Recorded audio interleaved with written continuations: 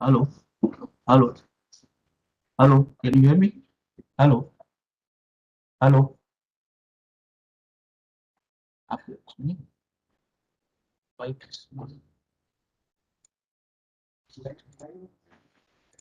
Live में hello, hello.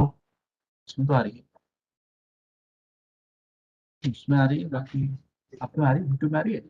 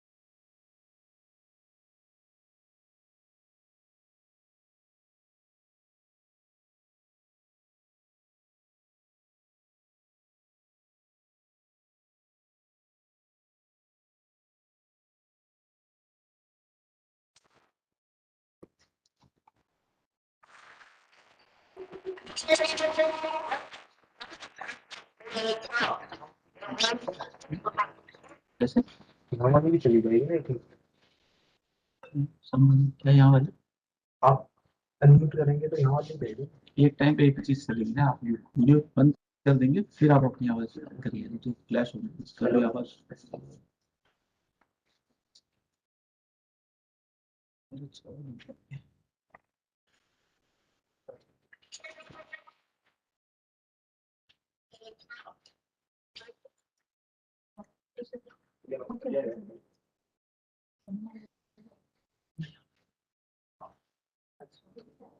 Okay, so I should become co-hosting, leaving and you access now.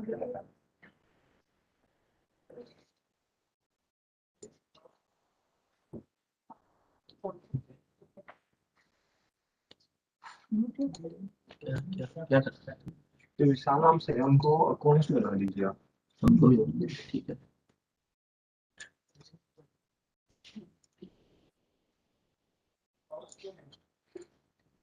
कोशिश तो मतलब बहुत साफ होते हैं बनाना, बट कोबोस के पास भी पावर है सब चीजें चेंज करने की। तो म्यूट कर दिया उनका या कुछ बंद कर दिया तो अच्छा बता दीजिए। म्यूट है, म्यूट ऑल है। आपको बना हमें आ तो भाई बहुत तरीका है बना। अच्छा ये मेरे कौन है। आप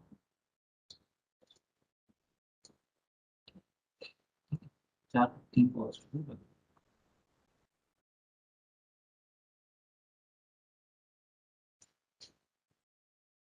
एक चीज हो जाए यार, ये सब खत्म हो जाएगा ना तो आप एंड स्ट्रीम करेंगे आप लोग।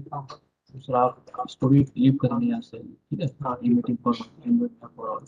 उसके बाद अगर आपका वेबिनार 8 घंटे में 9 घंटे में 10 घंटे में होगा, उसको कम से कम 2 से 3 घंटे। अच्छा वो जो रिकॉर्डिंग होगा ना वो कन्वर्ट करेगा।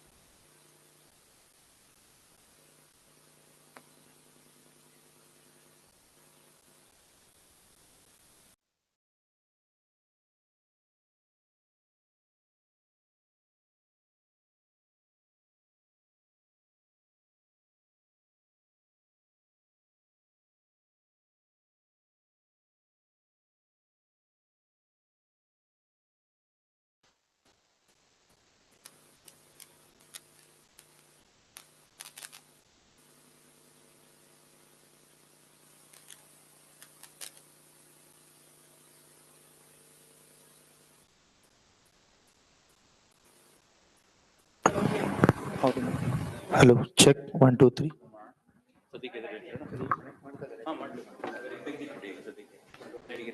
ಆಯ್ತು.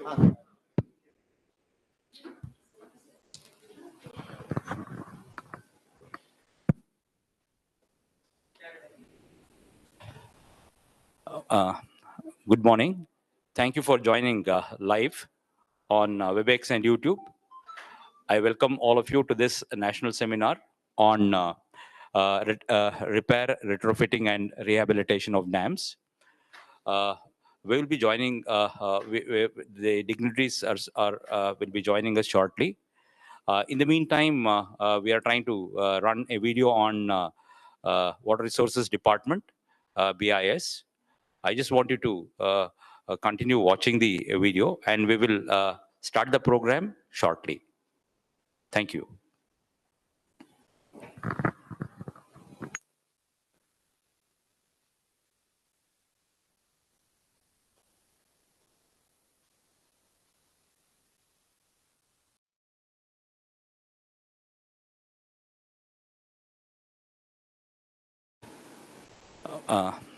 Good morning.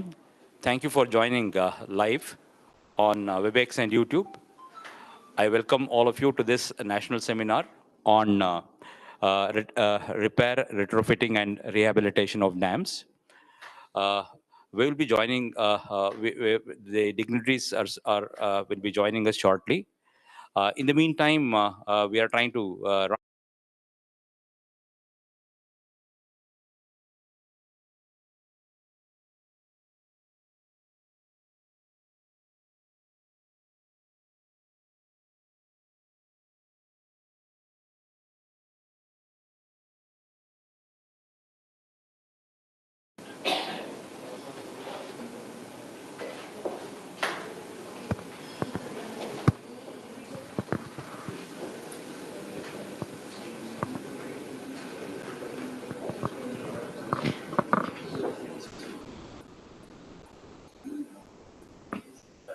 Can we have the video?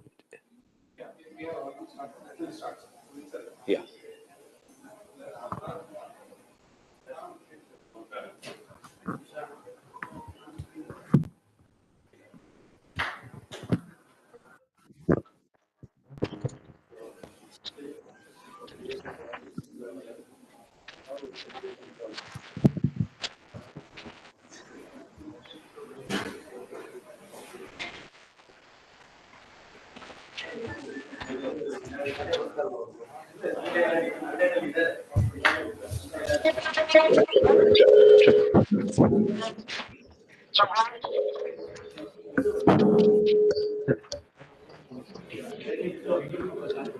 Check, check, check. Mic check, mic check.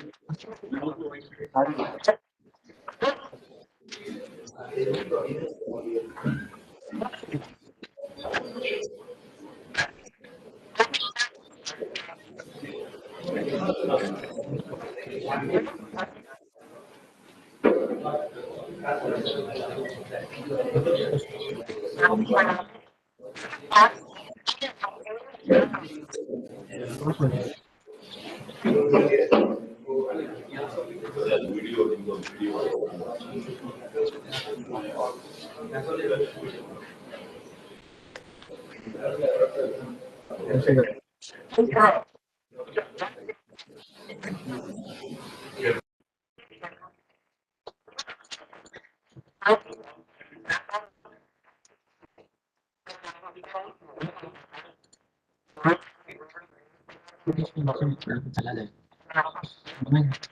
Video को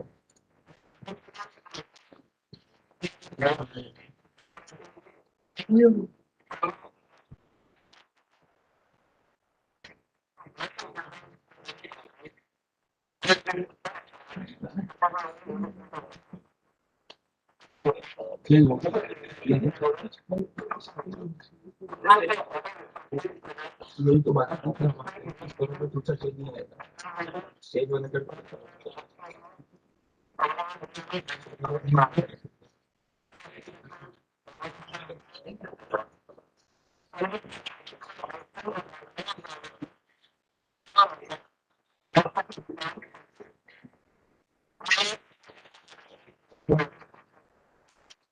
Yes, 200.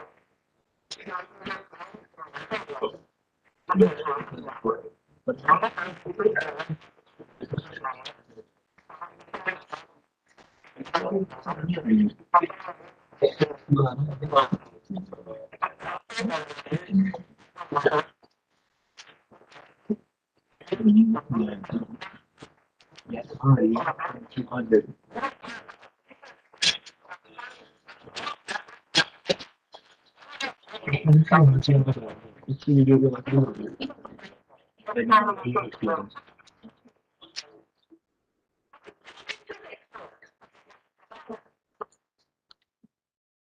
इसके अलावा पता है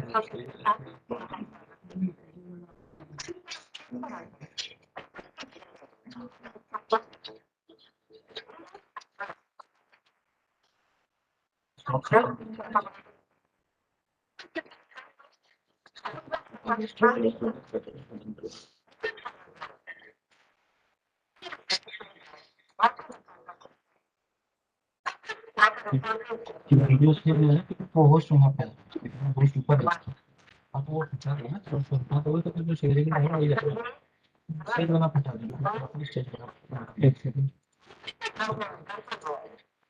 हेलो हाँ सर सर एक बार दोबारा स्टार्ट करो हेलो हाँ आईटी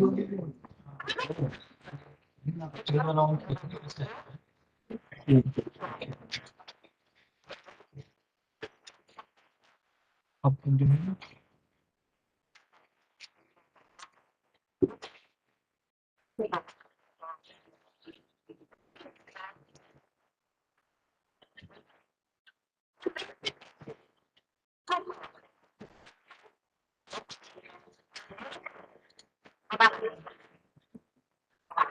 इसको वीडियो की वहाँ भी नहीं चाहिए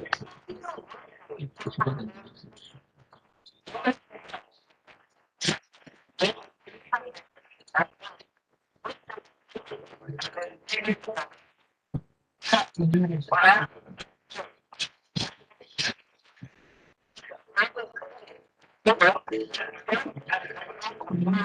और वो कुछ तो कुछ ना आवाज के साथ वीडियो को क्वेश्चन करना पड़ता है तो हम स्टार्ट करते हैं वीडियो नहीं आपको पता होगा फिर आप बात में सवाल है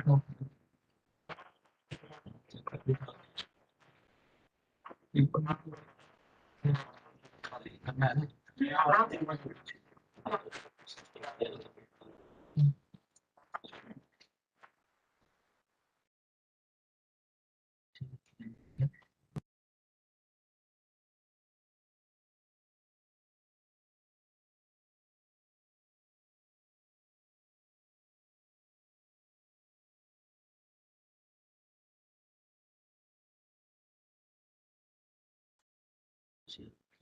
उसे करो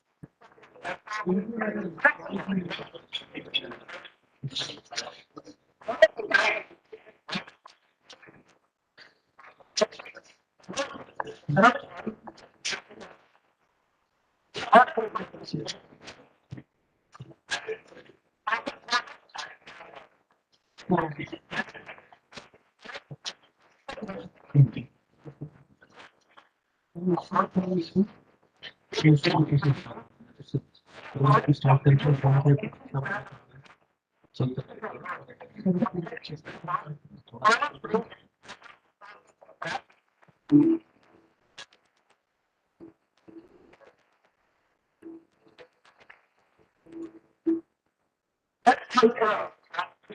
करके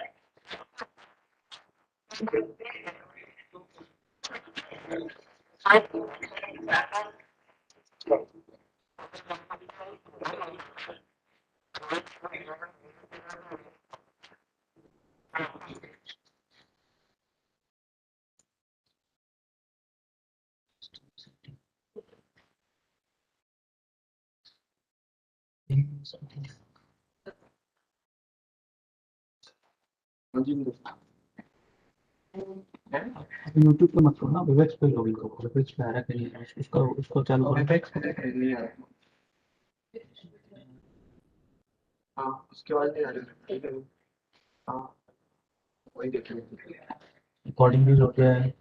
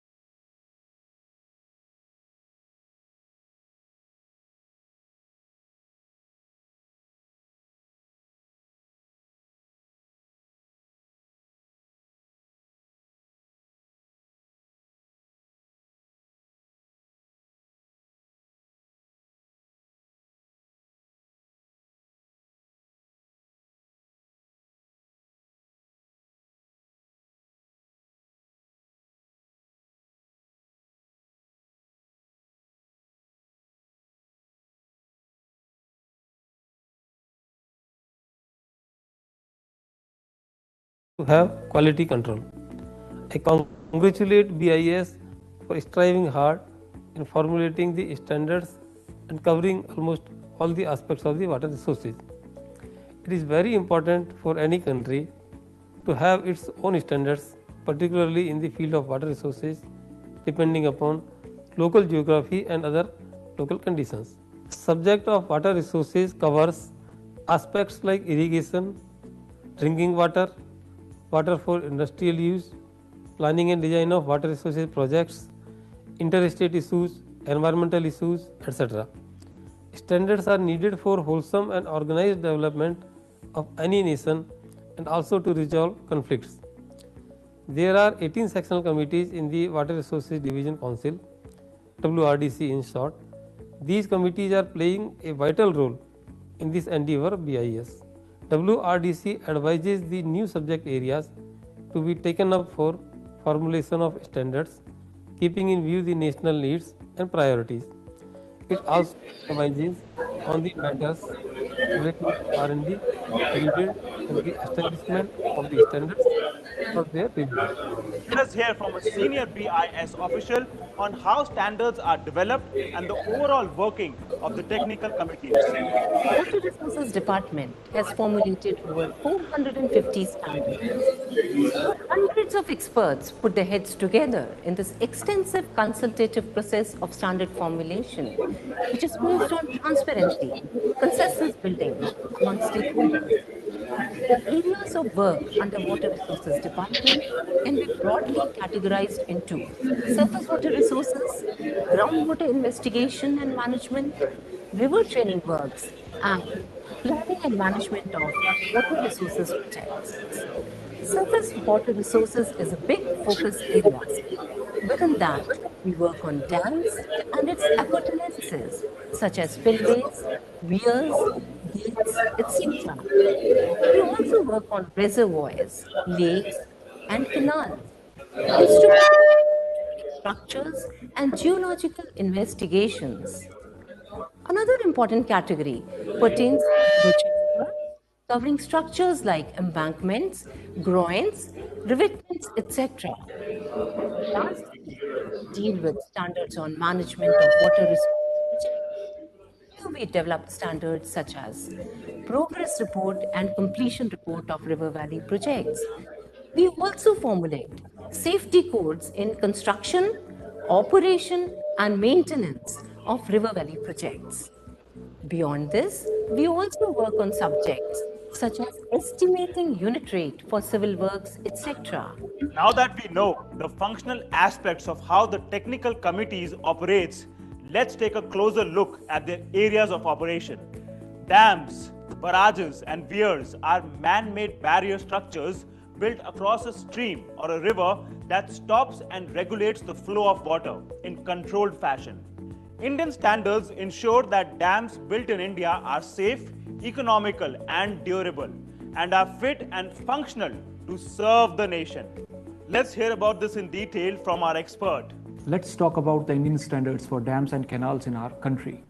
IS 6512. This is one of the important standards which gives the design criteria for any solid gravity dam. Design analysis is a crucial part for any dam before its construction. We understand that this stability analysis takes into account the several critical load combinations. The standard gives 7 different load combinations for it.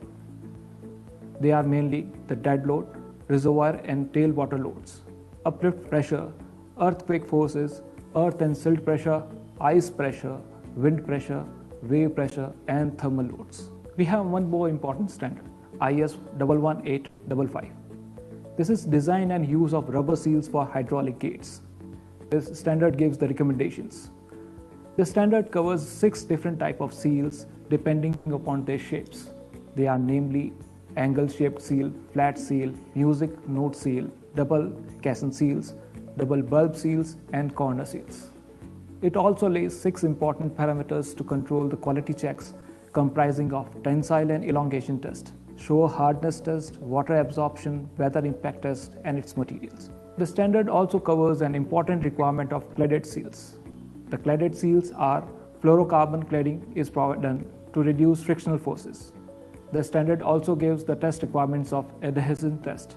Dams also need to have certain appurtenant structures to enable them to discharge their operational functions safely and effectively. A number of standards are in place to ensure this.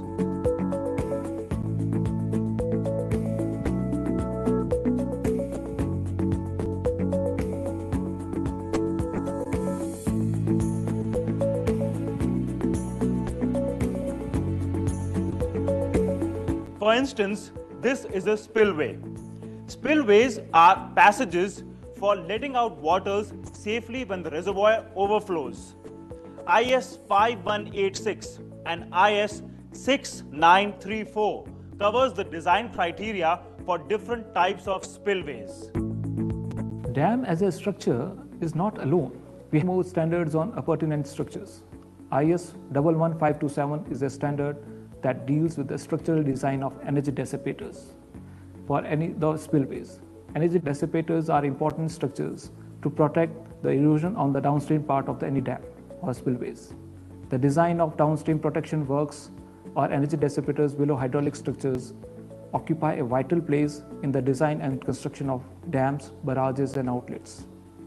The standard covers hydraulic jump type, silting basin, and bucket type energy dissipators below spillways and outlet works founded on rock. We see that in the standard, the structural design of floor sap consists of the following steps: determination of uplift forces, details of anchorages into bedrock, that is diameter, number and spacing of anchor bars, determination of the length of concentrating dislodgement of rock mass against uplift force, working out details of slab reinforcement. IS 15058. This is another standard on PVC water stops. These water stops are used at transverse contraction joints for use in masonry and concrete dams. The contraction joints in masonry and concrete dams provide passage through the dam, which unless sealed would permit the leakage from the reservoir to the downstream phase. And this could be harmful to the structure. To check this leakage, water stops are installed in the joints adjacent to the upstream phase. The standard takes care of the quality of this product and covers 12 different parameters to check the quality, right from its material, aging, weather impact, weight, ಎಲ್ಲರಿಗೂ ನಮಸ್ಕಾರ, ಶುಭೋದಯ. Ladies and gentlemen, a very good morning to one and all. I now request all the dignitaries, the chief guest, Dr. Nayan Sharma, former professor IIT Roorkee, 09, Shri Banu Prakash sir, Director Scientist T and Head WRDBIS, and the Vice Principal, Dr. C. Nataraju, SJC, Professor and Head, Department of Civil Engineering, SJC, JSSTU, Mysuru, to occupy the chairs on the dais.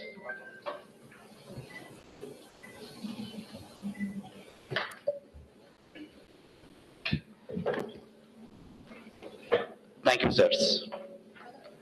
I'm Dr. S. Raviraj, working as professor in the Department of Civil Engineering at SJC JSSTU, Mysuru. I'm privileged and honored to be the MC for this national seminar on repair, retrofitting, and rehabilitation of dams, organized by Water Resources Department, Bureau of Indian Standards, in association with Sri Jayachamrajendra College of Engineering, JSS Science and Technology University, Mysuru. The organizers could not have chosen a better place, that is premises of this historic and famous KRS Dam, to organize this seminar. Before we proceed further, I request one and all to keep the mobile phones in silent mode. Thank you. I'm happy to see the enthusiastic gathering comprising of working professionals from various central and state government bodies, universities, education institutes, and invitees. I would like to state that we also have participants to this event in WebEx and YouTube platforms. Before we start any good work, it's our tradition to invoke the blessings of the Almighty. To do this, I request Shri Vadiraj B. Hayagriva, 7th semester student of Computer Science, JSSTU, Mysuru. Hello, mic check.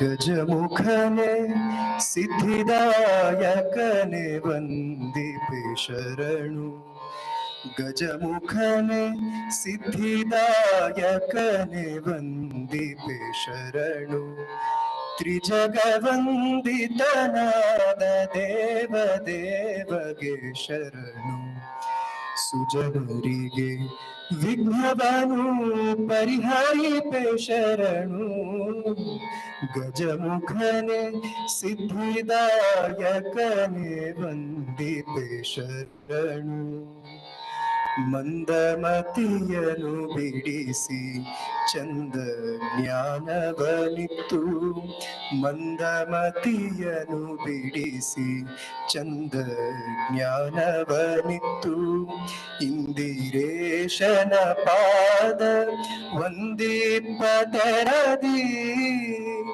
ಸುಂದರಾಂಗನೆ ಪದದೊಂದ ಕೆರಗುವೆ ನಿನ್ನ ಸುಂದರಾಂಗನೆ ಪದದೊಂದ ಕೆರಗುವೆ ನಿನ್ನ ಸಂದೇಹ ಮಾಡದಲೆ ಇಂದು ಕರುಣಿಪುದು ಗಜಮುಖನೆ ಗಜಮುಖನೆ ಗಜಮುಖನೆ ಸಿದ್ಧಿದಾಯಕನೆ ವಂದಿಪೆ ಶರಣು ತ್ರಿಜಗವಂದಿತನಾದ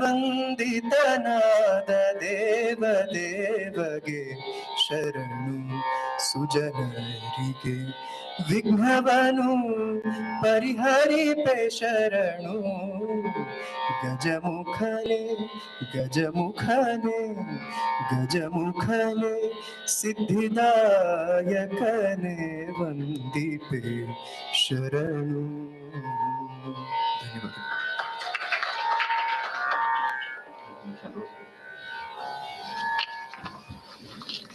Thank you, Shri Vadiraj, for the devotional and melodious invocation. I request you to receive a rose from the chief guest.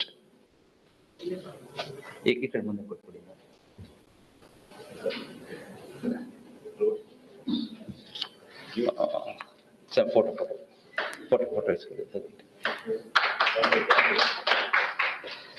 Thank you. I now wish to introduce Shri Banu Prakash. Shri Banu Prakash is currently the Director and Head of Water Resources Department, Bureau of Indian Standards, New Delhi, India. He completed B in Civil Engineering from PES College of Engineering, Mandya, and later completed MTech in Industrial Structures from Sri Jayachamrajendra College of Engineering, Mysuru. Shri Banu Prakash has more than 33 years of experience in various fields of civil engineering. Shri Banu Prakash started his career as graduate engineer 1985 to 86 in Irrigation Department, VC Division, Mandya. Later, he worked as faculty in the Department of Civil Engineering, SJC, Mysore, for a very short period. He then joined Bureau of Indian Standards in 1989 as Assistant Director at Branch Office, Hyderabad. He has worked in major activities of BIs, namely Product Certification, Central Marks Department, System Certification as Team Leader, Standard Formulation, Consumer Affairs Department, and Laboratory. Shri Bhanuprakash is also a qualified and certified auditor for many certifications like Quality Management Systems as per ISO 9001, Environment Management System as per ISO 14001, Hallmarking Gold and Silver, Medical Equipments as per IS 13485, Ready Mix Concrete as per IS 4926 with ISO 9001, and Laboratory Auditor as per ISO 17025. At present, Sri Bhanuprakash is overseeing the work of 17 sectional committees of Water Resource Department involved in standardization in the field of water resources development and management, to include activities covering utilization of water resources for all uses. He is also appointed as a committee manager, P member and O member for 11 ISO committees. Shri Bhanuprakash is also a member secretary of Water Resources Division Council. Okay, I now request Shri Bhanuprakash sir to welcome the gathering.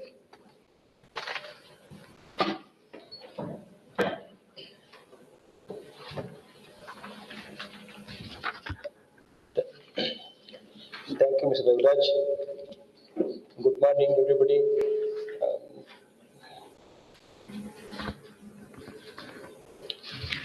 So, on behalf of Bureau of Indian Standards, Water Resources Department, New Delhi, and in association with the JSS Institution of Technology, JSS University, I would welcome all of you to this gathering. We have a national seminar on repair, retrofitting, and rehabilitation of dams in association with SJCE, JSS, STU, Mysuru. I would like to introduce Mr. Professor Nayan Sharma, retired professor from IIT Roorkee, and when we requested him to become a chief guest, he has fully agreed to chair the session. And sir, I welcome you to this occasion, sir. Then when okay. Mr. Attorney, please hand over the bouquet to him, sir.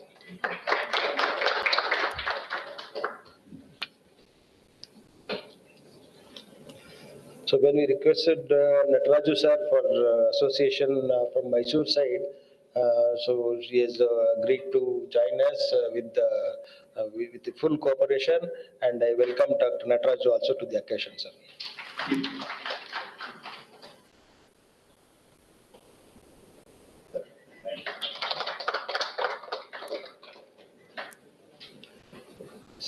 See, when we invited our dam safety organization associations from all over the states of India, and Neeravari Nigam Limited, CNNL, BNNL, and also KGBNL, they are all here.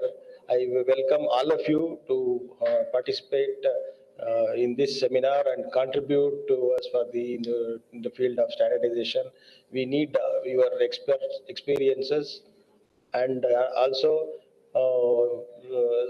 information from your side, because we will be on the dam side and we are on the standard side. So I would like to welcome all of you on behalf of Bureau of Indian Standards to this seminar, sir. So there are many people who have joined on weblink and YouTube and all. So I welcome all of them to this seminar and participate in full strength and give their views and valuable suggestions for the contribution of this making standards in India. Thank you all.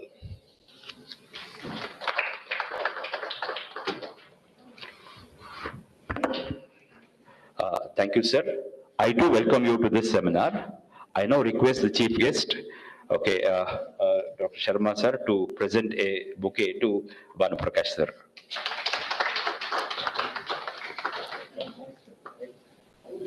Thank you, sirs. I now request Sri Dushant Prajapati, Scientist D, Water Resources, BIS, to brief us about the seminar.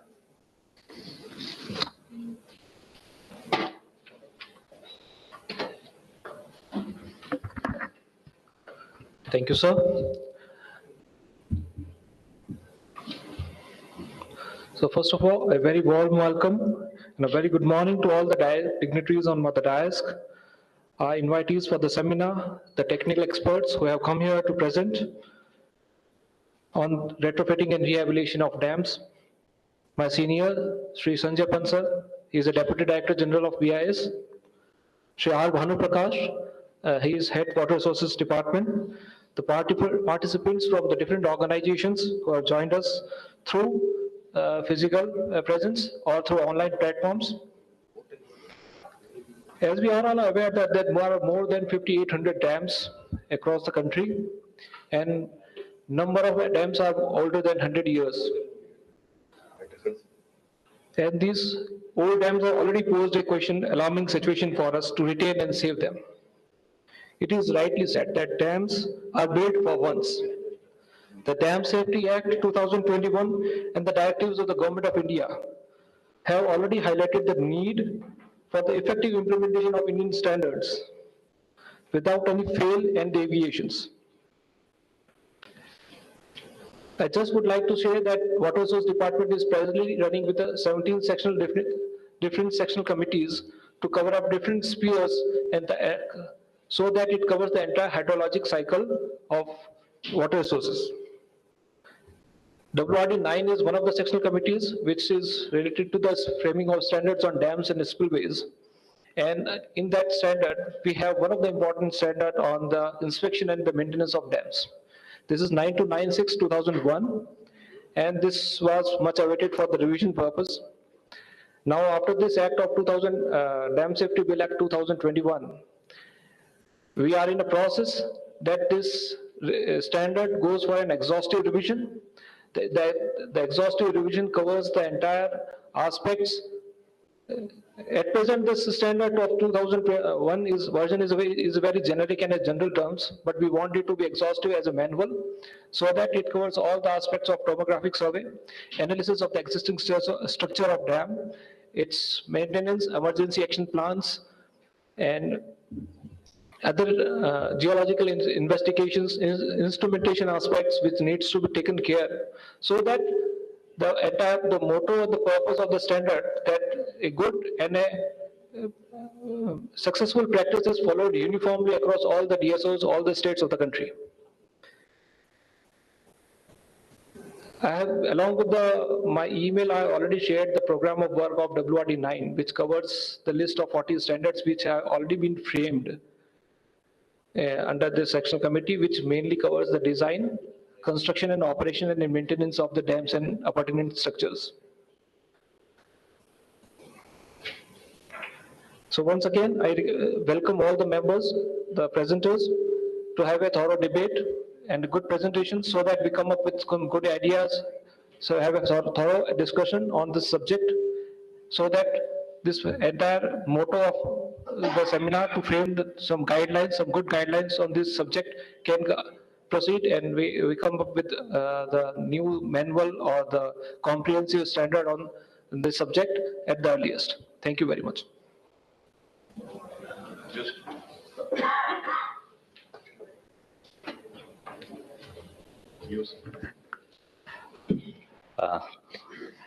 Thank you, Prajapati sir. I see the presence of the head of the department of NIE, Civil Department, Yusuf Javed sir. Thank you, sir, for coming. I welcome him with a rose over there. We can also give a rose to our scientist invitee, Professor Jagannath. Please try to give a rose to Jagannath sir. Okay. Thank you, sir, for coming. Thank you, sir. Thank you, sir. Okay, I now request all the dignitaries to symbolically inaugurate this national seminar by lighting the lamp. Please light the lamp. Lighter that. Sir, please come down. Sir, please come. Please, sir. Come. So we will be lighting the lamp, and that will mark the inauguration of this.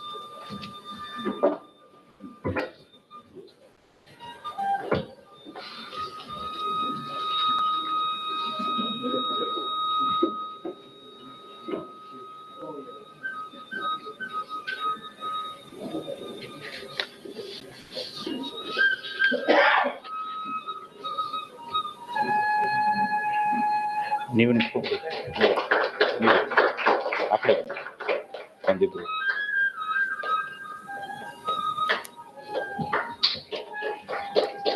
ಫೋಟೋಗೆ ಒಂದಿಬ್ರು ಇರಿ ಸರಿ ಇವ್ರಿಗೊಂದಿಬ್ರಿಗೆ ಹುಡುಗಿ ನಿಲ್ಲಿಸ್ಕೊಡಿ ಫೋಟೋಗೆ ಇಬ್ಬರು ಬನ್ನಿ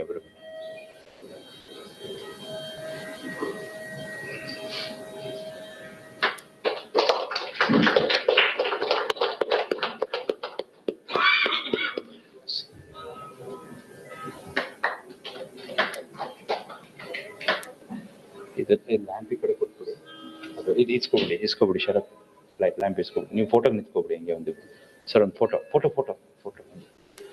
photo ನಿಂತ್ಕೊಂಡು ನೀವು ನಿಂತ್ಕೊಳ್ಳಿ ಇಬ್ರು ಬನ್ನಿ ಫೋಟೋ ಸರ್ ನಿಂತ್ಕೊಳ್ಳಿ ಫೋಟೋ ಸರ್ ನಿಂತ್ಕೊಳ್ಳಿ ಪ್ಲೀಸ್ ಗ್ರೂಪ್ ಫೋಟೋ ಆ ಕಡೆ ಒಂದಿಬ್ರು ನಿಂತ್ಕೊಬಿಡಿ Pansa would be available. Yeah, I know. I'm just at least Pansa is online. I'll introduce him and then he will take over. Correct? Okay.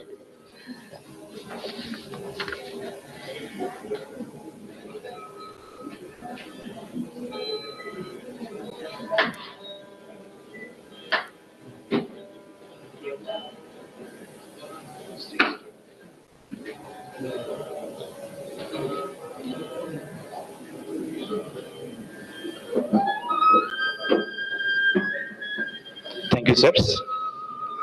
Thank you.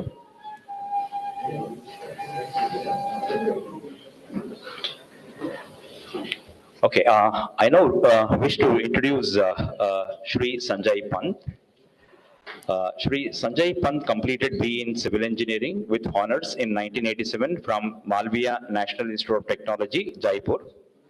He has around 34 years of experience as a scientist officer in BIS. He served in the standards formulation and conformity assessment activities of BIS in the field of civil engineering and buildings. He has been instrumental in bringing out Indian standards and special publications in various civil engineering areas such as timber and bamboo engineering, cement concrete, cement matrix products, and many other things. He's also into National Building Code of India, water harvesting, energy conservation, sustainable development, smart cities, etc. Shri Pant has written and presented a number of technical papers and presented many lectures in national and international journals and seminars in the above areas. He has to his credit development of number of new and revised standards in the field of cement, pozzolana cement additives, concrete IS 456, concrete testing, concrete mix design, and many more things. His special achievement has been the mammoth national projects on revision of National Building Code of India, culminating as NBC 2005 and NBC 2016, involving 33 chapters and introducing the concepts and guidelines for integrated approach through multidisciplinary teams. Okay, he has specializations run into many things in this area. Shri Pant has been participating and contributing as leader and member of Indian delegations in various international meetings of ISO and CNELEC. Shri Pant represents India as member on the Technical Management Board of ISO. Shri Pant has received a number of recognitions such as Lifetime Achievement Award from Fire and Safety Association of India, Special Award for Development of Concrete from Indian Concrete Institute, received an honor from the Honorable Minister for Skill and Development, GOI, for contribution towards plumbing and skill development in the country, honored by Indian Plumbing Association with Fellowship Award, honored by Practicing Values Association of India, honored by Institution of Fire Engineers with Fellowship Award, MNIT Jaipur Distinguished Alumnus Award.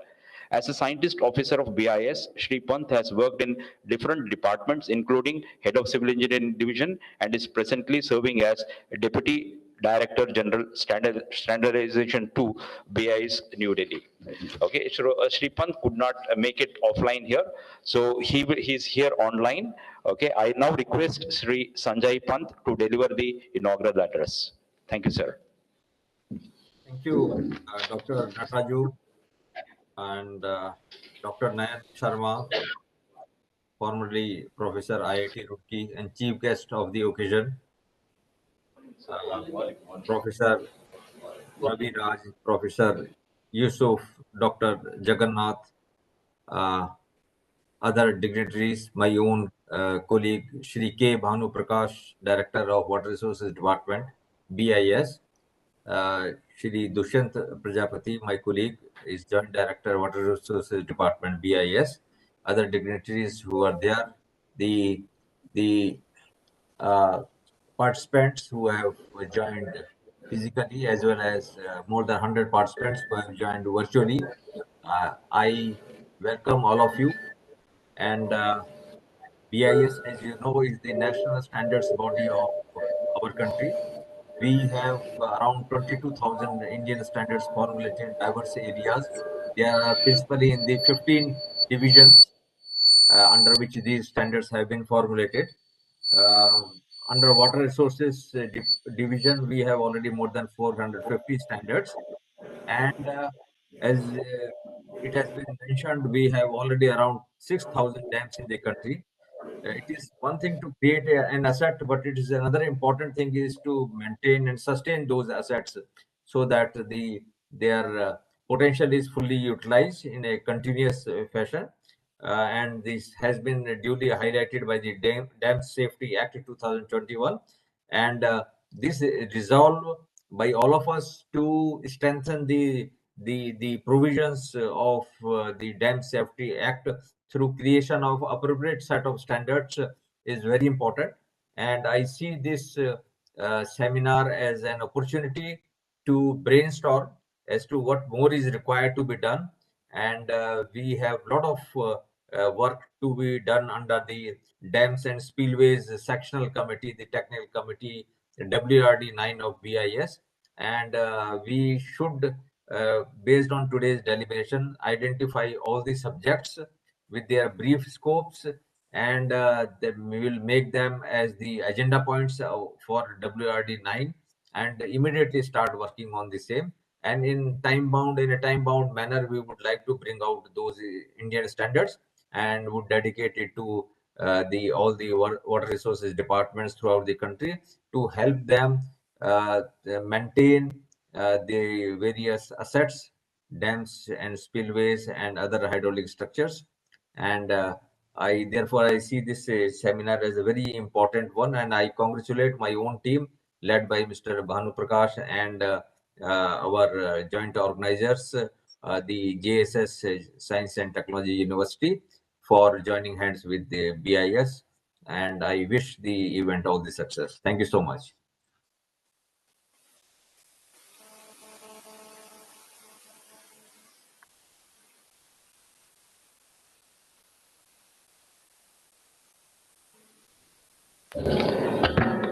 Thank you Thank you, sir, for your very short and valuable inputs with respect to this particular seminar. I now have a very small announcement, like there is a vehicle by number 7557, which is blocking the entrance here. So somebody having this vehicle, please try to remove that vehicle from the premises. Okay, thank you. We will continue with the program. I now wish to introduce I now welcome Sri Sanjay Rana sir to this particular program. I request my colleague to offer a flower and then welcome Sri Sanjay Rana to this particular program. Thank you, sir. Thank you, sir. Okay.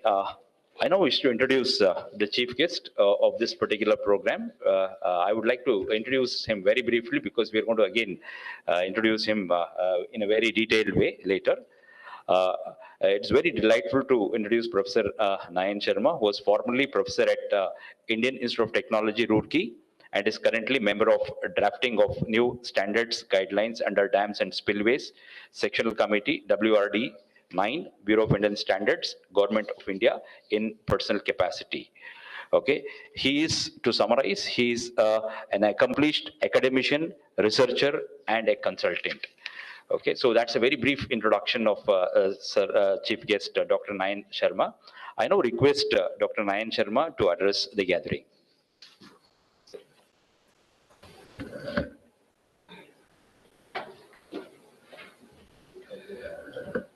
Well, good morning, everyone.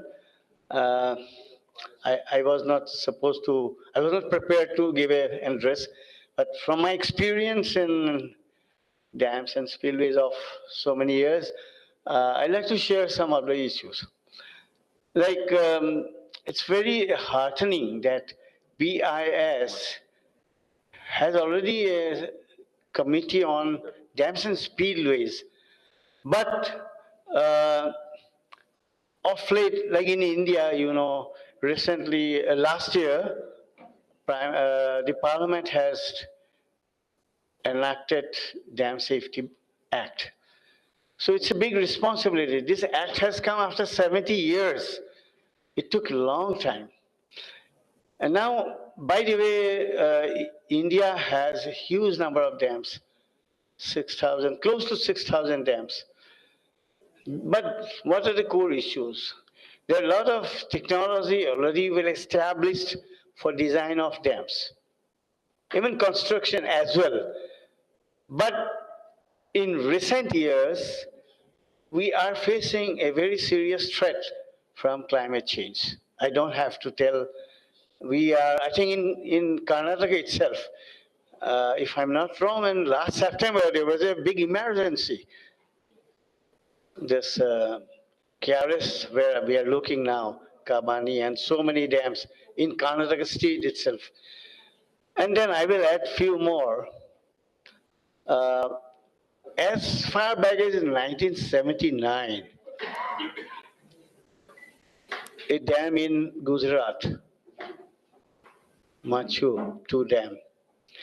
In the midnight, a huge rainfall came.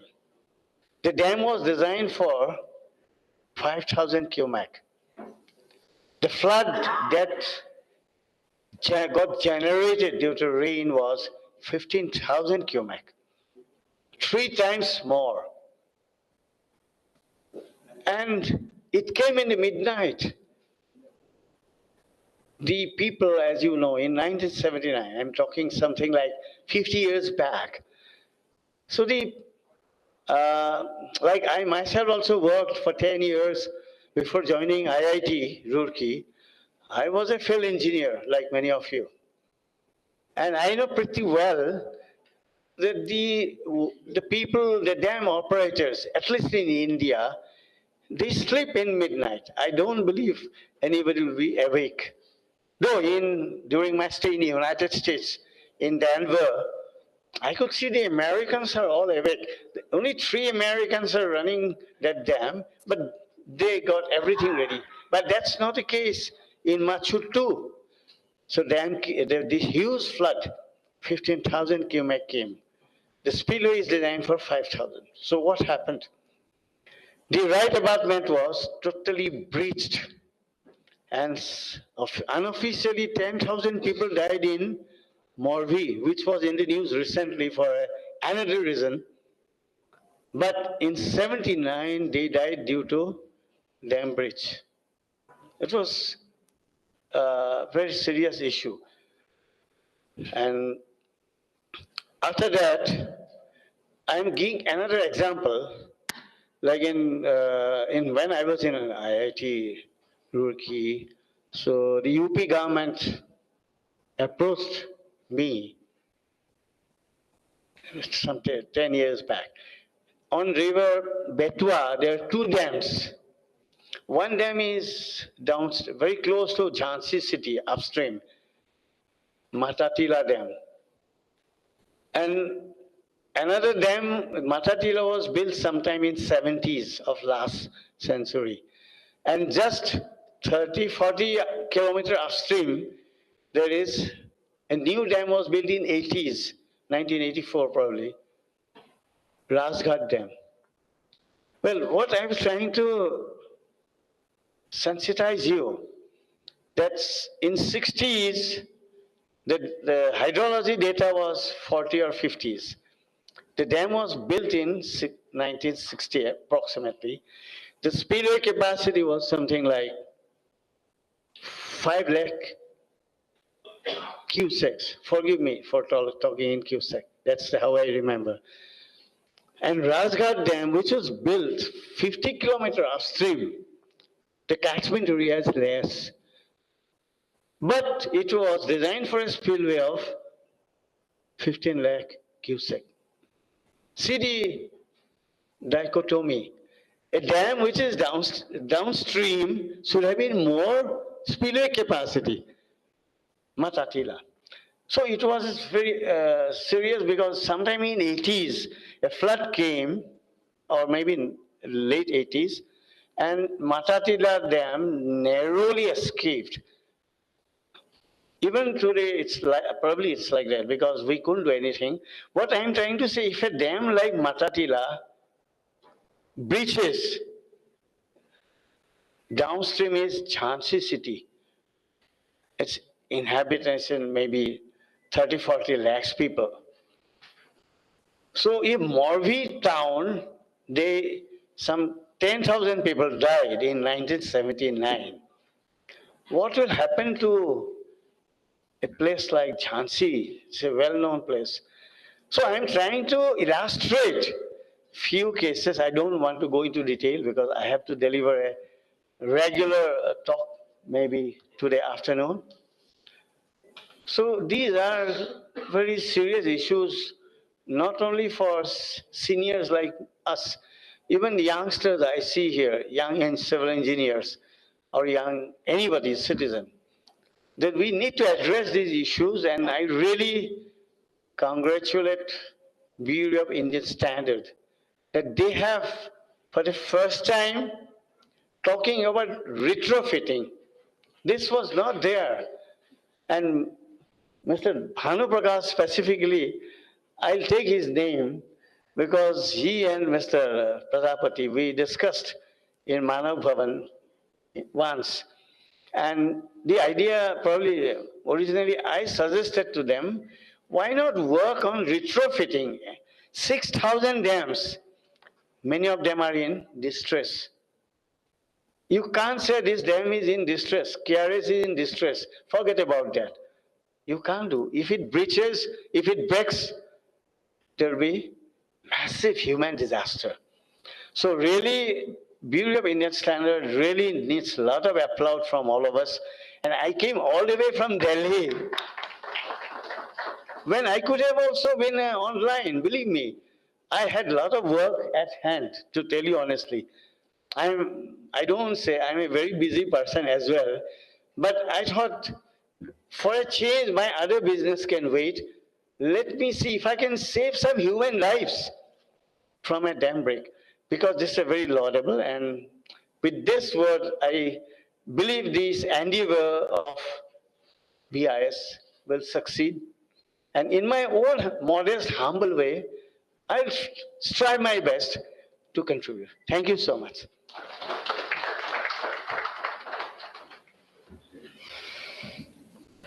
Thank you, sir. Your address was very apt for this seminar, stressing the importance of dam safety by safeguarding water security, huge investments in infrastructure, human life, and properties of people living downstream of the dam.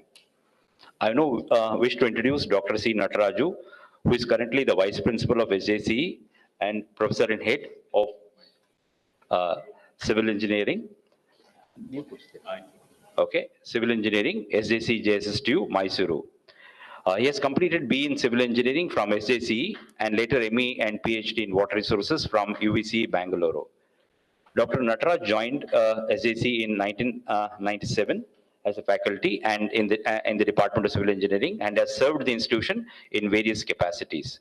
I now request Dr. C. Nataraju to express thanks and appreciation to all people responsible for the success of this seminar, directly or indirectly.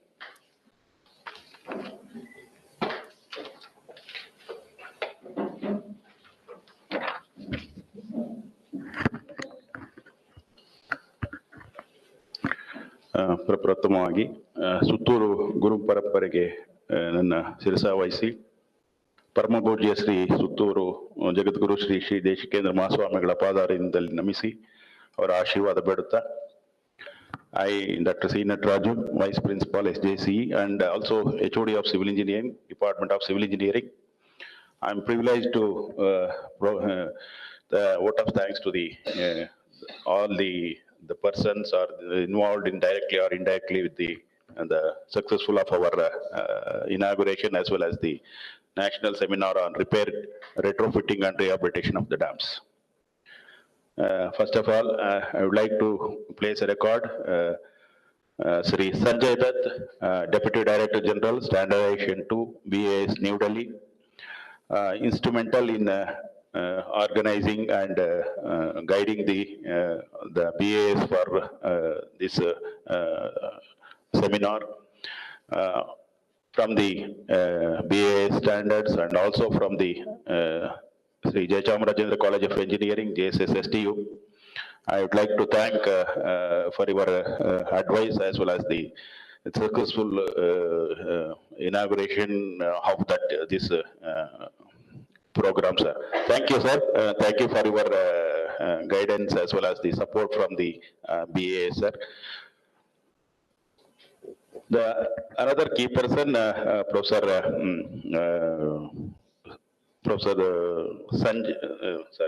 Nayan Sharma, former professor of IIT Roorkee, also member Water Resources Division number 9. Instrument all the way he came from Delhi and Roorkee. He is also given the inaugural address. He also speak about the retrofitting and rehabilitation of the dams. As I said, the dams are very, very important. Around 6,000 dams are in a bad condition. I mean, need retrofitting. Sir, on behalf of the BAS and our own organization, SJCE, JSS Science and Technology, I would like to thank you for your inaugural address as well as the presence, sir. I request my colleague, Professor P. Prasad, to hand over bouquet to Professor Nayan Sharma.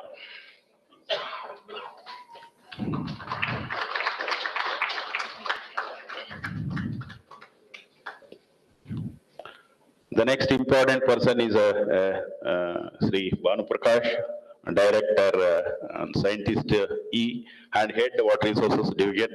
Is the key person, key instrumental person to organize this seminar in a beautiful place, Hotel Orchid in KRS Krishnaraj Sagara.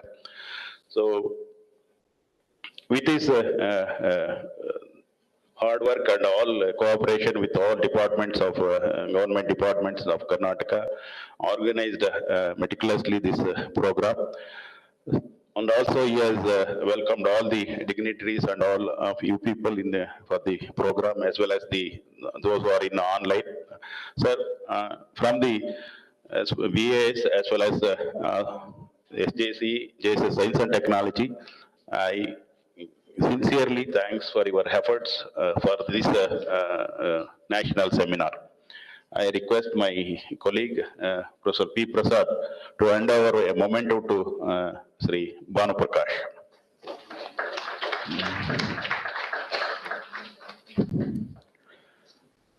Another important person, Mr. Dushyant Prajapati, Scientist D. So, he's a Scientist D in BAS Water Resources Division. He's also an key person in the department to organize this repair, retrofitting and rehabilitation of the dams. From the BAS as well as our own organization, SJCE, JSS STU, I thank Sri Dushyant Prajapati for his the effort made for successful program of this national seminar. Thank you, sir. We have a presence of Mr. Sanjay Rana. Sanjay Rana of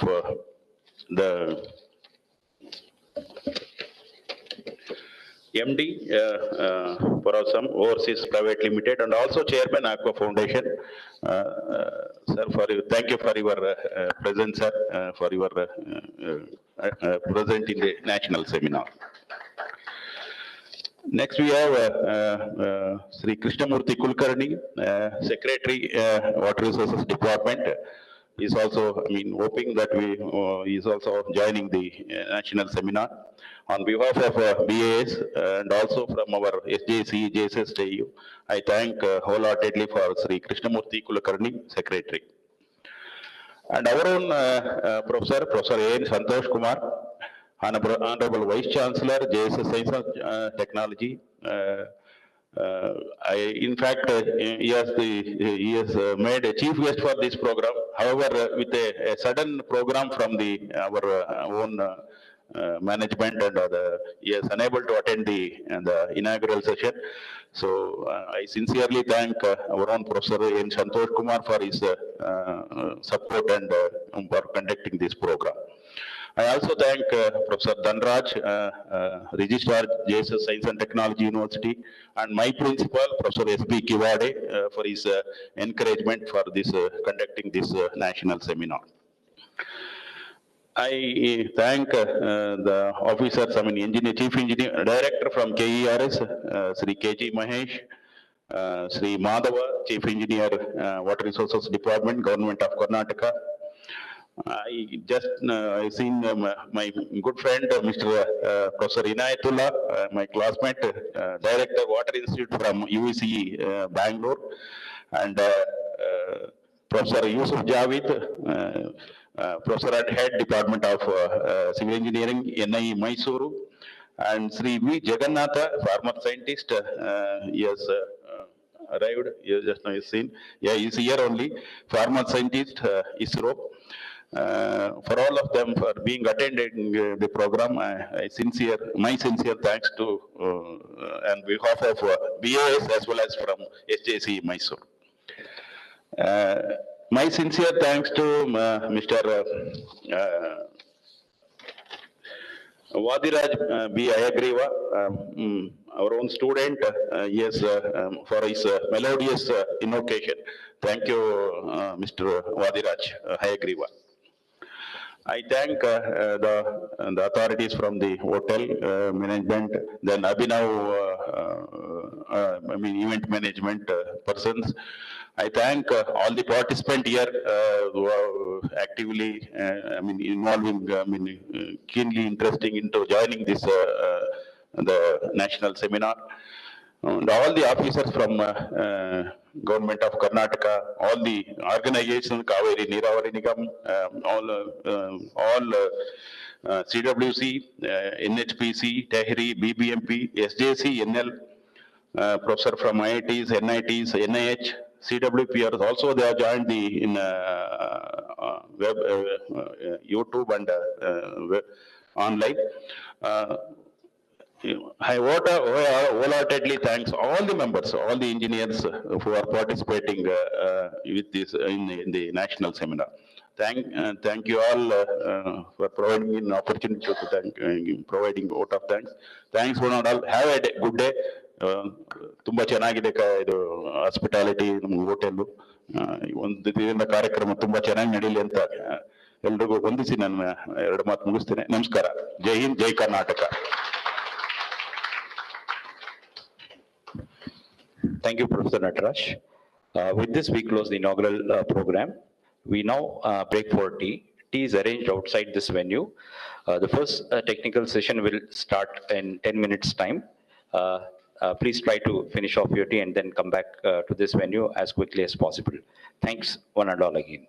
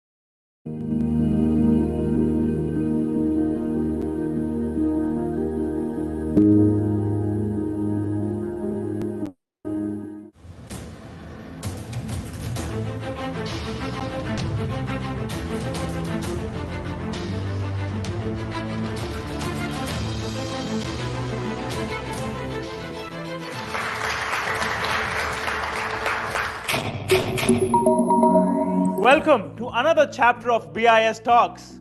In a way, this is an extremely critical chapter since it talks about one of the basic survival needs of humanity. Modern societies need water for so many purposes, for domestic, commercial, industrial, and agricultural usage. Our water resources can be widely segmented into two categories: surface water and groundwater. Their efficient management has emerged as a critical and immediate need for India. Uneven distribution of water poses a grave problem for our nation. That is where the Bureau of Indian Standards has been playing a critical role by setting standards to follow through its Water Resources Department.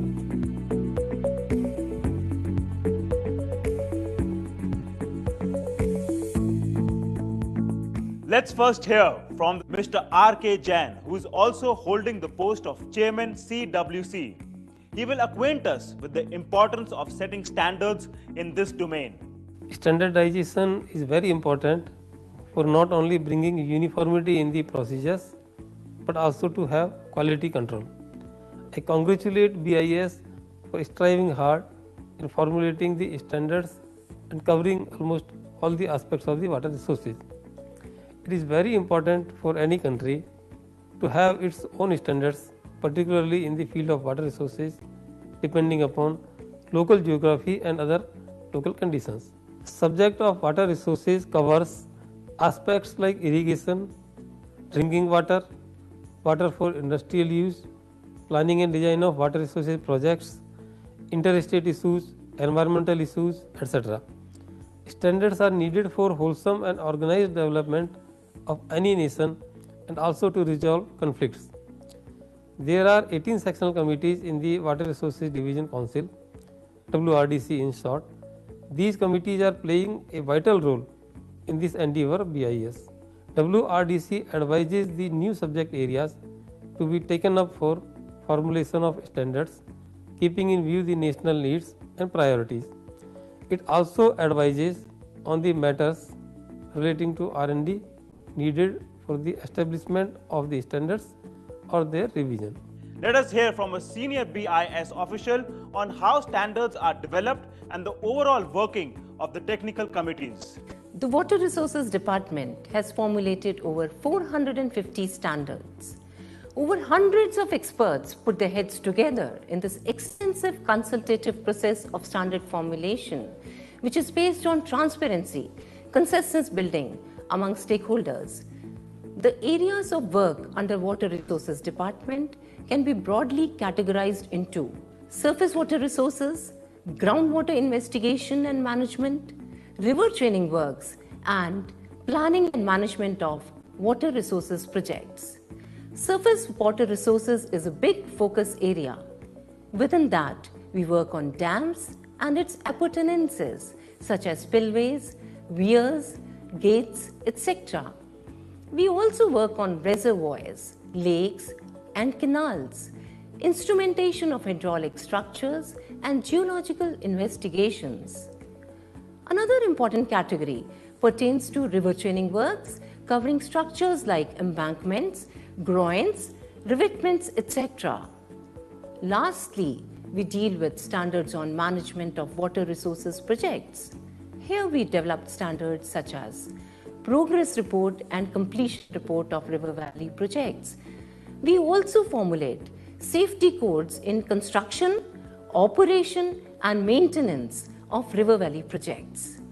Beyond this, we also work on subjects such as estimating unit rate for civil works, etc. Now that we know the functional aspects of how the technical committees operates, let's take a closer look at their areas of operation.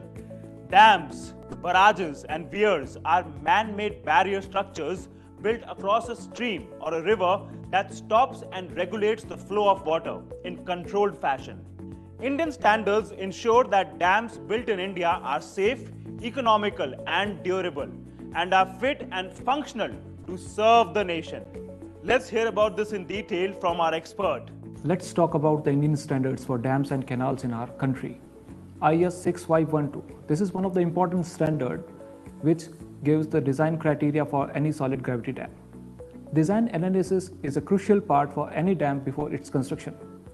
We understand that this stability analysis takes into account the several critical load combinations.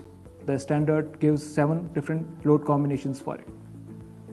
They are mainly the dead load, reservoir and tailwater loads, uplift pressure, earthquake forces, earth and silt pressure, ice pressure, wind pressure, wave pressure, and thermal loads. We have one more important standard, IS 11855. This is design and use of rubber seals for hydraulic gates. This standard gives the recommendations. The standard covers 6 different types of seals depending upon their shapes. They are namely angle-shaped seal, flat seal, music note seal, double caisson seals, double bulb seals, and corner seals. It also lays 6 important parameters to control the quality checks comprising of tensile and elongation test, shore hardness test, water absorption, weather impact test, and its materials. The standard also covers an important requirement of cladded seals. The cladded seals are fluorocarbon cladding is done to reduce frictional forces. The standard also gives the test requirements of adhesion test. Dams also need to have certain appurtenant structures to enable them to discharge their operational functions safely and effectively. A number of standards are in place to ensure this.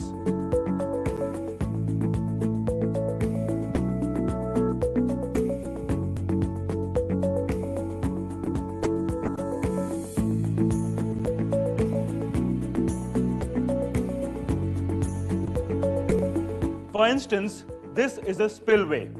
Spillways are passages for letting out waters safely when the reservoir overflows. IS 5186 and IS 6934 covers the design criteria for different types of spillways. Dam as a structure is not alone. We have more standards on appurtenant structures. IS 11527 is a standard that deals with the structural design of energy dissipators for those spillways. Energy dissipators are important structures to protect the erosion on the downstream part of any dam or spillways. The design of downstream protection works or energy dissipators below hydraulic structures occupy a vital place in the design and construction of dams, barrages, and outlets. The standard covers hydraulic jump type, silting basin, and bucket type energy dissipators below spillways and outlet works founded on rock. We see that in the standard, the structural design of floor sap consists of the following steps: determination of uplift forces, details of anchorages into bedrock, that is diameter, number and spacing of anchor bars, determination of the length of considering dislodgement of rock mass against uplift force, working out details of slab reinforcement. IS 15058. This is another standard on PVC water stops. These water stops are used at transverse contraction joints for use in masonry and concrete dams. The contraction joints in masonry and concrete dams provide passage through the dam, which unless sealed would permit the leakage from the reservoir to the downstream phase, and this could be harmful to the structure. To check this leakage, water stops are installed in the joints adjacent to the upstream phase. The standard takes care of the quality of this product and covers 12 different parameters to check the quality, right from its material, aging, weather impact, weight, water absorption, and its dimensions. The standard is BIS certifiable, and presently we are having 6 number of BIS license against this standard. Water release from dams may also be controlled using gates and shutters. The Bureau of Indian Standards Code IS 13623 criteria for choice of gates and hoists provides the basic classification of gates. IS 5620 gives recommendations for structural design criteria for low-held slide gates. BIS has developed a vast array of Indian standards for planning, design, construction, and maintenance of various types of dams and their components. Before we move on to the next category, let's take a brief look at some key standards within this area.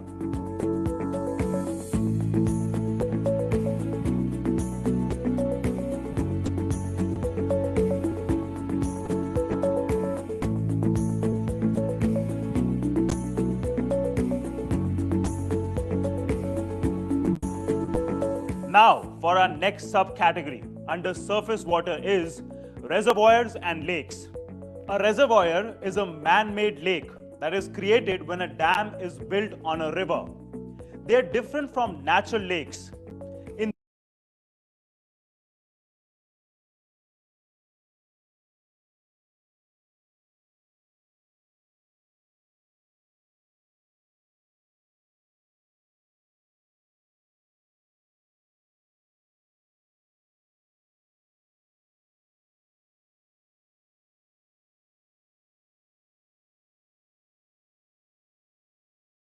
training program.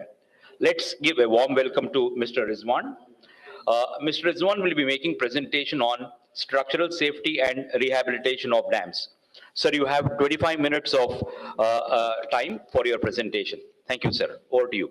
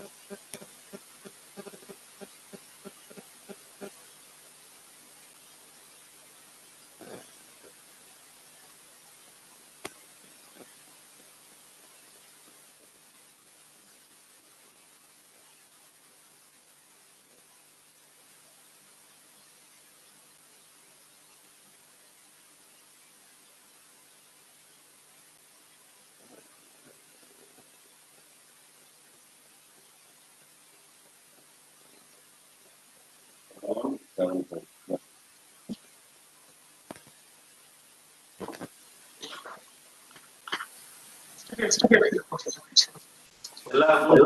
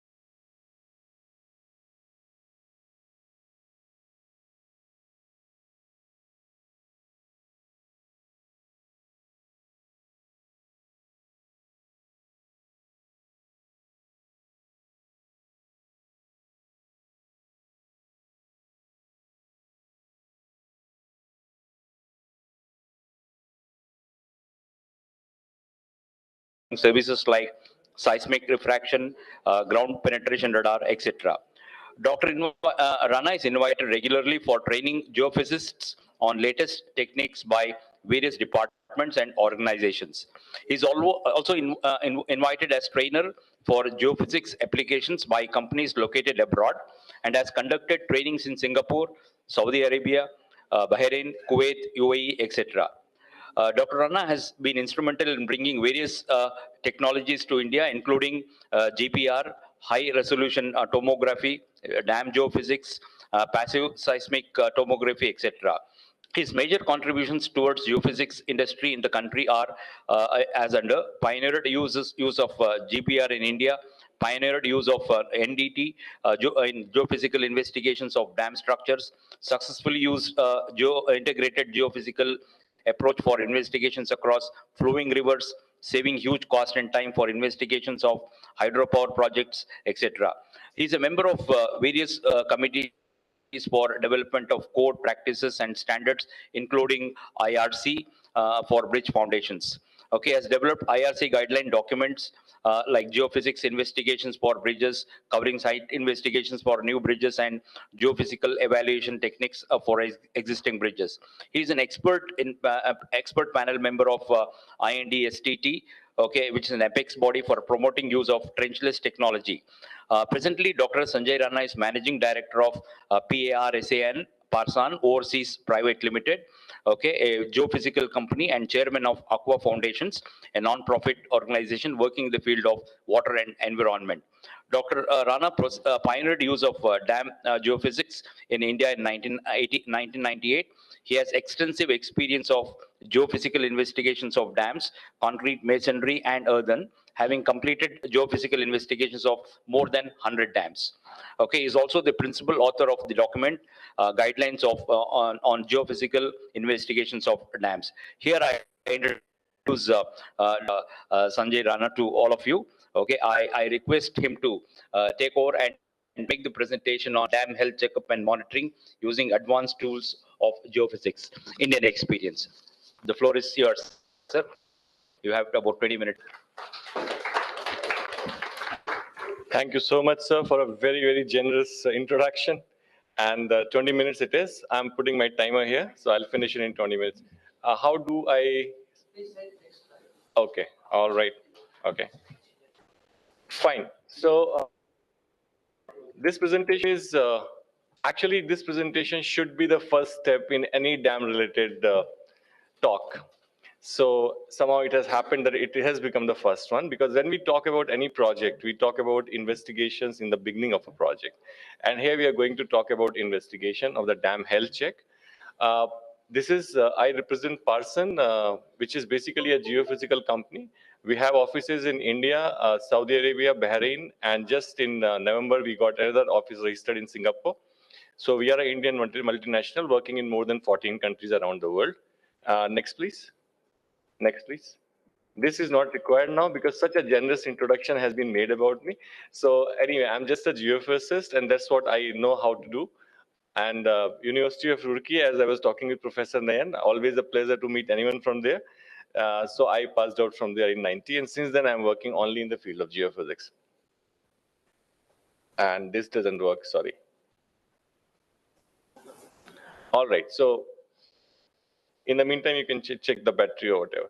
When we talk about geophysical investigations, we, like for the students and those who are uninitiated in the field of geophysics, this is rather than giving definitions out of Wikipedia, I find it most convenient to show these images, because these images are something which all of us know about. These are medical images, right?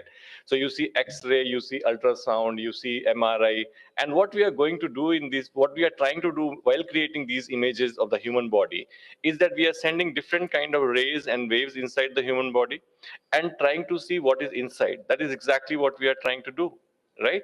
So you have X-rays passing through. Wherever density is more, they are blocking X-ray. Where density is not there, the X-rays are passing, falling on the photo plate on the other side.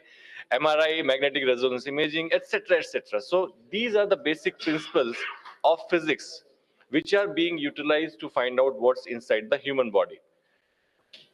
And now compare these images from what you just saw on the screen earlier. These are the images of geophysics. So here what we are doing is we are creating image of inside the earth, or in this particular case of a dam structure, by practically doing the same thing which we are doing on the human body. That is, we are sending different kind of rays and waves, or measuring different kind of potential fields to find out what is inside the earth. Now 99% of the budget of geophysics in the world is spent on oil and gas. All right. Remaining 1% goes for engineering geophysics, environmental geophysics, mining geophysics, groundwater geophysics, whatever you call it, right? I work in that 1% area. All right. And when we can come to dam geophysics is even 5% of that 1%. All right. So it's a very, very niche activity which we are talking about. And can I have some kind of, indicator, mark, like laser? Yeah.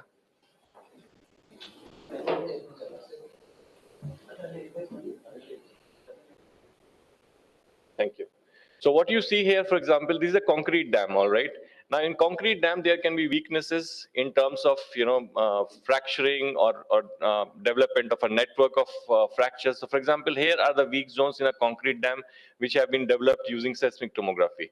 This is a masonry dam. This is from Canada. This is from my experience from Canada, because that's where I started.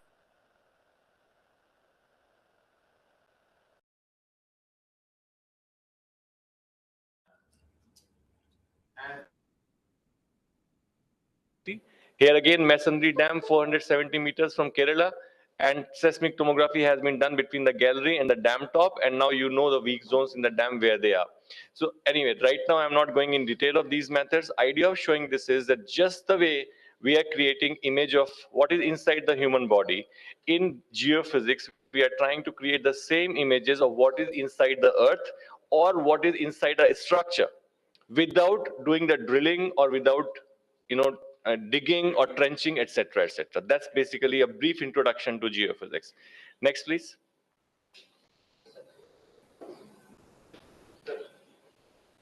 Yeah, it's okay. Now, once we come to dam investigations, because I'm not going to spend time on different type of geophysics. When we talk about dam investigation, current inspection practices, we all know. What are the current inspection practices? That is, there is a visit of someone who goes pre-monsoon, post-monsoon, looking at visual manifestation of any defect which might be there inside the dam. Okay, so inspection practices are surface only, that we are only looking at the surface. They're extremely dependent on the inspector. Now you can understand the person who is actually going to visit, his level of skill, his level of knowledge, his motivation. That comes in picture when you talk about what he is going to see in the dam. Like a particular crack can be something for a very experienced person. It can be something alarming for a very experienced person. For someone who is not really interested in the looking even at a dam, why should I go there? That crack might not mean anything. So extremely inspector dependent, and there are hardly any standards for that. Because once something is so subjective, it is very, very difficult to develop standards for that. So why geophysics for dam checks is so much required is that this is very, very important and very useful for regular non-destructive health check of dams. Early detection of problem. It is like cancer. By the time you see manifestation of cancer, actual symptoms of cancer, it might already have gone to stage 3 or stage 4, and then sometimes the doctor says that we can't do much about it because it already has spread so much, right? But if you're able to detect the problem in the early stage, for example, these days we have tests which can detect, for example, like I am 54 now, so doctor goes for all kind of tests on our body. He says, get this test done, early detection of prostate cancer, etc., etc. So if you're able to detect a problem earlier, it's much easier to solve the problem. It helps design rehabilitation program better and accurately. Today, this particular national seminar is on repair, retrofitting, and rehabilitation of dams. When we are talking of rehabilitation dams, unless we know exactly what is the present condition of dam, how can you even design a rehabilitation program? And that is why today, more often than not, when we design a rehabilitation program, let's say we do the grouting to enhance, to improve the structural stability of the dam, we start grouting from point A to point B, almost all over the dam body, without actually knowing where exactly is the problem. and then helps assess success of rehabilitation measures undertaking. Once the rehabilitation has been done, how successful it has been. That again, geophysics plays an important role. Now, in fact, the Dam Safety Act has come, and under the Dam Safety Act, within the next 5 years, all the dams, the specified dams, have to be inspected. As of now, I was in Jaipur in this conference just last month, and we had a discussion with all the experts from all over the country. As of now, there is no mechanism which has been thought of by actually inspecting all these dams, specified dams, within the next 5 years. You do not have that kind of expert manpower who can actually visit all the dams and do it. Geophysics gives a very wonderful solution for these kind of inspection. How we will talk about. Now, a very important part is which technique and tool should be used. Under geophysics, we have more than 19 to 20 tools which we can use for dam geophysics investigation. Which tools are to be chosen will make the difference between success and failure of the program. So, for example, you can't choose a wrong tool for the wrong job. Otherwise, you're gonna cut your neck for sure while doing the shaving. So what is the objective of investigation? What resolution is required? What is depth of penetration? What physical properties are to be defined? What is the geometry of the dam? Nature of target and host material? All these parameters are to be studied by someone who is expert in that particular field to decide the investigation program, and then only a successful investigation program can be carried out. For example, there are number of methods which have been listed here, and there are a number of issues and concerns which have been listed here. For example, concrete dam can have cracks and degradation, earth embankment dams can have water leaks, landslides, sinkholes, masonry dams can have water leaks, strength problem, etc., etc. Now, there are various methods listed here. I'm not going to read through all the methods. Idea to show is that for any particular problem, there is one or other method which can give information regarding that problem or that particular aspect of the dam health, right? But which method is to be chosen has to be decided based on the characteristic of the dam and the problem. So now I'll just go one by one through 3 or 4 major problems, so to say, okay, that we keep talking about as dam owners. First is leakage or seepage. Now, this is one of the biggest problem that, there is seepage from the dam, there's seepage through the dam body, and we want to find out where exactly seepage is taking place. Because, once you see a seepage coming from a point in the downstream, it does not really mean that you make a 90-degree line and say this is coming from the upstream at that particular point. That never happens, actually. Okay, you're very lucky if that really happens. So to treat the seepage or leakage, it's very important to find out exactly what is the seepage and leakage path. So presence of water, moisture primarily changes the conductivity of the dam material. See, dam material by itself is supposed to be homogeneous in the lateral direction, not homogeneous actually, similar in the lateral direction. And again, once you go with the depth, it should have stratification, defined stratification. The material by themselves are insulators, but when water or moisture gets inside these materials, they become conductor. So once we have presence of water or moisture, it primarily changes the conductivity of the dam material. And that's where electrical resistivity imaging comes as a very, very potent tool to map the zones which are having more water content and more moisture content. Next is, it is also necessary to differentiate between saturated zones and zones through which active seepage or leakage is taking place. There might be certain zone where water saturation is high compared to the remaining dam body, but these zones might not be active conduit of the flow of water. So it is also important to understand which zones are giving flow. So for that, you have a method called streaming potential.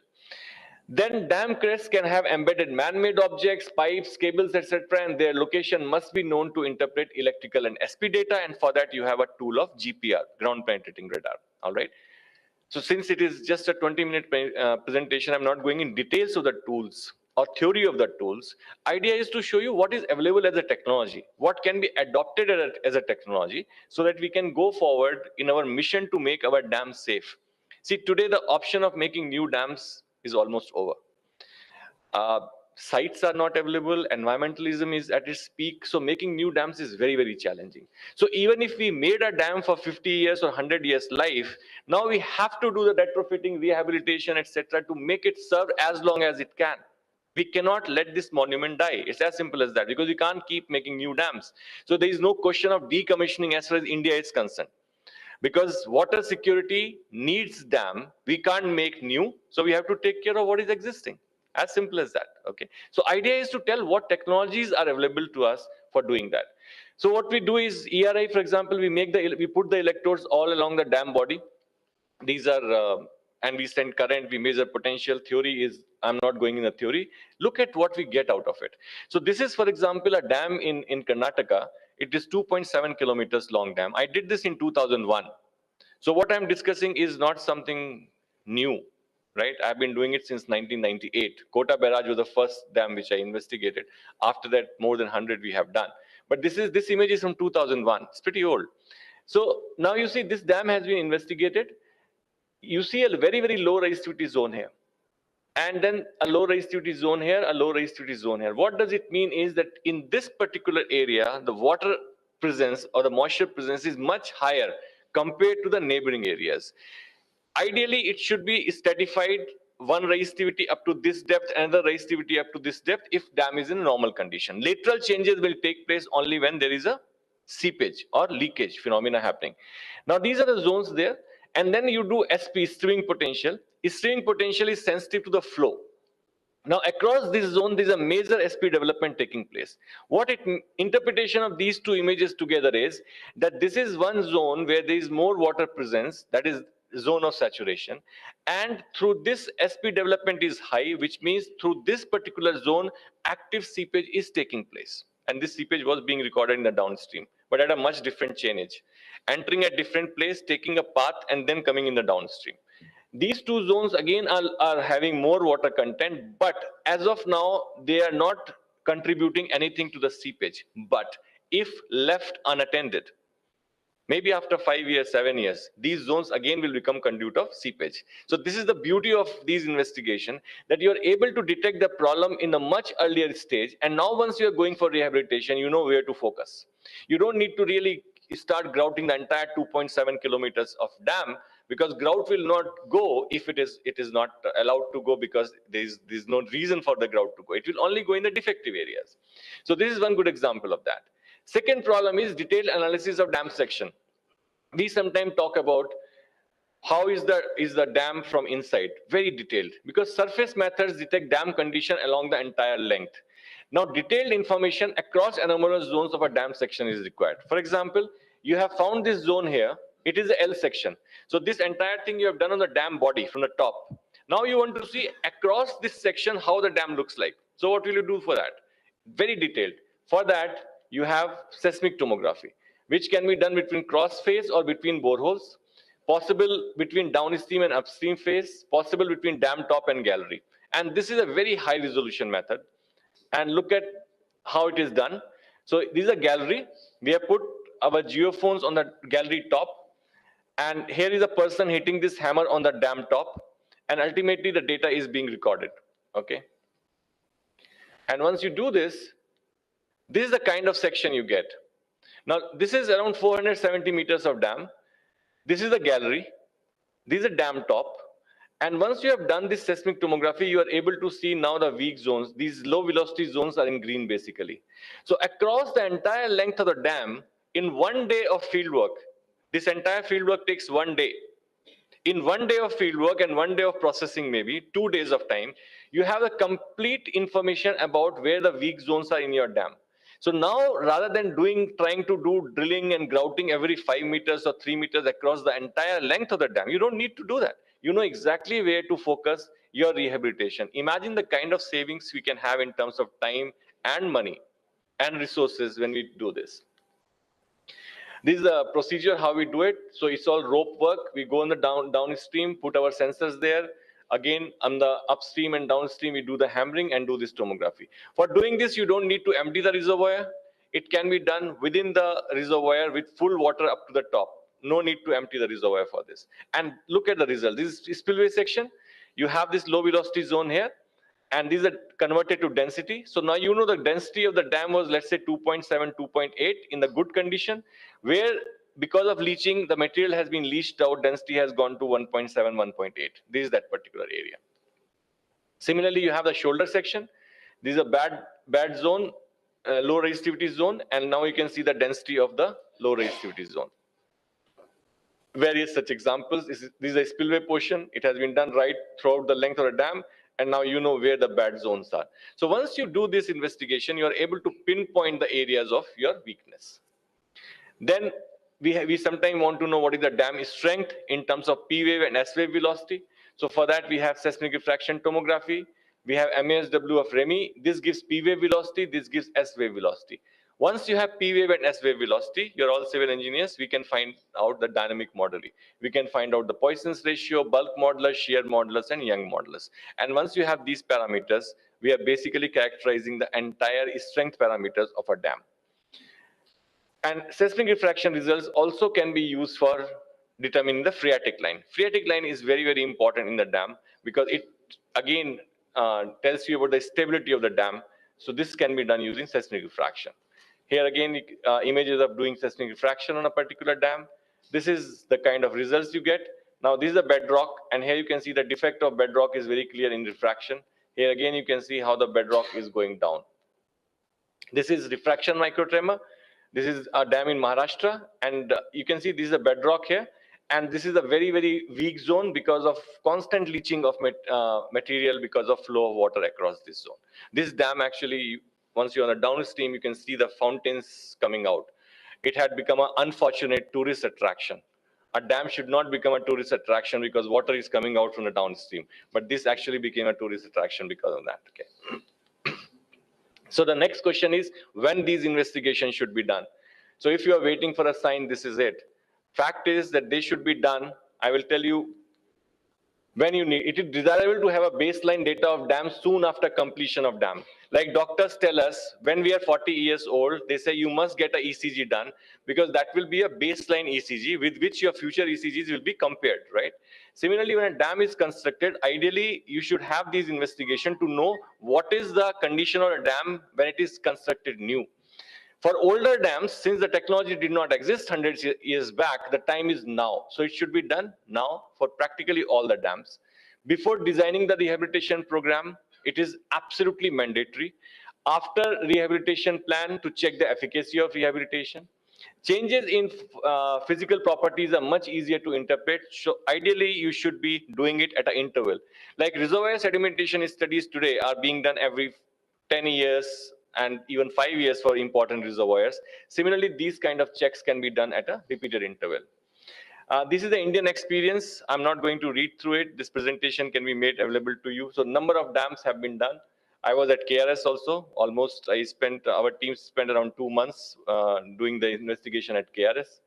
Finally, recommendations. My time is up. So recommendation is that geophysical investigations must be made an integral component of dam safety inspection program or procedure. Periodic inspection must be carried out on large dams to detect problems at early stage. These must be carried out before designing the rehabilitation program and after rehabilitation. They have great potential for other applications like canal seepage studies, stream basin checks, etc., etc. Now, they present a viable option to conduct scientific investigation and inspection of more than 5,500 specified dams within next 5 years, as stipulated in Dam Safety Act 2021. Guideline document is already available for geophysical investigation for dam safety, which should be deliberated upon and developed as an IS code. Because this is something very important. Whenever we go to a dam owner, they say, do we have a code on that? We already made a guideline document, which was released with Central Water Commission, World Bank, CBIP, and Aqua Foundation Academy 3-4 years back. Now it is in process of becoming an ICOL document also, but it's always good if it comes as an IS code. Thank you very much for your attention, and for any other question, I'm always here. Yeah, if there are any questions, you can ask. Yeah, sure. Like we are doing some dam analysis. We're trying to do dynamic analysis. During geophysics, and we want to use Poisson's ratio data as well as density. And that particular dam is 100 year old plus. We don't have baseline data. And so how do you think we can circumvent, as you rightly pointed out? Because as you said, the ECG of a person is 40 years, but the patient has reached the cardiologist at the age of 60. But the cardiologist find it solution. Now, the more question is, as a practical engineer, what can I do? Because I don't have baseline data. I know. As I said, for older dams, the time is now. As you very correctly said, that we could not go to a doctor when we were 40-year-old, right? But at 60, we are going there. So at least that time, doctor will do a ECG. Now, that kind of data you need for your dynamic analysis, the density, for example, all right, Poisson's ratio, etc. All. Sorry, three-dimensional FEM. It's very tough, as you know, probably. You're from Roorkee also. Right, right. Three-dimensional FEM it's very dicey, needs very accurate Poisson's ratio value. So what is your recommendation to overcome? That's what I was commenting upon, sir, that till now, most of the time when we are doing this kind of modeling exercises, we are assuming these parameters, okay? And little bit of change in the assumed parameters can have can make a lot of difference to your final results, all right? So the methods which I have just talked about, have all these methods. For example, you can make P wave velocity, you can measure shear wave velocity. From P wave velocity, using Gardner equation, we are able to determine the density of the material. Once you have both P and S wave velocity, you can find out Poisson's ratio. Of course, it is based on P and S wave velocity. You can find the shear modulus, then all the dynamic modeling. Okay, so these are the parameters which we can take from these studies, and then if we input in our dynamic analysis, obviously it will be much more accurate, and that will be the real dynamic analysis what you'll come up with. Well, it's a very good solution. But for BIS, they're sitting before us. See, whatever they put in the standard is sacrosanct. It will stand in Supreme Court. So what you told is fine, an academic standpoint. But to safeguard a dam, which is the one I'm handling, is 98-meter high dam, Masonry Dam, built by Britishers. I'm not naming the dam. So what these BIS guys should put there, which will safeguard the dam. Do you have any specific suggestion, or probably you can only say something? Please spell us. Sir, it's again, I'll repeat myself maybe. What I'm saying is that we have all the possible tools to investigate the dam and find out the parameters which you actually need your analysis, and even to understand and assess the dam health, right? For example, when we know that there is a weakness zone is created because of loss of density, because of continuous leaching of material from the dam, right? So we have all the methods. As far as BIS is concerned, this is where I think the first interaction taking place as far as I and BIS is concerned. That's the reason I traveled all the way from Delhi. Like, I took the last flight at 9:45, landed at around 1 o'clock in the night. Again, it started at 5 o'clock. Idea is that this interface with BIS is very, very important for any technology, right? So once we do this now, and we start working on certain standards, these standards also then will be incorporated in the way you do the modeling and assume your parameters. So I'm sure that's the way forward. Well, excellent. I have a humble suggestion, because we are trying, see, BIS, after what we suggest, we are members of BIS. Is it possible, like I saw in US, for instance, they're going for AI, as you know, artificial intelligence.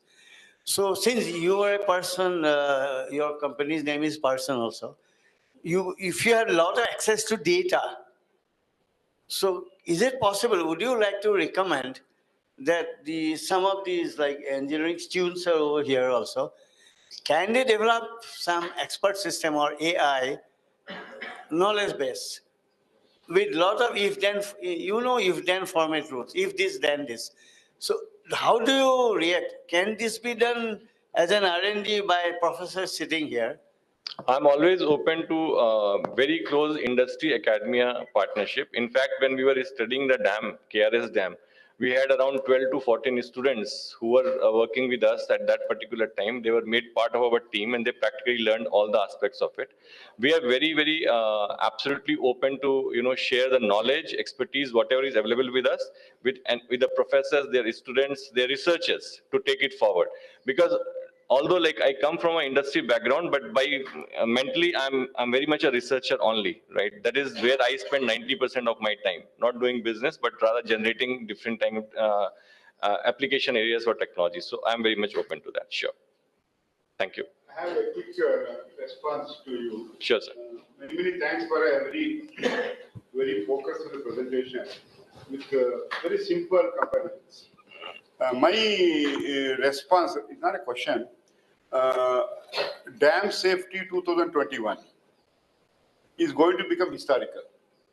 I'm looking from a global perspective because we in India, we have National Institute of Disaster Management 2005 becoming a great boon because the Epidemiological Act of 1895 was revoked.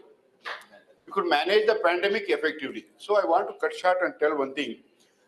If at all you look at this NIDM, disaster risk management, as a focused area, as you rightly pointed out, climate change we don't have very in control. Even though millimeter of change in the movement can be found out by satellites. My request is it not worthwhile to look at APPEL, for example, UN APPEL, Local Emergency Preparedness Plan Model. It's working since 1988. And link it to Dam Safety 2021 Act. With your rich experience, I think it can give a wonderful, leapfrog dimension to the whole issue. Thank you very much. Sure, sir. Very nice suggestion. Really.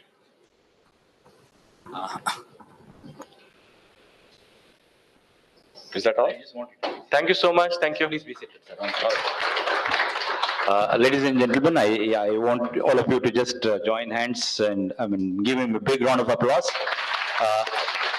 It was a very wonderful presentation. I hope all of you agree. Now I request the director, Bhanu Prakash sir, to hand over a memento and bouquet as a token of appreciation from BIS and our institution, JSSSTU, SAC Mysuru. Thank you, sir. We look forward for more interaction with you in your future. Thank you, sir. Right. Now we will just go back to the previous presentation. That is by Mr. Rizwan Ali, scientist CWPRS. He is ready online. We are going to just start his presentation on structural safety and rehabilitation of dams. Over to Mr. Rizwan Ali. Oh, we recognize the presence of Madhava sir and KG Mai sir for your gracious presence. We thank you, sir. I request the organizers to hand over flowers or roses to them to invite to this occasion.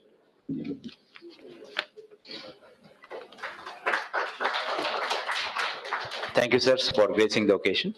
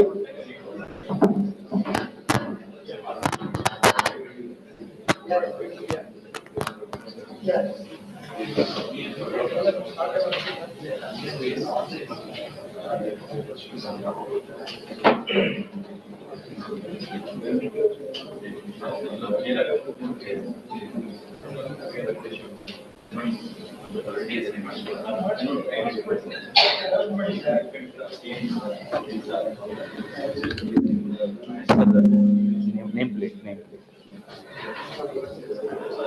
Again, there seems to be a technical glitch again from CWPRS. So we will do one thing. We'll just try to move on to the next presentation. I now request Shri Madhava, CE and Nodal Officer, SMPU, DRIP, WRD Karnataka, to please occupy the seat on the dais. Sir Madhava, sir, please occupy the seat on the dais.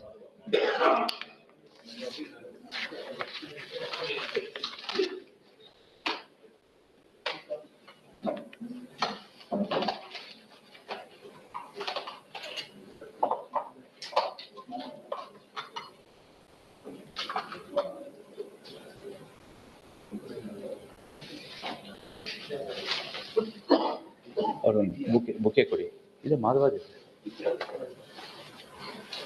ಇರ್ಲಿ ಬಿಡಿ sir sir CN sir bouquet ಕೊಡಿ please sit it sir. I request Dr. C. Nataraju to offer a flower bouquet to Sri Engineer Madhava and welcome him to this particular gathering. Ladies and gentlemen, I am honored to introduce Engineer Madhava, who is currently working as Chief Engineer in Ethanol Project Zone, Vishweshwaraya Jal Nigama Limited, Water Resources Department, Tumkur. He is also holding the additional charge of Chief Engineer and Nodal Officer, State Project Monitoring Unit, Dam Rehabilitation and Improvement Project under World Bank assistance from October 21. Engineer Madhava completed B in Civil Engineering and ME in Environmental Engineering from UEC Bangalore University in 85 and 88 respectively. He worked as a faculty in Civil Engineering Department at SJC Institute of Technology, Chikkabalapur from 88 to 1995. Later, he joined as Probationary Assistant Executive Engineer in June 1996 through KPSC to Karnataka Public Works Department. He has worked as AEE Executive Engineer, Superintendent Engineer in Public Works Department, RDPR, Water Resource Department, and other boards and corporations. Engineer Madhava has involved and executed many flagship projects like Pradhan Mantri Gram Sadak Yojana, Karnataka State Highway Improvement Project under World Bank and ADB assistance, Dam Rehabilitation and Improvement Project under World Bank assistance, National Hydrology Project under World Bank assistance, Police Gruha 2020, construction of 11,000 police quarters, Karnataka Integrated Water Resources Management Project under ADB assistance. Mr. Madhava has published 21 technical papers in various national, international seminars, symposium, conferences. He has attended many national and international workshops, conferences, etc. He has participated as a member of high-level delegation in World Bank International Study Tour program on road sector development under PPP to Brazil and USA during 2010.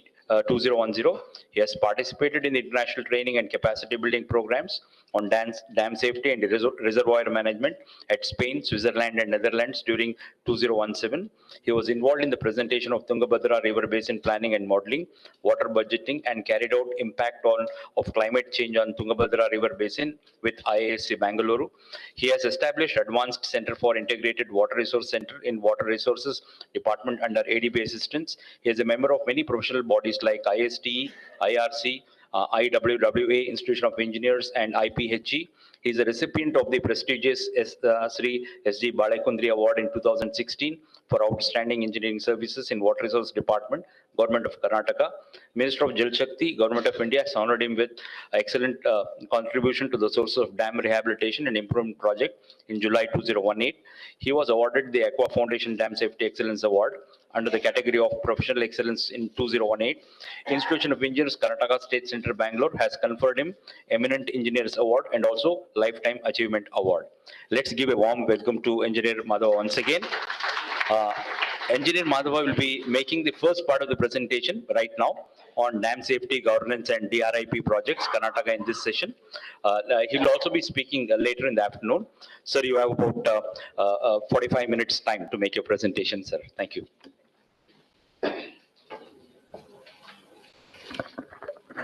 So good afternoon to all. So my presentation is on two parts. One is dam safety governance in India. Yeah, I think I'm going to deliver in the afternoon. The other presentation is on the implementation of the DRIP in Karnataka under the World Bank assistance. So next slide, please. Yeah, okay. I think it's very difficult to explain. Yeah.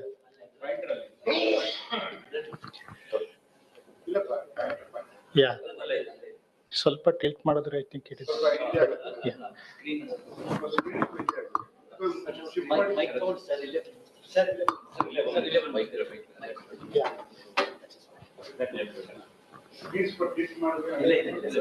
Hello.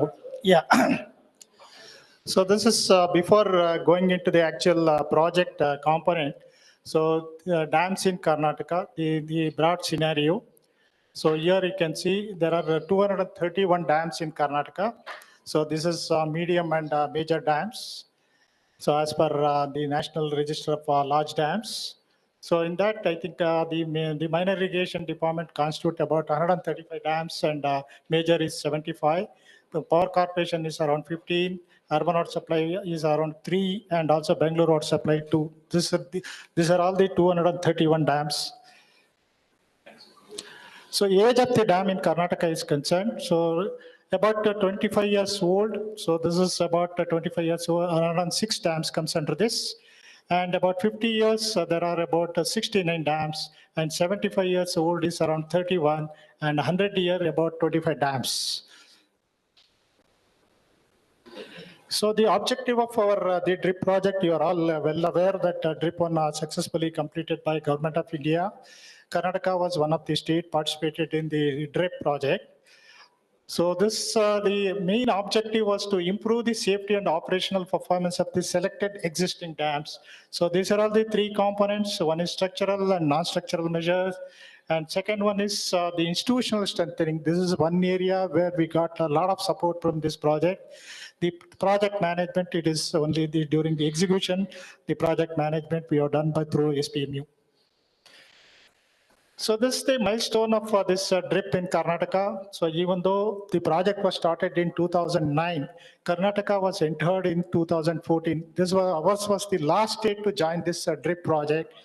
And about 116 dams initially we recommended, and Government of India, they prioritized only 20 to 27 dams for 276 dams. So 2011, 2014, we signed the project agreement. So almost even though it started in 2009 and 2012, so we have entered in 2014 and we have signed the agreement. And coming to this, CWC accorded approval for, so we went on actual execution. So even though nominal amount was given to us, 276 crores for 27 dams, then ultimately after conducting DSRP inspection and also this flood routing studies, spillway capacity and other things, so it went up to this 581 crores. So the revised budget was also approved in 2020, and the project was officially closed in 2021.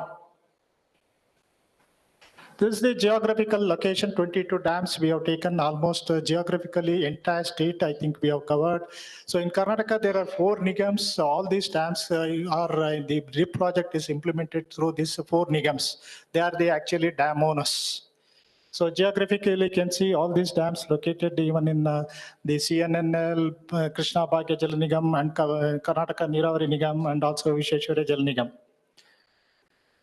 So what is this, the 3 components? I think first one is rehabilitation and improvement dams and associated appurtenances, focusing on structural, non-structural measures. These are Karnataka was the only state we have tackled all these structural measures compared to the other states. So here you can see structural measures. Major structural measures we have taken up is to arrest the seepage. We have taken up upstream surface pointing with polyironate cementitious material, that is ultraviolet material we have used. And dam body, spillway body, piers and abutment routing. This is a major work in Almaty Dam and Narayanpur Dam we have taken up. And stilling basin and also stilling base spillway repair. This is also we have taken up. So repair and replacement of spillway gates, the example, best example for our KRS 100 years old gates we have replaced. 146 gates, I think 50% of the work is over. And I will tell you how meticulously we have done that replacement of the gates. Next, redrilling and reaming of porous holes and riprap and other things. So these are all the major structural measures we have taken up.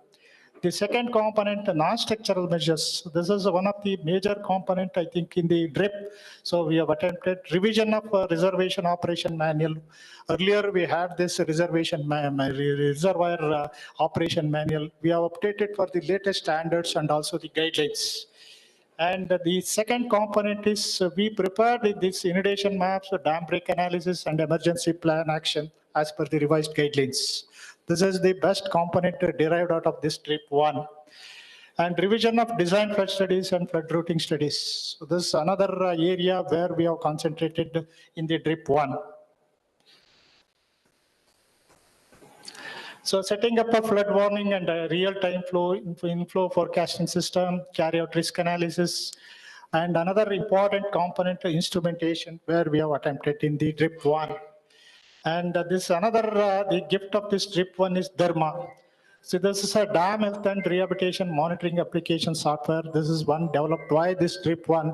So where under all the dam data is captured in this Dharma software. Now, for almost Karnataka, we are updating all this 231 dams information in this Dharma software. This is our task. And also as per the Dam Safety Act 21, it is mandatory for all the dam owners to upload this, including pre-monsoon, post-monsoon, all the data, maybe a logbook, everything you have to upload. So already we are under that process. So we have taken hands-on training from the World Bank and also CWC. We trained our engineers. So we are already in the process of updating all this data. Institutional strengthening, this is one area where we have seen a lot of lacuna in the present system. So this institutional strengthening component given us a lot of capacity building for our engineers. I'll tell you that there are a number of national, international training programs were conducted, deputed, and attended. And project management is our SPMU. That is not so responsibility for the coordination and management. Another the best component we have carried out here in the PAD, the project appraisal document, provision was also made to upgrade the basic facilities enhancement. So maybe a tourism component or maybe improvement of the instrumentation room or guest house. In a small way, we have also taken up this connecting approach roads. Importance was given to the approach roads in this. So this is the quality control mechanism followed in DRIP 1, Tier 1, Tier 2, Tier 3. So one is through our agency, one through our departmental, and third one is the third party from the CWC. They were appointed, so they carried out all our checks and other things. This is the way we have carried out the quality control. In addition to that, our Karnataka was engaged by the quality control experts through our SPM. This, in addition to this 3-tier, we also hired 2 retired chief engineers well-versed with the dam. We have hired, I think, they have given a lot for our engineers and helped us in doing the quality work. So here we have the DRIP 1 in Karnataka, about 22 dams. So we have done about 43 packages. So how with these packages was divided based on the nature of the work, specialized work, we have grouped into 43 packages. Maybe a civil work, electrical work, we have separated, and also we have conducted a little bit the service, the demand, and also the market available, bidding people. So based on that, we have prepared these packages. This is one area where we are successful compared to the other state. We are able to complete the project in a very short period because of this good packaging system. And except this 43, one package, the KRS gate is under progress. All other packages we have successfully completed, and we achieved all the intent of the project. And about initially it was 276. We have utilized 524 crores. So in fact, you will not believe we have encroached the allotment of the other state because of the best performing state. Karnataka, the CWC has diverted the grant from the other states. So structural the goals to be accomplished, how this structural the hydrological safety, basic facilities, and the structural stability, and also seepage, and also what we have done in each case we have listed out. So we providing the upstream treatment, or maybe a grouting, maybe horizontal grouting, maybe the vertical grouting, other things. So here improvement of the hydrological safety, improvement of the project parafit. So in our wherever we encountered this the flood problem, so there I think we have resolved the issue by constructing this parapet over the existing dam instead of extending the spillway. So the best possible way we have done that is about 2 cases, 2 dams. And also about this spillway, so about 9 dams we have carried out. So, and also this, so I'm not able to read properly. Anyway, 3 dams, and also here the dam height, we have not increased anything. So in action taken to arresting the seepage about upstream and downstream. So this is treatment about 9 dams we have carried out, and also about 11 dams we have carried out for the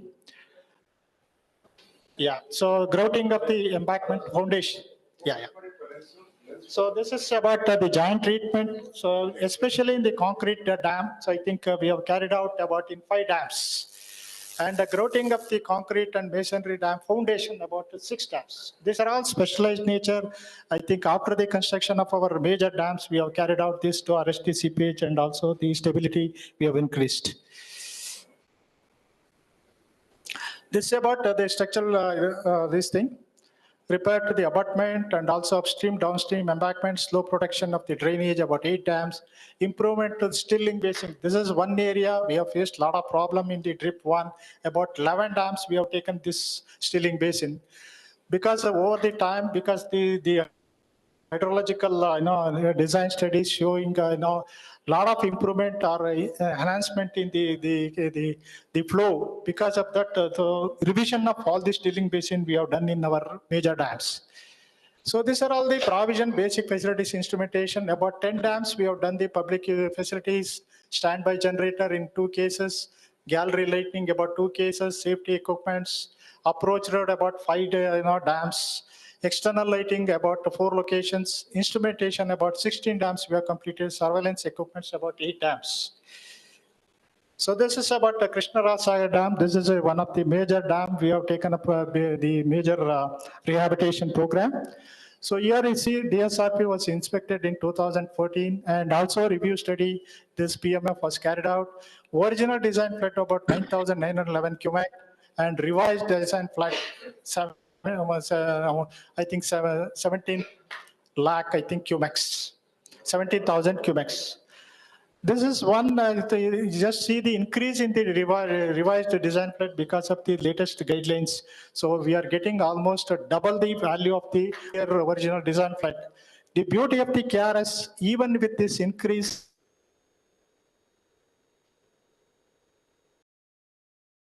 वहीं से problem हो जाता है, चला जाता है, वहीं चला गया अभी, कनेक्शन गया.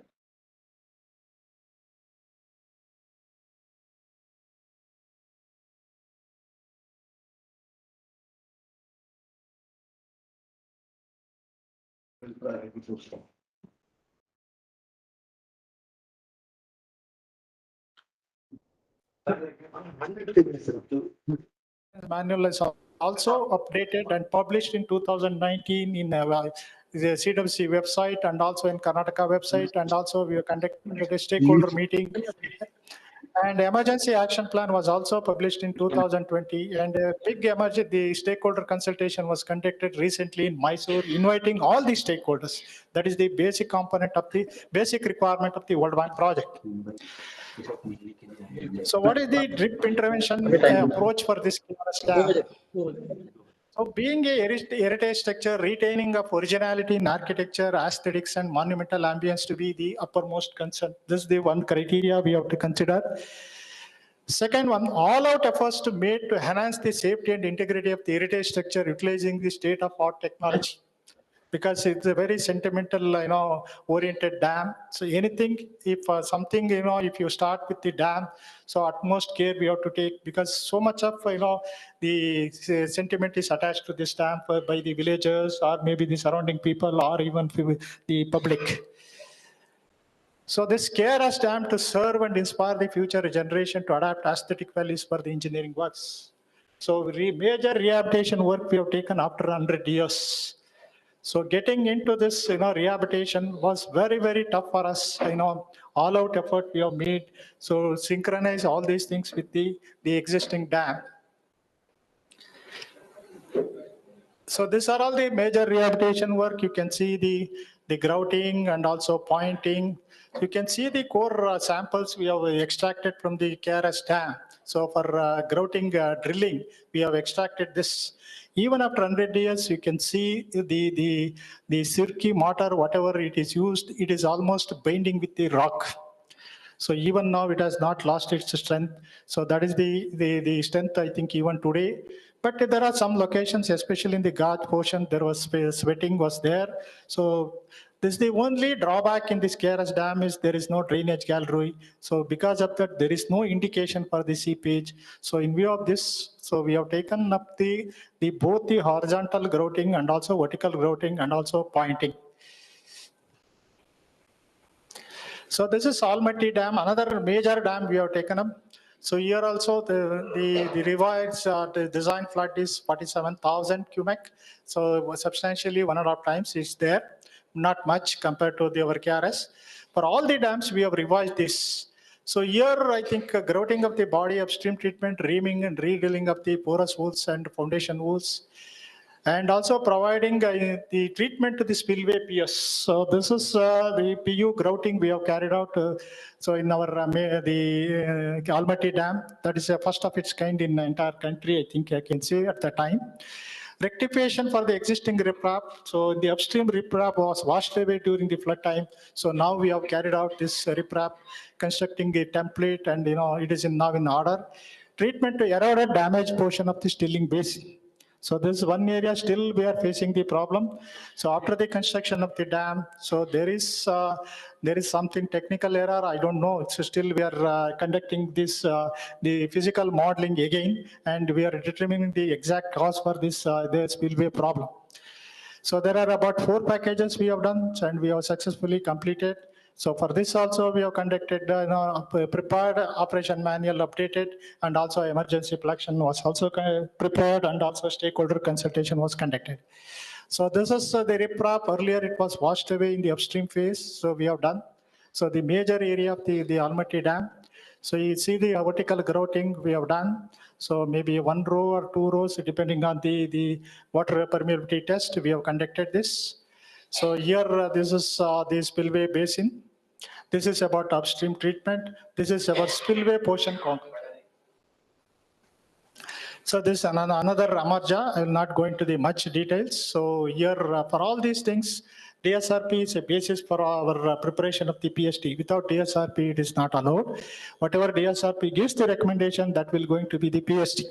So here only one package we have done. So it is about 254 lakhs. For here also we have done this. This is the major rehabilitation works we have done. You see the grouting and also the repair of the gates, radial gates. This is about Barnatara Dam. This is a multi-purpose dam. So this is the dam where we are getting drinking water supply to the Gulbarga town. So here also we have carried out all these things. So here treatment of piers, fixing up rubber seals, electrification, wiring, repairs to body wall, repairs to CC near spillway, improvements road. So approach road is also very important component of the drip. For any emergency and other time, so approach road is very, very important. That also we have given importance. So these are all the works carried out. This Bhadra, I think major work we have taken up. So here, so about 5 packages we have taken up this, the Bhadra Dam repair, treatment of stream phase, spillway, all this the structural measures, whatever it is there mentioned in the DSRP, we have covered everything. So even for the spillway, I think spillway basin, we have gone for M60 silica flume concrete. This was suggested by the World Bank expert also. Removal of debris and other things, repair and overhauling of the crest gates, scouring sluice gates of Bhadra Dam, renewing electrical system. So it's about 38 crores was spent on this Bhadra Dam. So this is about the pointing. You can see that is stone masonry what they have used. So we have used this. This is about Chandrapalli Dam in Gulbarga district. So here also about 2.53 crores. We have carried out major rehabilitation work. So you just see in the upstream, we have provided this template. So just to keep this revetment intact, I think we have all replaced with this. And whatever the drains, we have provided catch water drains, we have provided to the downstream of the dam. This is Chikkohode Dam, so near Chamarajnagar. So it is about, the amount is only about 1 crore. This is what we have done. So maybe the room, the instrumentation room and approach road and other things. You just see this, the catch water drains from the top of the dam. So it is leading to the horizontal drain and it is disposed of. This is their Belikere tank. So this is another dam. So about 3.24 crores we have spent on this. So this is about the works what we have taken up in this. This is about Harangi is also another major dam in the upstream of our KRS dam. About 10 crores we have spent especially on this the structural improvement of the major dam. This is what we have done. Attikuni Dam near Gulbarga. So here also about 3.1 crores we have spent on this. See the pointing and other things, neatly it was done. This is about HPLD pickup. So it is also qualified as a medium and major dam. So this is the repair work we have taken up. This is another Hemavati Dam near Hassan. So here reconstruction of the upstream revetment of the Hemavati Dam, providing a pointing to the stone cladding below the parapet all on the upstream surface. So all this related to the gorge portion where we have constructed a concrete or stone masonry. So we have taken up the improvement of that to arrest the seepage and also improve the stability. So this is the one.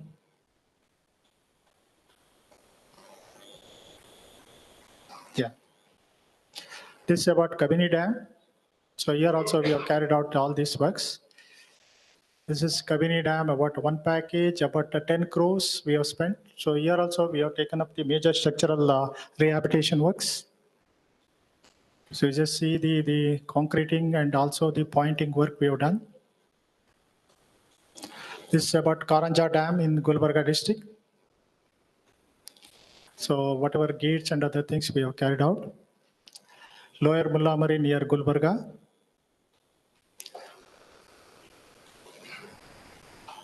So this is about Malaprabha Dam. So here also the one special nature of work we have carried out is underwater treatment we have carried out in this.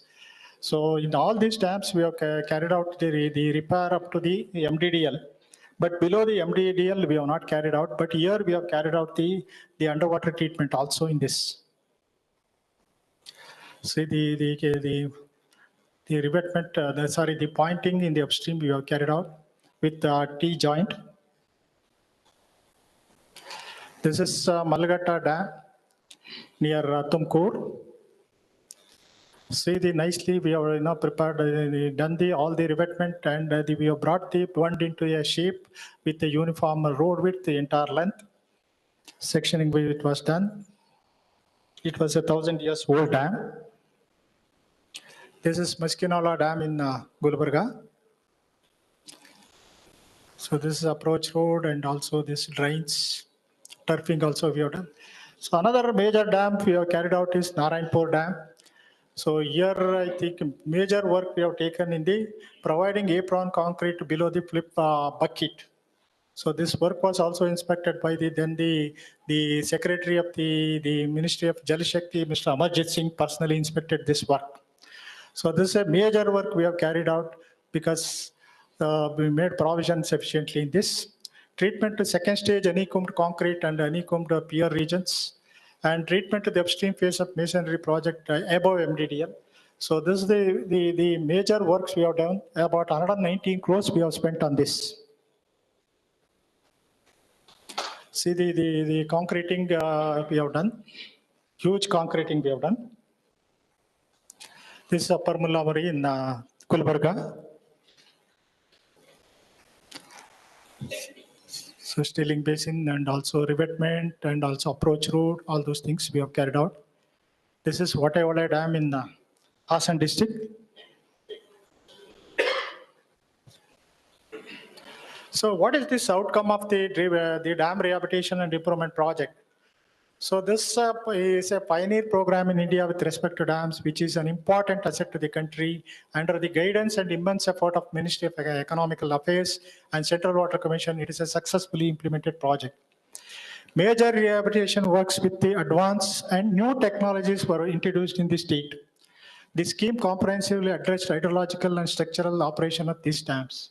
So the main purpose of going into the World Bank loan, not for the money sake, because Karnataka has got almost 20,000 crores per year for our irrigation department. But getting 585 crores is very, very easy for us. But why we went for this? For the new technology and also the best international practices. Hello. We got it for our. This Hello. is one area where we have concentrated. Second one, scheme has enabled to develop most important dam-specific technical documents, emergency action plan, operation manual for all drip dams in Karnataka state. Now we are in the process of developing these two documents for all our 231 dams. And capacity building of staff and official involved in regular operation of these water assets along with the central and academic institution is one of the important activities. Especially IISc, IIT Roorkee, we have already involved in this. To promote long-term asset management, web-based tool called Dam Health and Rehabilitation Monitoring Program, Dharma was introduced to this. This is another outcome of this. Furthermore, this is the only project I saw in the government of India where the addressing safety concerns of the concerns in country's dams. So very good interactive program from the government of India. So the DRIP 1 was started in 2012. Karnataka entered in the year 2014. Though Karnataka was the last state to join DRIP 1, I already explained, it became the best performed state.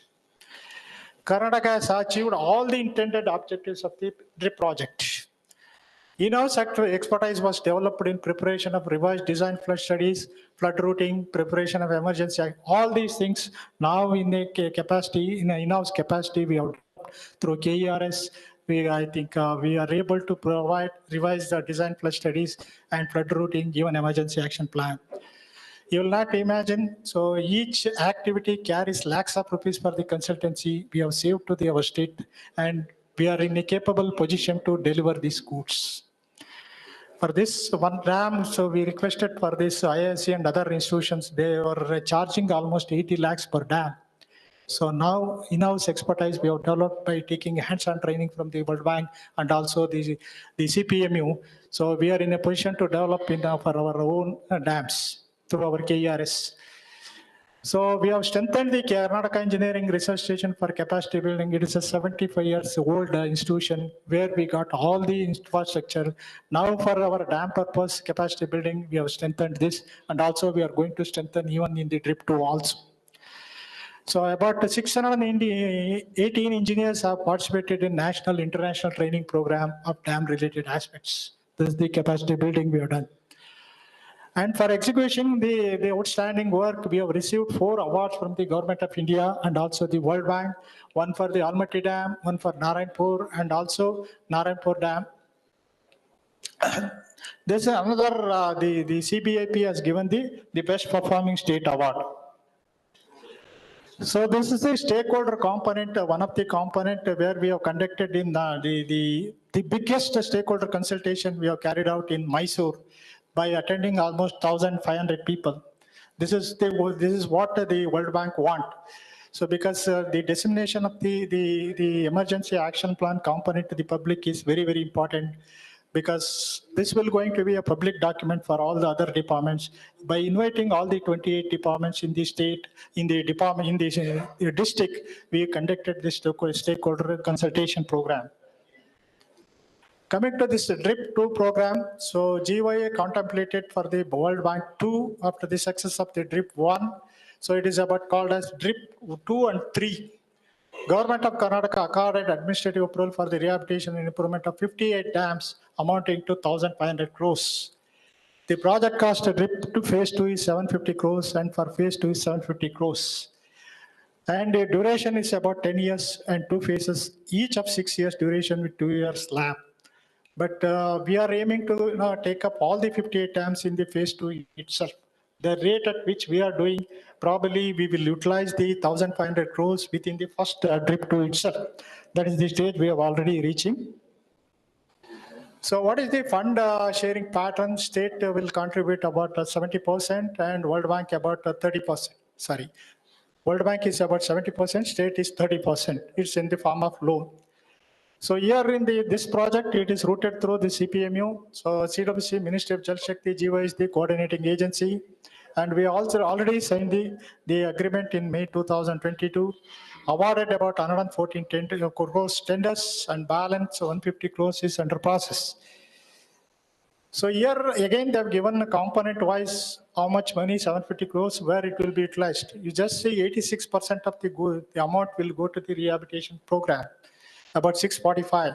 Institution strengthening, you just see 37 crores they have given for the capacity building of our engineers or strengthening of our KERS and other institution. It is about 37 crores. It is likely to vary also. Here they have introduced one more thing, risk-informed asset management, innovative financing for sustainable operation and maintenance of the dam. So unfortunately, in the entire country, no state has allocated money for the maintenance. So this is one of the conditions World Bank is insisting to create a dedicated maintenance account in the budget. For that, they have introduced this initially for the project period. Later on, state has to. And project management is around 37 crores. With this, I think I'll conclude my talk. Thank you.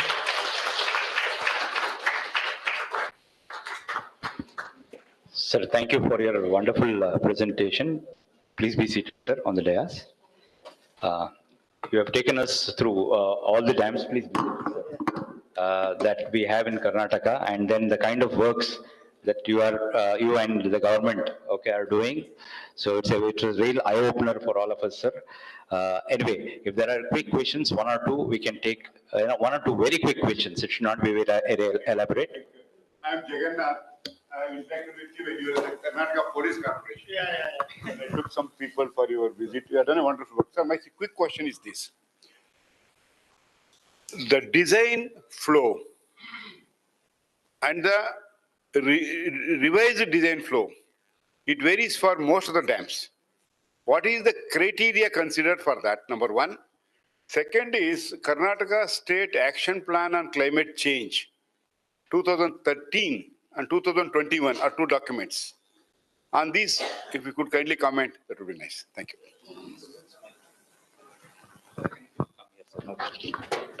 So Government of India, I think CWC, through our DRIP project, they have released about 16 manuals, updated manuals on par with the international standards. As per that, I think now they have divided into 100 years design flood, the SPF and PMF. Accordingly, we have now revised all the design floods. That is where we are getting the difference. So this is as per the guidelines issued by the Government of India. Every state has to conform with that. So that is one answer I think I can give. And luckily, about 80%, 90% of the dam, now they are not meeting with our latest design flag. So our main challenge is to now, the first one is to check the additional spillway capacity for this design flag. If it is meeting, it is all right. If it is not meeting, I have to go for the additional spillway. This is what we are worrying now. So in some of the dams, it is not possible to, go for the additional spillway. That is one thing. Second thing, even after 100 years, we are not getting that flood. Why we have to provide? This is another question before my department. So this time, I think VV Sagar, after 88 years, this time they got the flood. About 14,000 cusecs they got. So in the PMF study, what it says, so the existing the dam, so if you consider, it is going about 6 meters above the dam. So now our challenge is to provide the spillway gates. So after 88 years, we don't know, because of the climate change, there is a change in the rainfall pattern. So anytime it can happen, like in Bangalore or in Pakistan, I think you see.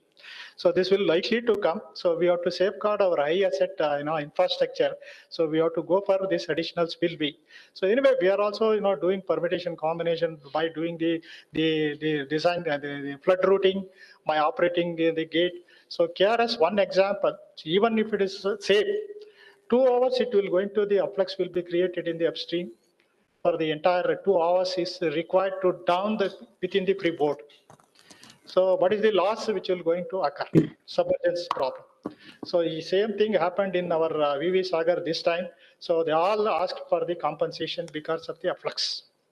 So this I think we have to address for all the dams. So in our the DRIP 2, what we are doing, so we are addressing this issue for all the dams. So we have to address. There is no other go. The climate action plan for 2013 and 21 also becomes a part. Yeah. Sir, when you do the pressure grouting in dam, yeah, how do you just measure the effectiveness of the draining, effectiveness of your grouting? Yeah, that is a water loss test we are conducting. So we are measuring, that loosen values. Anyway, if you do some physical, already I think Rana. Physical test, that is one way of doing it. So how normally in regular practice you do it? Yeah, that's the only way out, the scientific way, the water loss test we are doing. So every grouting of each layer, what we are doing, we are conducting the water loss test. One row we are conducting. So if it is not meeting, I am going for a second row. Even if I'm not meeting, I'm going for a third row. In our KRS dam, initially it was planned for one line of this grouting. Again, it was not meeting our standard. We went for second. Only after third row, so we got the loosen values well within the 10. So this is one, I think Rana Sahab has also conducted our study. So tomography he has already conducted and he has given the report. Probably we are going for all the dams before and after. That also we are checking. Because in the DRIP 1, it was not well versed. I think a lot of changes we have done in the DRIP 2. So that is the one thing. Second thing, what we are doing for all the spillway gates. So earlier we have not made any testing or the certification for that. So almost all our dams we have completed 50 years, 25 years, or 40 years. All these gates are MS gates. What is the life of MS gates? Maybe a 50 years or 30 years. It is all functioning well because of the maintenance. But we cannot keep like that, forever. So before going the what we are asking the dam authorities, conduct the conditional health survey of all these gates. Somebody expert has to certify this gate is, yes, it is another 10 years it will give life, or it is immediately required replacement, or it requires some bearing changes or something changes he has to give. This is what I am insisting for all our dams. Without that, I am not accepting the PSC. Because in one example I want to quote, when the DRIP 1 Tamil Nadu Krishnagiri Dam, they have done all this sandblasting, painting, everything, greasing, everything they done. In the next flood, the gate was washed. That means they have not conducted the test properly, maybe through a NDT test or maybe ultrasonic test. They have to assess the residual strength, whether it has got sufficient strength or not. If not, this is the right time to change. So our Tungabhadra Dam already completed 77 years. When you go and meet the dam authorities, they are telling it is working very nicely, sir, we don't require any replacement. So after 50 years, how we are going for the testing, like, blood test or cholesterol and other things. So after some years, you have to test all these things. You have to keep it ready. So this is what we are insisting for the drip to also. Thank you. Thank you, sir. I know there are many questions. Engineer Madhava will be here during the lunch also. So you can just try to have more questions during lunchtime. I now request our Banu Prakash sir, Director, Scientist TBIS, to felicitate Engineer Madhava for being here with us and then spending some time on wonderful presentation. Thank you, sir. Sir, we look forward again for the next presentation in the afternoon, sir. Thank you. Thank you, sir. Ladies and gentlemen, we will again go back to the first presentation we were scheduled. Mr. Rizman Ali is there online. I hope we are lucky third time. Okay, so he'll be speaking to us on structural safety and rehabilitation of dams. Sir, you have 20 minutes time, okay, for your presentation. Yes. Thank you.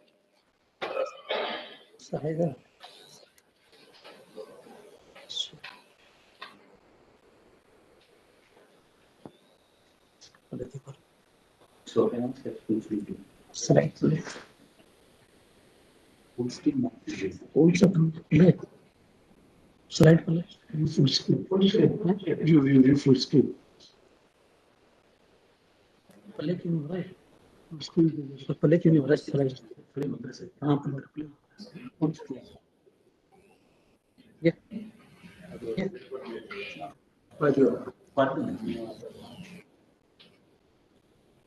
sir. Good afternoon to all dignitaries. So I am giving a brief presentation on review of structural safety and rehabilitation of gravity dams. So majority of the hydraulic projects in India have been constructed based on conventional design approach without much consideration of earthquake forces and upward pressures. At present, India ranks third globally, having 5264 large dams and 437 dams under construction. Almost 40% of the dams lie in Maharashtra. Though India experienced the least earthquake in the world, but due to extensive damage in Koyna Dam during earthquake, has raised concerns about the structural safety of dam in India.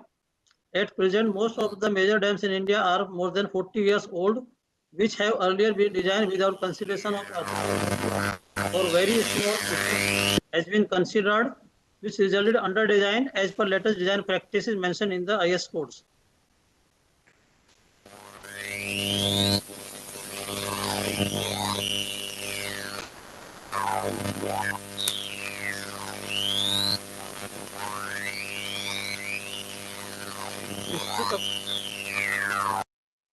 It is not going forward.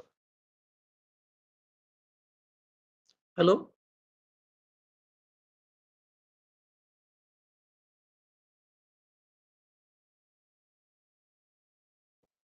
अरे ये तो play नहीं हो ना, आगे जाने ना slide play नहीं हो ना भाई,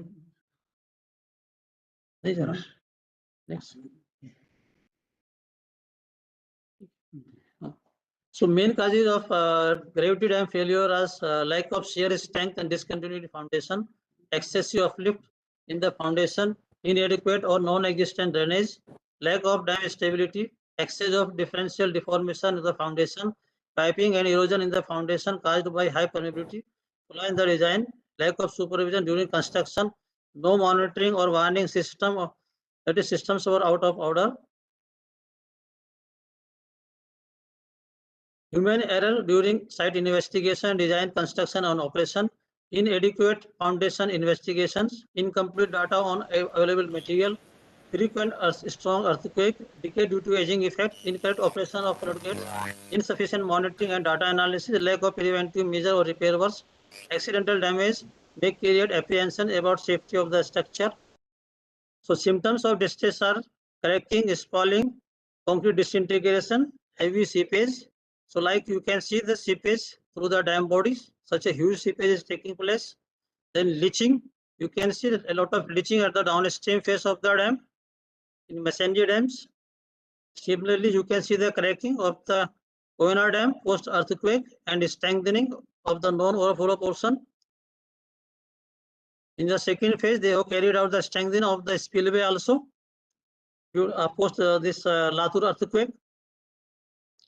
So this is a view of a dam failed in earthquake in Taiwan. So methodology for structural audit, safety of the dam, physical inspection of the dam, assessment of weak zones in the body of the dam by seismic tomography, in situ determination of properties of the dam material by nuclear and sonic logging, qualitative assessment by sonic wave transmission technique, and estimation of in situ properties of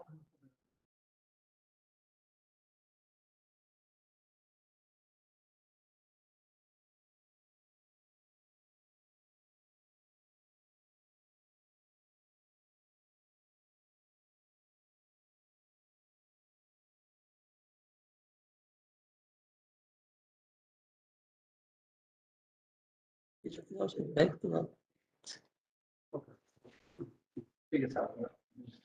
So identification of seepage route by tracer technique, laboratory determination of engineering properties of the dam material, in situ determination of material properties by flashjack test, estimation of site specific system parameters, stability analysis of dam by FEM under static and earthquake loads, improving structural safety through repair and strengthening. Few studies being conducted at CWPRS. CWPRS is conducting almost 40 types of studies related to dam rehabilitation and structural safety. Few are as follows: determination of in situ properties by conducting field and laboratory studies, estimation of site-specific seismic design parameters by conducting field investigations, qualitative assessment of dams and powerhouses by NDT and other geophysical techniques, stability analysis under static and earthquake loads by FEM, suitable cementitious grout and shotcrete mix design for controlling loss of water through dam body and guidance during execution at site, suitability assessment of repair and coating material and epoxy systems for repairing damages in dams and other hydraulic structures, review of followed by hydrology studies, surveillance of dams through instrumentation and data analysis, estimation of silt in reservoirs through field surveying, dam break analysis, temperature control studies in mass concrete during strengthening of old weak dams, assessment of weak zones in the dam body. I will show some glimpse. So this study is conducted to map the weak zones, fractures, cavities, and with high resolution. Seismic velocity depends on elastic properties of the ground, porosity, compressibility, shear strength, fractures, density, fluid saturation, and clay content. Tomographic image can be interpreted in terms of mechanical properties like Young's modulus and bulk moduli. These are the actually equipments used for this study. So this is actually a procedure in cross bore hole tomography. We drill 2 holes in which we put one hammer and another are the receivers. So we do this study. And this is also tomography, sonic logging. We hit from the upstream side and receivers at the downstream side. And we generate this tomograms to identify the weak zones in the dam body. Then second study is conducted by nuclear and sonic logging to estimate the mass density. The borehole logging making measurements in boreholes for determination of physical properties of strata through which boreholes are drilled. Provide continuous records of in situ properties of soil and rocks. Subsurface information provided in the absence of core recovery. Unable to study dynamic changes in the borehole environment and provide basis for studying the effects of remedial measures useful in determining engineering parameters for design. So this is the entire setup for carrying out the studies. Here we are doing at the top of the dam here. So we are downloading the probe, and through this we are recording, and this is giving the mass density throughout the height of the dam. This is one case study. So here this is the section elevation of the dam. So these boreholes were selected for carrying out the estimation of mass density. That is the most distressed blocks we have selected, and these are the known overflow blocks of the masonry. So this is the variation of the mass density. Here you can see this zone is having very less design density as compared to the design density, very small density is there. So here dam has this grouting is required in this zone. So you can use this data for carrying out the stability analysis by FEM. Then another technique is solid wave logging technique also. Here same instruments we are using. So that is NDT type of test. Here qualitative assessment is carried out depending upon the permissive velocity in the dam body. So then these are the few case studies we have carried out. So these are the distribution of velocities throughout the length of the dam, and this we have computed this mass density, estimation of the mass density through this PV velocity measurement, but it is very approximate. Actually, this can't be considered as a carrying out the stability analysis because it is very approximate. This is a modulus of elasticity also here. Then we are finding out by other technique, that is if the concrete dam is there, we can take the course from the dam body, and then we can test these course for finding out the modulus of elasticity, Poisson sensor, as well as mass density. So these courses have been taken from the Hirakud dams. Similarly, we have tested these courses in our laboratory by using strain gauge technology. So we are finding out the E value as well as Poisson ratio. So this is another technique, that is flat jack test also we are conducting on the dams, because for masonry dams it is very difficult to take the course, and it is most challenging task to find out the properties of the masonry in the masonry dams. So this technique is very useful. So we are using flat jack test for finding out the modulus of plasticity and this Poisson ratio through this technique. So we make the slots in the dam body and then fix the flat jack test and inflate it and measure this deformation change with the pressure, and then find out the E value and Poisson ratio. Likewise, we have done for Bhakra dam. So many dams we have carried out. So likewise, we find out these properties. Then we find out the seismic site parameters. That is, we use general two approaches, that is deterministic approach and probabilistic approach in this. And we consider the past earthquake data as well as this tectonic features of the site, and find out this acceleration time steep EJ values.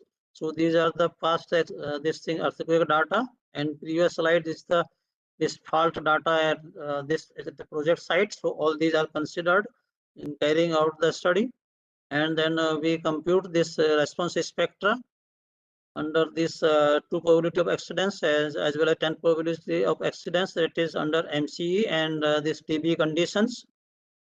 So these are the response spectra for a specific project, and these are the acceleration time history in vertical as well as in horizontal direction. Using these parameters, we carry out the stress analysis. So for carrying out the stress analysis, software packages are available in the market, that is ANSYS, LUSA, Solvay, Adina, Nestran, IDEA, SAP, Abacus, Hyperverse. CWPRS is having so many software packages. That is Abacus is available, LUSA is also available. Then geotechnical softwares are also available with us. So these are the generally type of analysis carried out for the stability analysis. That is a convention analysis. Then 2D, 3D static analysis by FEM, 2D, 3D pseudostatic analysis using FEM, 2D, 3D pseudodynamic analysis, and 2D dynamic stress analysis. So these are the loads considered. They are doing analysis as per BIS criteria, that is IS code 6512/1984. So these different loads we compute. Any additional loads are also being applied as per the site conditions. So these are the standard 7 load combinations being considered in the analysis. That is empty condition, then the normal operating condition, flood discharge condition, then flood discharge with extreme effluent pressure, and earthquake load combinations. Then this is the few dams we have carried out. There is the stress analysis, this thing. So here you can see one case study, that is Hirakud Dam. We have carried out the stress analysis for Hirakud Dam.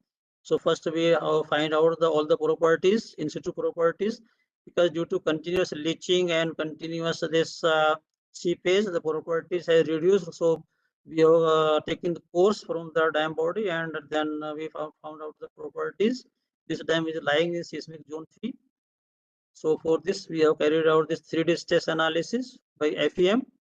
So we are having software, LUSA software, we have used this thing, and we have carried 4 noded linear tetrahedral elements. We have reproduced operation gallery, foundation gallery, solutions, all galleries we have reproduced in this. And we have considered 3D brick, this 3D elements. So these are the stage distribution.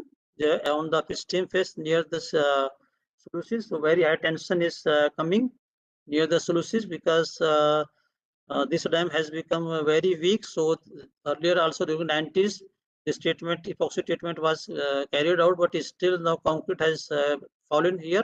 So again, they have to carry out the treatment. So this is a minimum principal stasis similarly.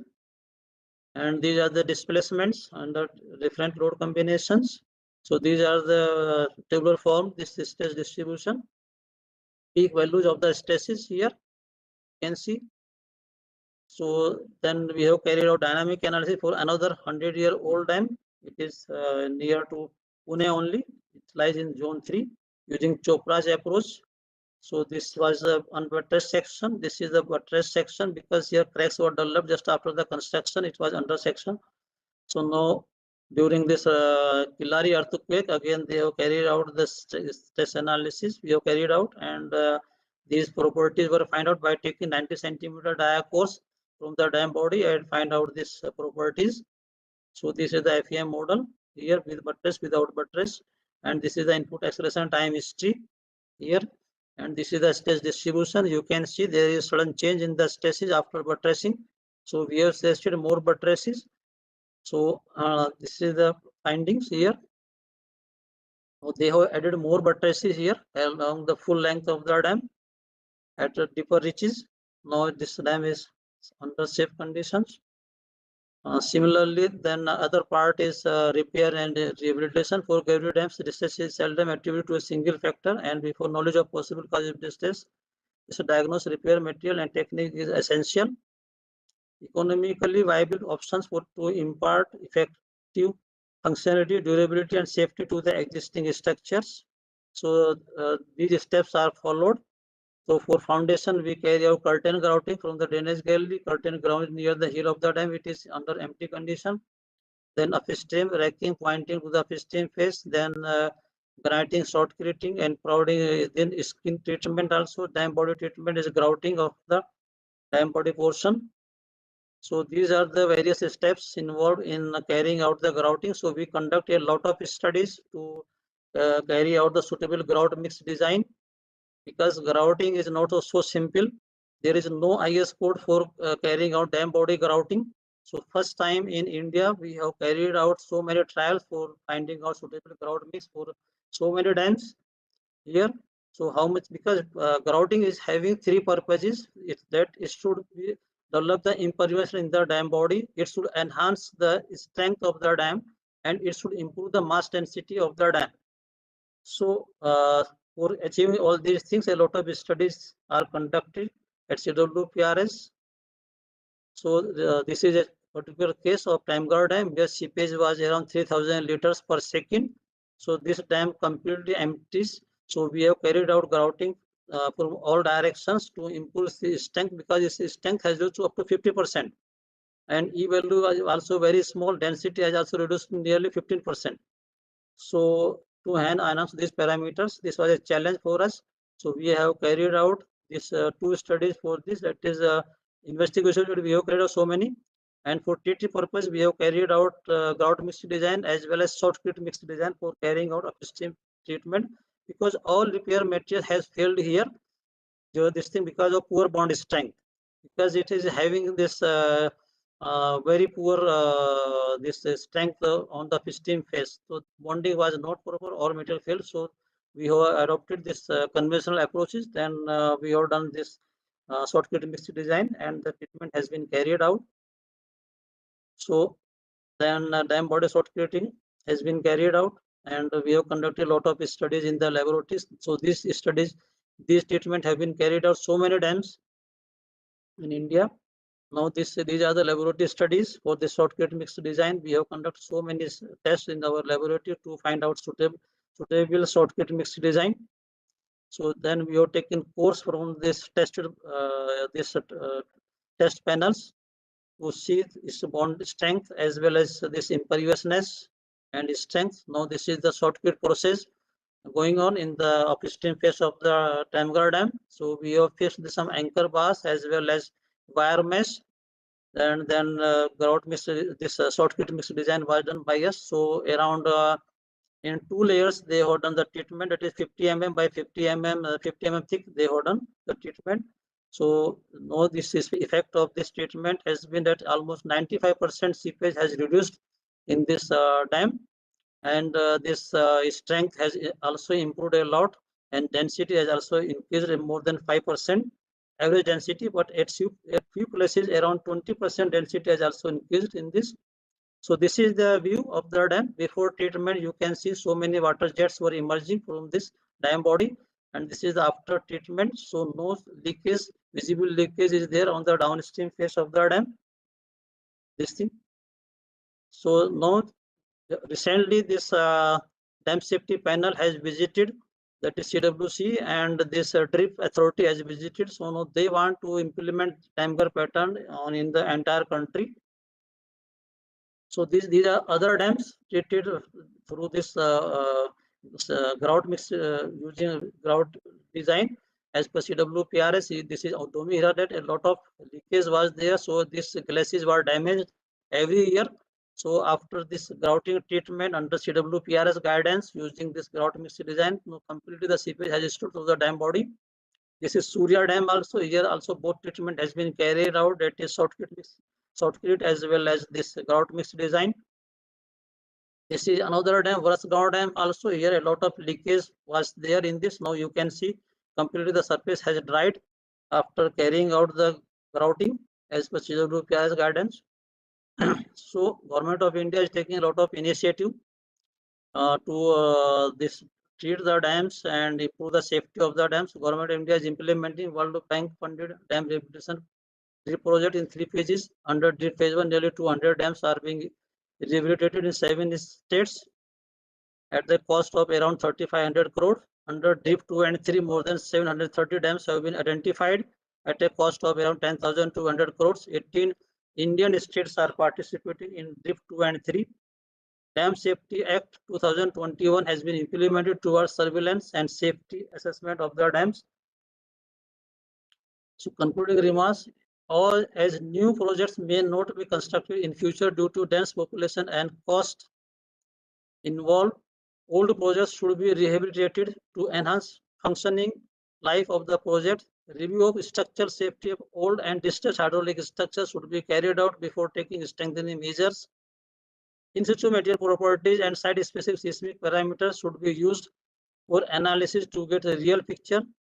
The state-of-the-art methodologies such as seismic tomography, nuclear logging, pressure technique, in-situ test are very useful in assessing the health of the dam. Detailed stress analysis using FEM should be carried out as per BIS guidelines. Grout and shortcut mix design assessing suitable repair material should be done prior to treating dams for seepage control and repairs. Thank you for your kind attention.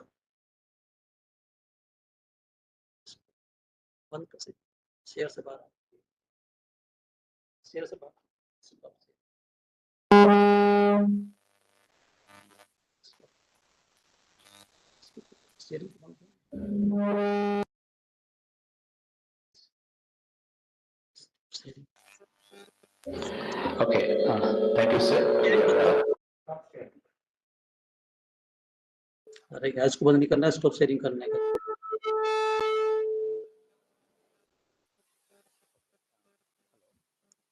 Pardon me. So any queries? Okay. Sir, thank you for your nice presentation on structural safety and rehabilitation of dams. Yes. You have really shown the various tools that are required, and some case studies were really interesting. Thank you, sir. I request the participants to contact him through online for any clarifications. Now we break for lunch. I request all of you to just come back quickly. So we have scheduled a presentation online by an international speaker, Professor Sebastian Arbiculum from Liege University of Belgium. He'll be speaking on retrofitting of dams spillway operating. So I request all of you to have a quick lunch and then reassemble back in this venue. So we expect the seminar to start at 1:55. So I just want you to have a quick lunch and then please assemble back to this venue. Thank you.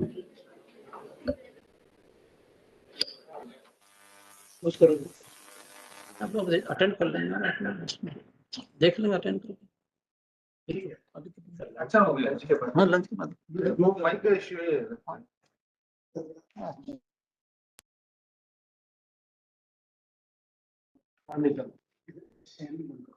नहीं हो गया था, आगे हो गया था, वो लोग उधर ही बंद कर दिया, उधर शेयर करता है, बंद कर दिया, नहीं बंद हो गया ना।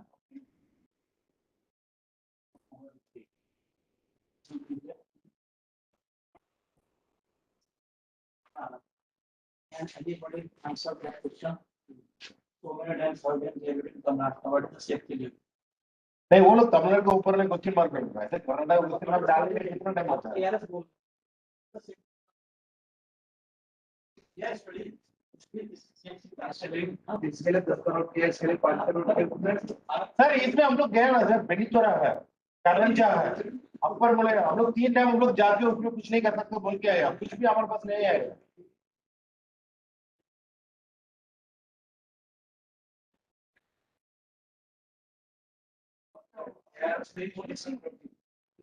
ऑनेस्टली नहीं किया था और सर हम लोग 3 टाइम उसमें 4 टाइम दिखे हम लोग उसमें 3 टाइम दिखाए होंगे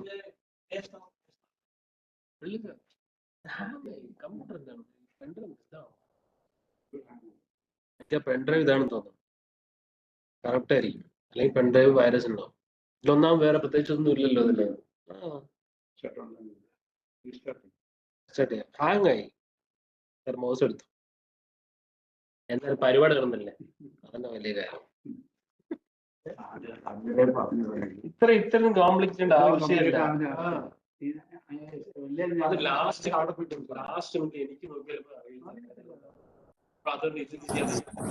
My wife is angry. No problem. We'll send her. Lance is below, na? Name of the file you could get. BIS PPT तो मेरा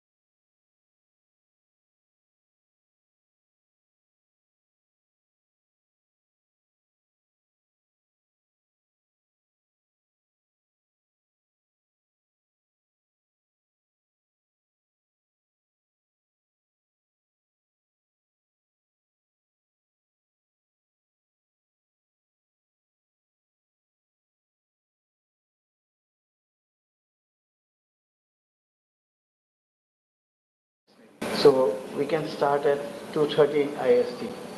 By the time and all crowd will be here. Yeah, I think you can ask him. Hello? Hello, Sebastian. Hello? Good morning. Hello, are you hearing me? Yes, I hear you. Okay. Can I request you, actually, there has been some delay here in India. I'm sorry. So if you permit, we can start your talk at 2:30 IST. If you allow. Okay, so in 20 minutes? That means 20 minutes from now, 15 minutes or 20 minutes, whatever you feel. I'm so sorry, because everybody is eager to listen to you and very, very eager. So, but it so happened there has been some delay. Okay, Sebastian? Okay. Kindly bear with us just 15 minutes, okay? But so Okay. nice to see you, right?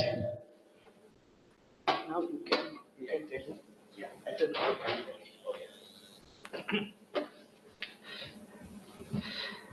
Good morning, Dr. Sebastian Erbiculum, sir. As our professor mentioned, we had some delay in the morning session. And then we had to break lunch a bit late, and then people are coming expected another 10 minutes. So please excuse us for making you wait for some time. We understand your time. We respect that. I hope you try to honor our request, sir. It will be hardly 15 minutes. We will definitely start the program, and we look forward for your wonderful presentation, sir. Thank you, sir. Thank you. Okay, no problem. So, Professor said we'll.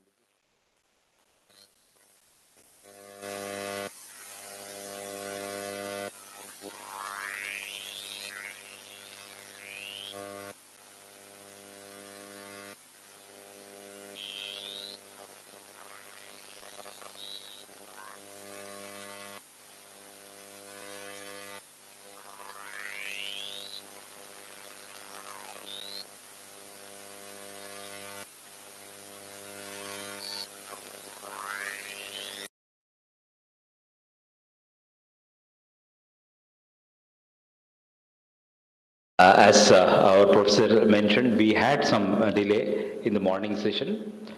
And then we had to break lunch a bit late, and then people are coming expected another 10 minutes. So please excuse us for making you wait for some time. We understand your time. We respect that. I hope you try to honor our request, sir. It will be hardly 15 minutes. We will definitely start the program, and we look forward for your wonderful presentation, sir. Thank you, sir. Thank you.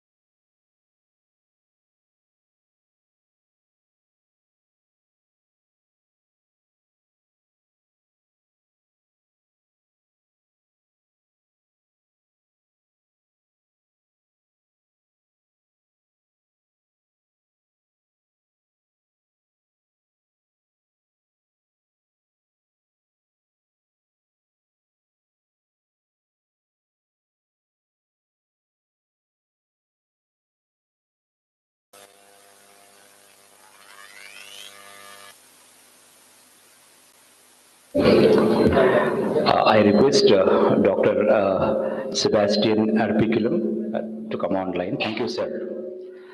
To begin with, our apologies for the delay in starting this program. Ladies and gentlemen, I'm delighted to introduce the next speaker, Dr. Sebastian Arpicum.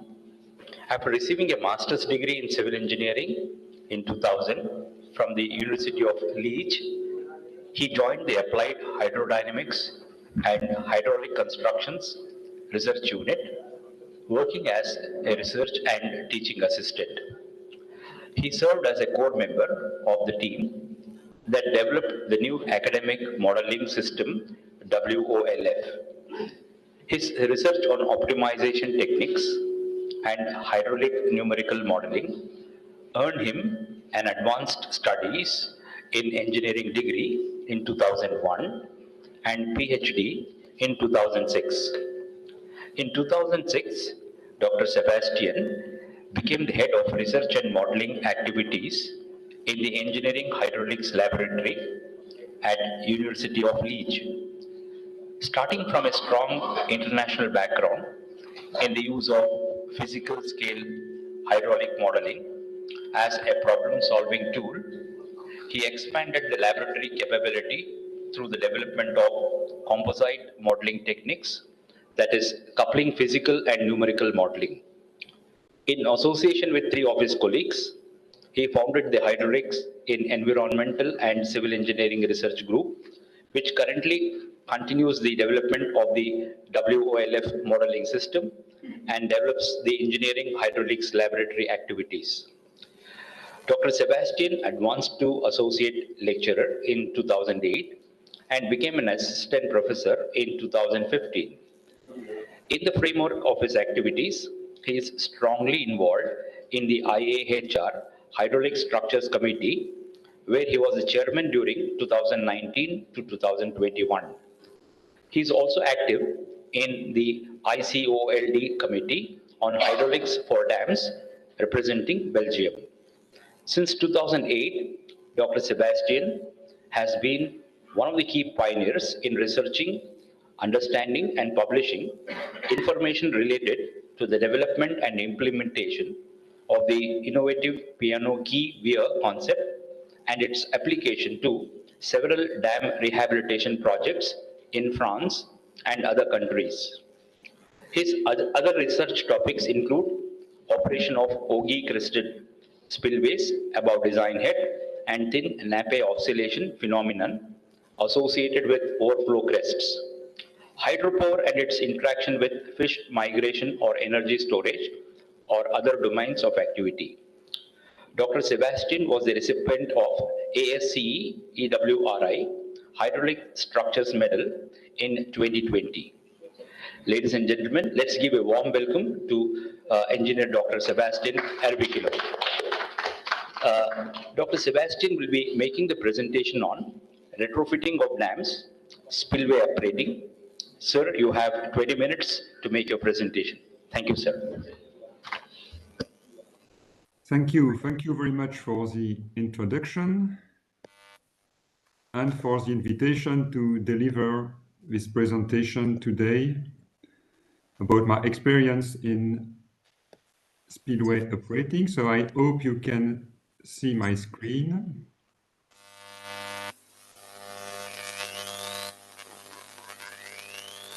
Hope everything is working properly. And so we start this talk. So thanks again for the invitation. It's really an honor for me to share my experience about spillway operating with you today.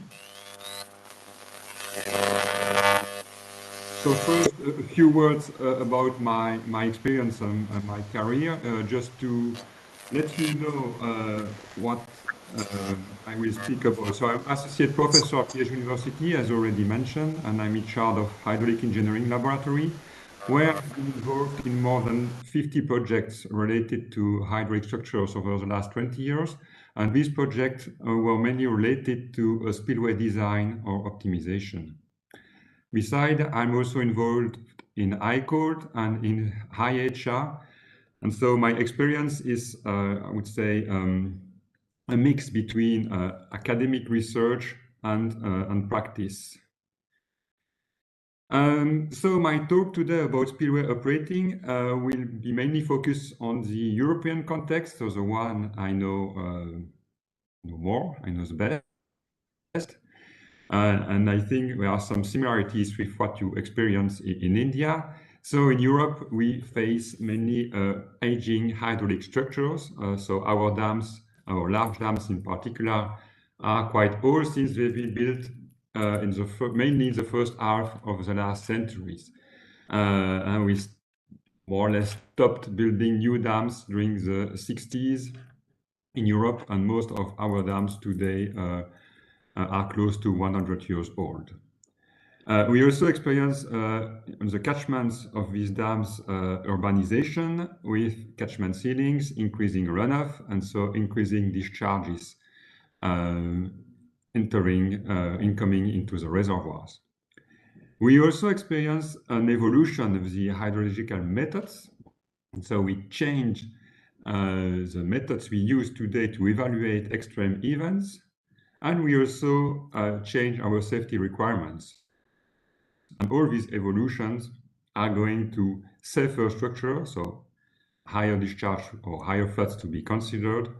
And when we look to the evolution of hydrological methods, very often the new methods leads to increase the value of the extreme events we have to consider when designing our dams. In addition, we all know that today we start to face the consequences of climate change, and these consequences in most parts of the world induce more extreme and more severe extreme events. So this will also affect our dams. Finally, in Europe, we experienced during the last, I would say, 20 years, some very large floods. So with spillways facing very extreme events, and for sure this also contribute to the fact that we, or the public, ask us to take more care about the design of our structure, want to be sure they are safe. And so all this leads to the fact that today, and this is not new, we started to rehabilitate our dams something like 20 years ago in Europe. But many large dams in Europe are or were in need of spillway operating. And so what did we do? First, we had to define the objectives of these spillway operatings. And for sure, the first one is to increase the discharge capacity. But once you start to do works on your dam, increasing discharge, once you start to do work on your spillway, increasing discharge capacity is usually not the only objectives. And since we had to do works on our structure, we also defined several other objectives. This can be also to reduce debris blockage probability, which is still a key issue for spillways. We can also try to increase the reliability of our spillway, and you will see in the examples I will show after. Usually, when we operate a spillway, we are going to add a passive spillway, so a free flow spillway, if the dam has no passive spillway, so if it only has gates, for instance. We try also with this operating to decrease maintenance requirements, to increase the robustness, so to increase the ability of the system to deal with higher discharges than the one which has been considered for design. And we can also wish to, for instance, provide flushing capabilities, the spillway, or to increase the reservoir volume if possible. So when we want to operate our spillway, we first have to define the objectives, which are not only to increase the discharge capacity. Then, since we deal with existing structures, we have much more constraints than for a new project, and the main constraints is often a very limited space which is available to operate our system, since everything is built on the dam and on the valley. Also, the structure we are dealing with are usually in operation, and so often we cannot afford, for instance, to draw down the reservoir during the works, since the cost of, for instance, stop in hydroelectric production or the waste of water for irrigation is too costly, I would say. And so we have to find a solution where we keep usually reservoir level at high elevation, so we keep the storage capacity of the system and the use of the storage capacity. And we also have for sure to maintain the flood discharge capacity during works. And so all these constraints, and in particular the two last ones, are to be considered and influence the solution we will apply. And these solutions are numerous, so we can imagine to modify an existing spillway, or we can replace completely the existing spillway, or we can add an additional spillway, but we can also increase maximum water level, for sure, looking at dam stability, but a way to accommodate larger flood is to increase the maximum water level. Or, and this has also been done, to do more accurate hydrodynamic computations, for instance, regarding flood routing through the reservoir, and so to have a better prediction on how the flood will propagate in the reservoir and what will be the real discharges which will have to be released by the spillway.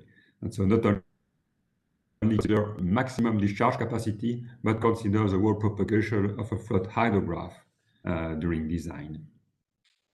So in order to illustrate this, I propose you 3 examples during this talk.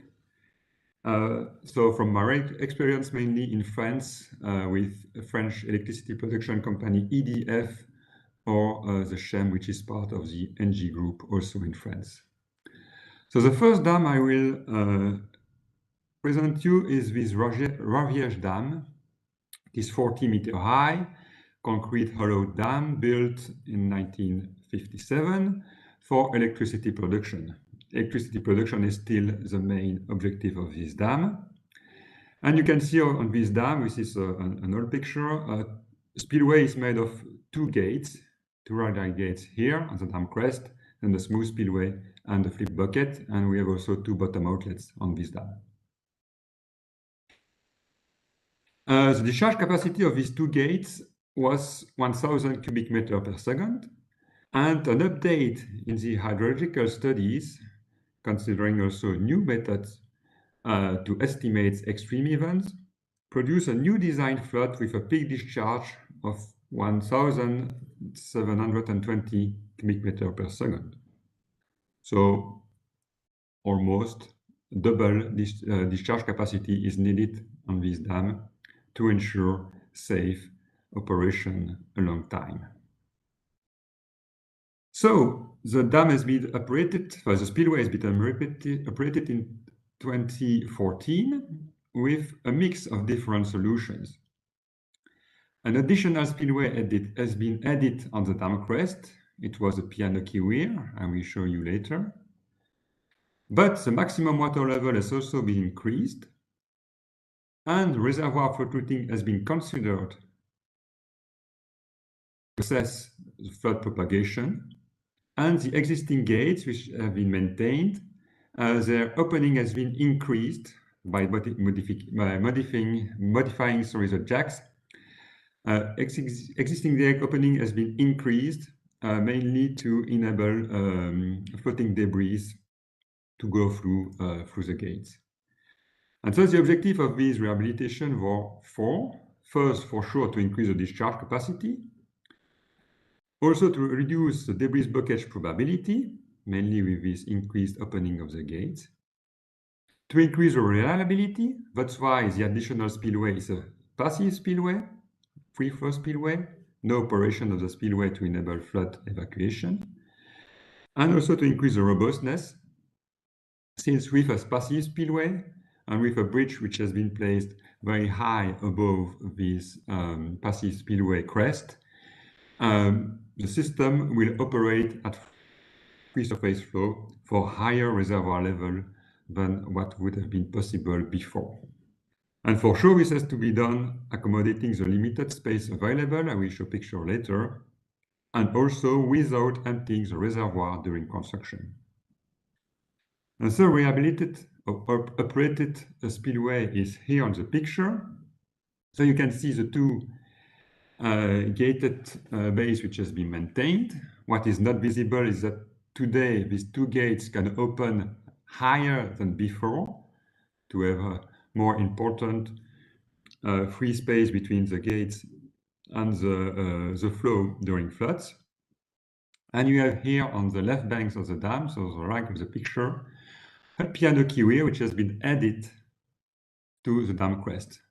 And so a piano key weir, as you can see here, is a nonlinear weir, so something like a labyrinth weir, where we have a much longer crest than the width of the structure on the dam. And such structure enabled to release very high discharge for limited head upstream, and so is very effective in terms of flood evacuation. What you can also notice here, which is usually a key issue for for spillway operating, is the energy dissipation system. Why is it a key issue?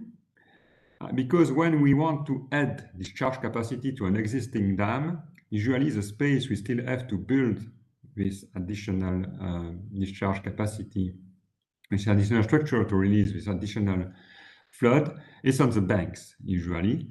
And so we have to redirect the flow to the main riverbed.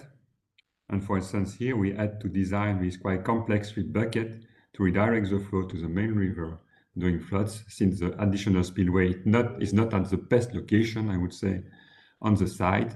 But there were no options since we wanted to keep the existing spillway here. And here is a power plant, so no place to build something new. Second example is the SR Dam, again in France. It is a 43 meter high concrete gravity dam here. It's not an arch dam, it is a gravity dam built in 1927, again for electricity production. And existing spillway is made of 3 gates on the left banks of the valley here, with a smooth spillway channel here, with quite limited slopes at the beginning. So on this 100-year-old or almost 100-year-old dam, the new design flood is 45% higher than the design flood considered when the dam was built. So we had to do something to operate the spillway of this dam.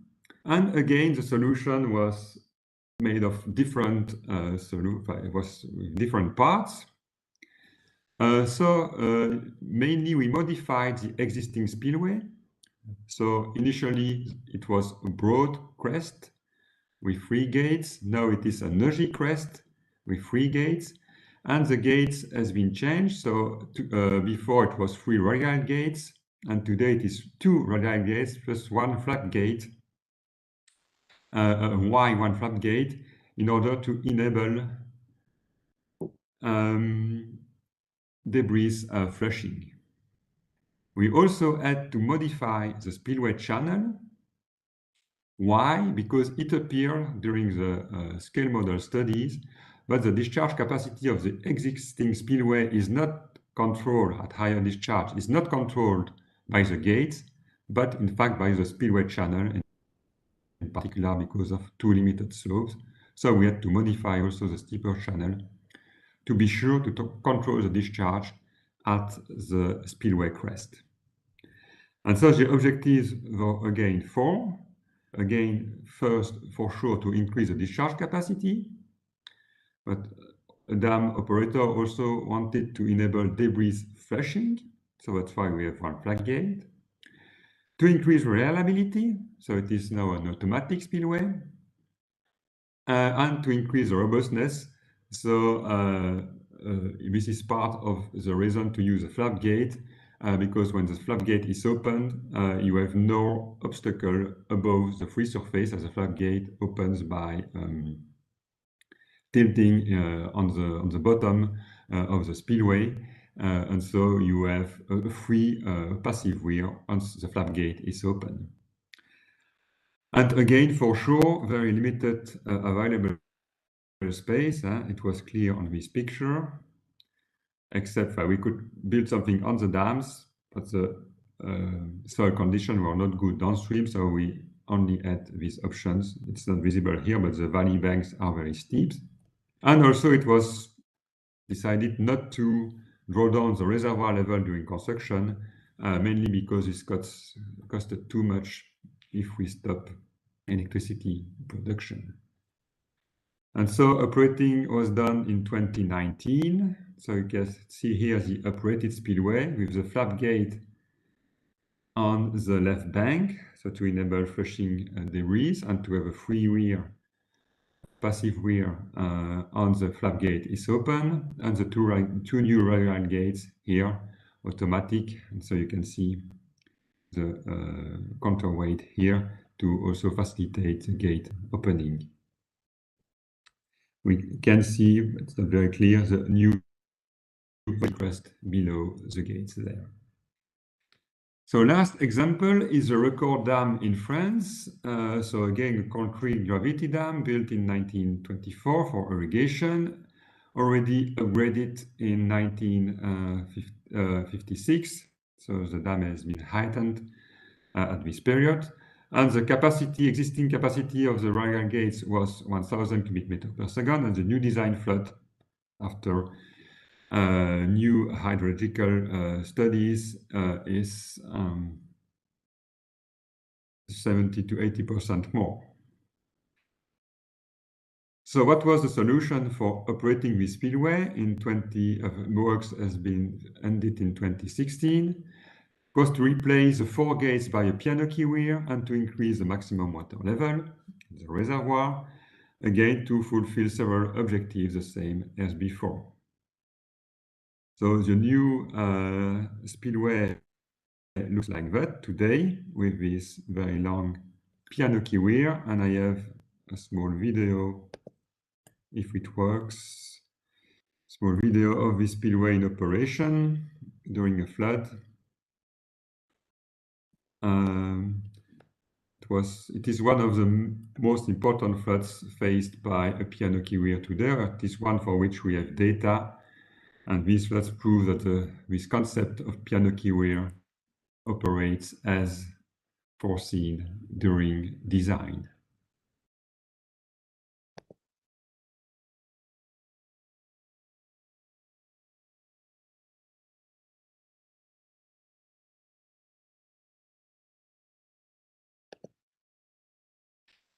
And so, as you could see, in most of the examples I show you, and I have tens of others if you wish, we are doing a massive use of nonlinear weirs when operating spillway.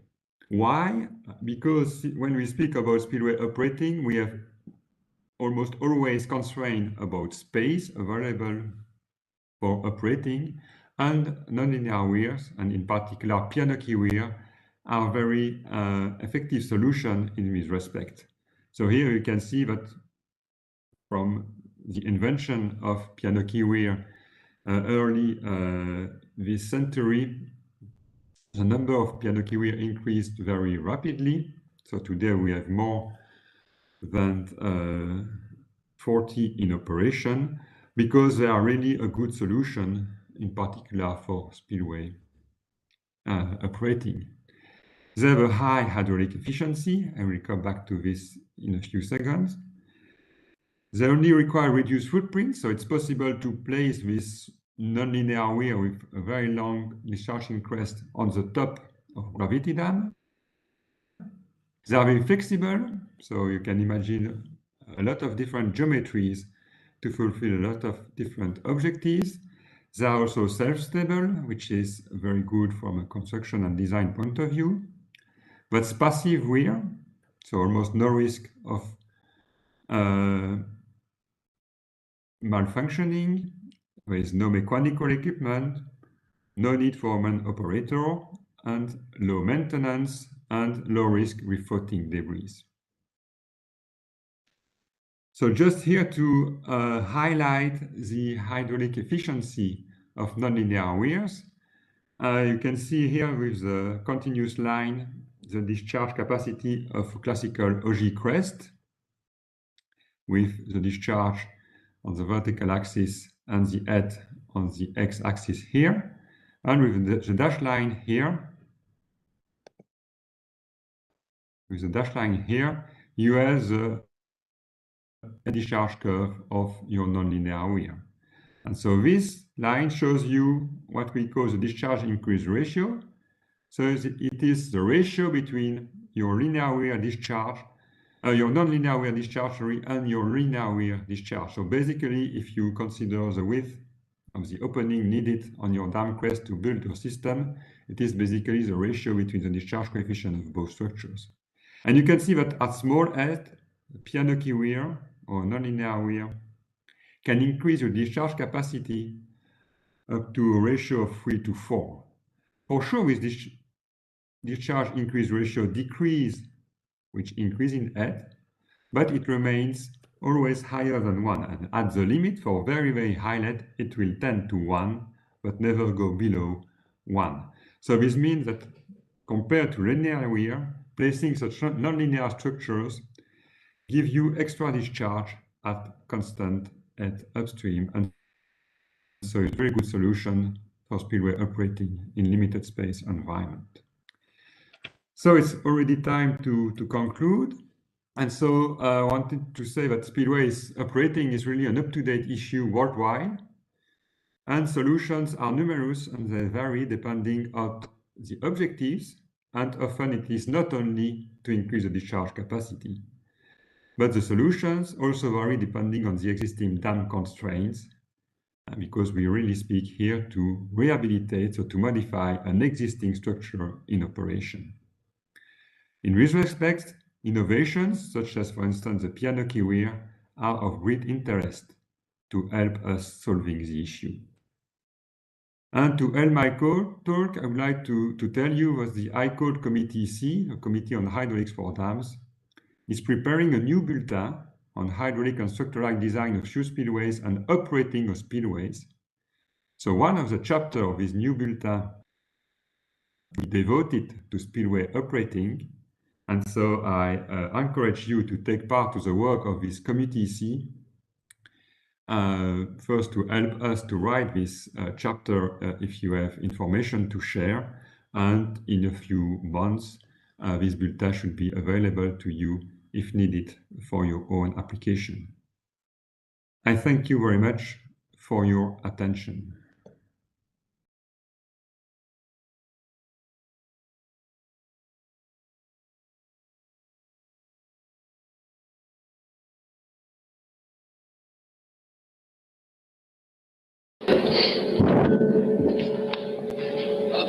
Dr. Sebastian, we really appreciate the wonderful presentation that you have delivered on retrofitting of dams, spillway operating. The entire presentation was well structured. You started with a simple concept of what is spillway operating, and then you took us through to case studies, and then finally some simple design concepts involving how exactly we try to do the calculations. So we really appreciate your efforts to share your valuable inputs in this area. So on behalf of the Bureau of Indian Standards, Water Resource Department, okay, and Sri Jayachamrajendra College of Engineering, JSSTU, we really thank you immensely for your time and effort. So thank you, sir. I request all the audience to join me in clapping and then showing our appreciation to you, sir. Thank you, sir. Thank you for your time. Thank you. Thank you very much. And so I shared my email address in the chat for those who want additional information. And I wish you a fruitful seminar.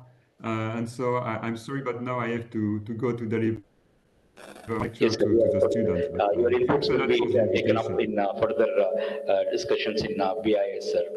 Thank you, sir. We will take your email and then we'll keep in touch with you, sir. Thank you. Thanks. So have a great day, sir. Thank you. Thank you. Thank you. So, ladies and gentlemen, we next presentation. Now I request Professor Nayan Sharma to be seated on the dais. Please be, sir.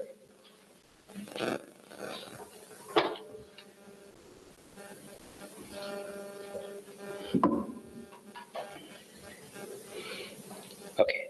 So before we start, I would introduce to you all Professor Dr. Nayan Sharma. Initially in the morning, we could not do an elaborate introduction. So Professor Dr. Nayan Sharma is a distinguished professor in Shiv Nadar University, Institution of Eminence, India, and was a former professor in IIT Roorkee.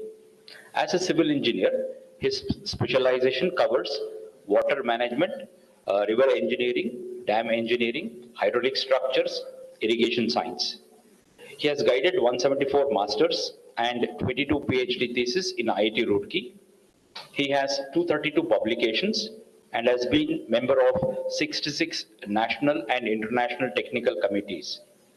He has conducted 125 consulting projects and 12 major national and international research schemes.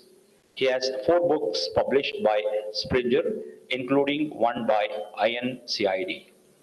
The Indian Society for Hydraulics conferred him prestigious ISH Lifetime Achievement Award for the year 2020 for his contribution to water resources engineering and hydraulics on 26 March 2021.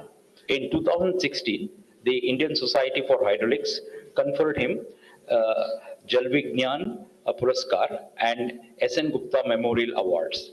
He was responsible for hydraulic design of innovative piano key weir technology as a first in India in a major hydel project in Himachal Pradesh using hydraulic and numerical modeling. This led to sizable project cost savings, adapting the unviable project into a viable one, besides boosting hydraulic efficiency of spillways for enhanced dam safety. He was a recipient of reputed Indo-Swiss Bilateral Research Initiative Award as visiting professor in EPFL, Lausanne, Switzerland. He was an honorary professor of river science in the University of Nottingham in UK. He was appointed member of the National Level Committee for drafting New Ganga River Act constituted by Ministry of Water Resources, Government of India. He delivered talks in the Imperial College London, Southampton University in UK, Edinburgh University in Scotland, Swiss Federal Institute of Technology Lausanne in Switzerland, University of Iowa in USA, Instituto Superior Técnico Lisbon University in Portugal, and Göttingen University in Germany. He delivered Dr. K.L. Rao Memorial Lecture in 26th National Convention of Civil Engineers, Institution of Engineers, India, and S.N. Gupta Memorial Lecture in the 21st Hydro International Conference of the Indian Society for Hydraulics. His innovative design on stream energy harnessing, that is submerged vanes technology, was implemented by IWAI on the Ganga River and was promising results for low-cost sustainable navigation channel development. His latest book, River System Analysis and Management, was adopted as top-down rated title, performing as leader in 2017 by book publisher Springer. He was adjudged star performer and awarded excellent rating on overall performance for year 2005-6 by IIT Roorkee.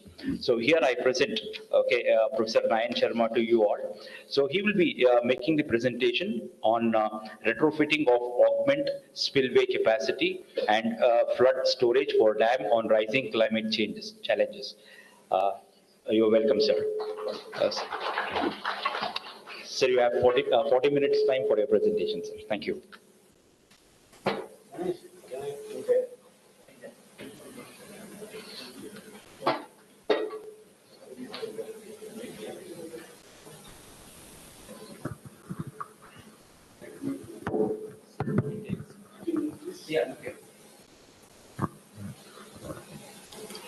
Good afternoon, ladies and gentlemen. Well, it's my proud privilege to speak before you. Anyway, I'm a very small fry. Please overlook my CV. Just one of you like that. I'm hardworking, no doubt. I'm terribly hardworking person. Okay, this focus of this lecture can be traced back to 2021 December, when the Dam Safety Bill Act has been passed by Parliament. I was so happy because I myself designed about 20 dams, not as a professor of IIT, but I designed 20 dams and I constructed one dam also. So I worked in the field. I filled measurement book, MB, like a field engineer. So I have seen both sides of the coin. I was a field engineer for 10 years, and I was IIT professor for 3 decades. So I'm going to share some of my experience, and my friend Sebastian, who just spoke, he's again very humble. He's much more than me. I'm so glad he could speak something.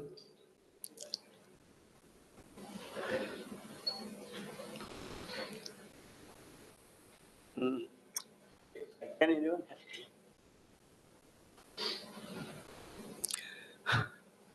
Well, I will quickly cover, because time is very less, and see the backdrop of everything comes from climate change.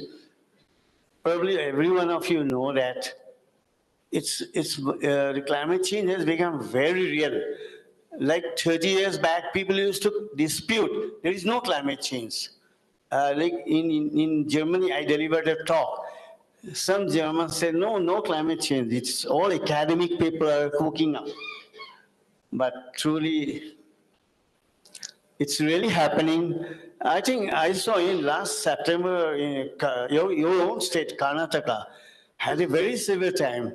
Almaty Dam, this KRS, Kabani, and because I have been coming to Karnataka at least 10 times from Roorkee, taking my students.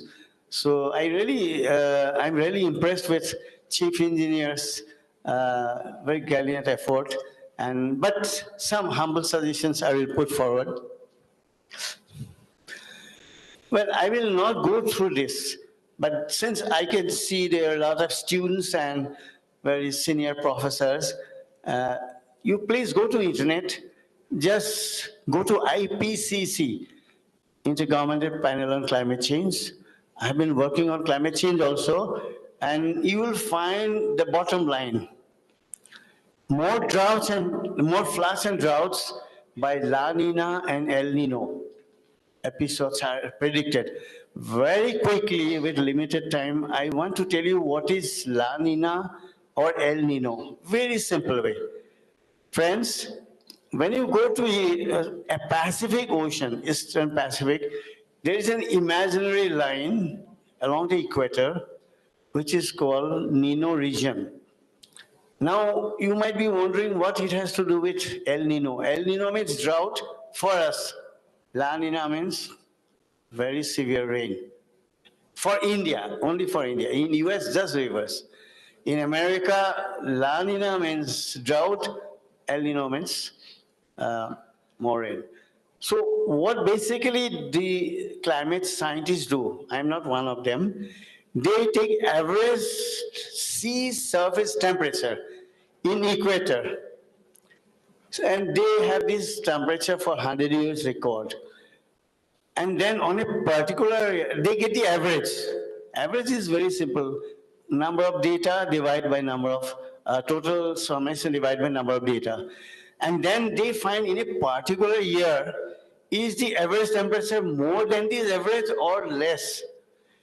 If that temperature is more, then they say it's a El Nino year. Very simple. Means sea surface temperature of 100 years average and particular temperature for 1 month.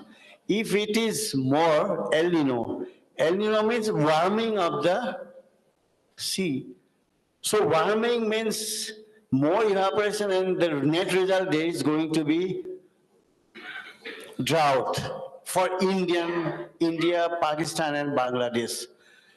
Another way is if the temperature on a particular time, particular month is less than the 100 years average sea surface temperature, then it is La Nina. La Nina means it is cooler. So La Nina means there will be more rain, more floods, and unfortunately this year is a La Nina year. There have been tremendous rain in Pakistan. You might have seen. Pakistani economy is already in a doldrum already, and it is now crushed. Their rupee, $1 is now 253 Pakistani rupee, as against 81 Indian rupee. We really feel sorry. They are our friends, they are neighbors only. But this shows that this flood in Pakistan has crippled them. Same thing happened in Bangladesh this year.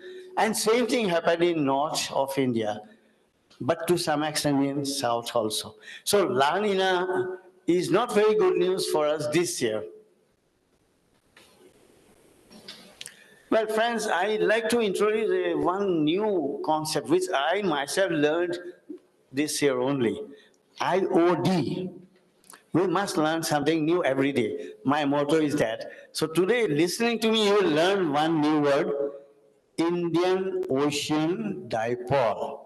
Very simple. What dipole means, two pole, right? Indian Ocean, everybody knows, starts, for us it starts somewhere from Bombay, Arabian Sea, and it might go up to Indonesia. Now, again, sea surface temperature. If the sea surface temperature in Bombay, near Bombay region, average on a particular year is less than the average, that means it is cooler. And if it is in Indonesia, if the average sea surface temperature is more, that means warmer. It so happened this year, IOD became negative. Means the average sea surface temperature in Bombay region is less and it is more.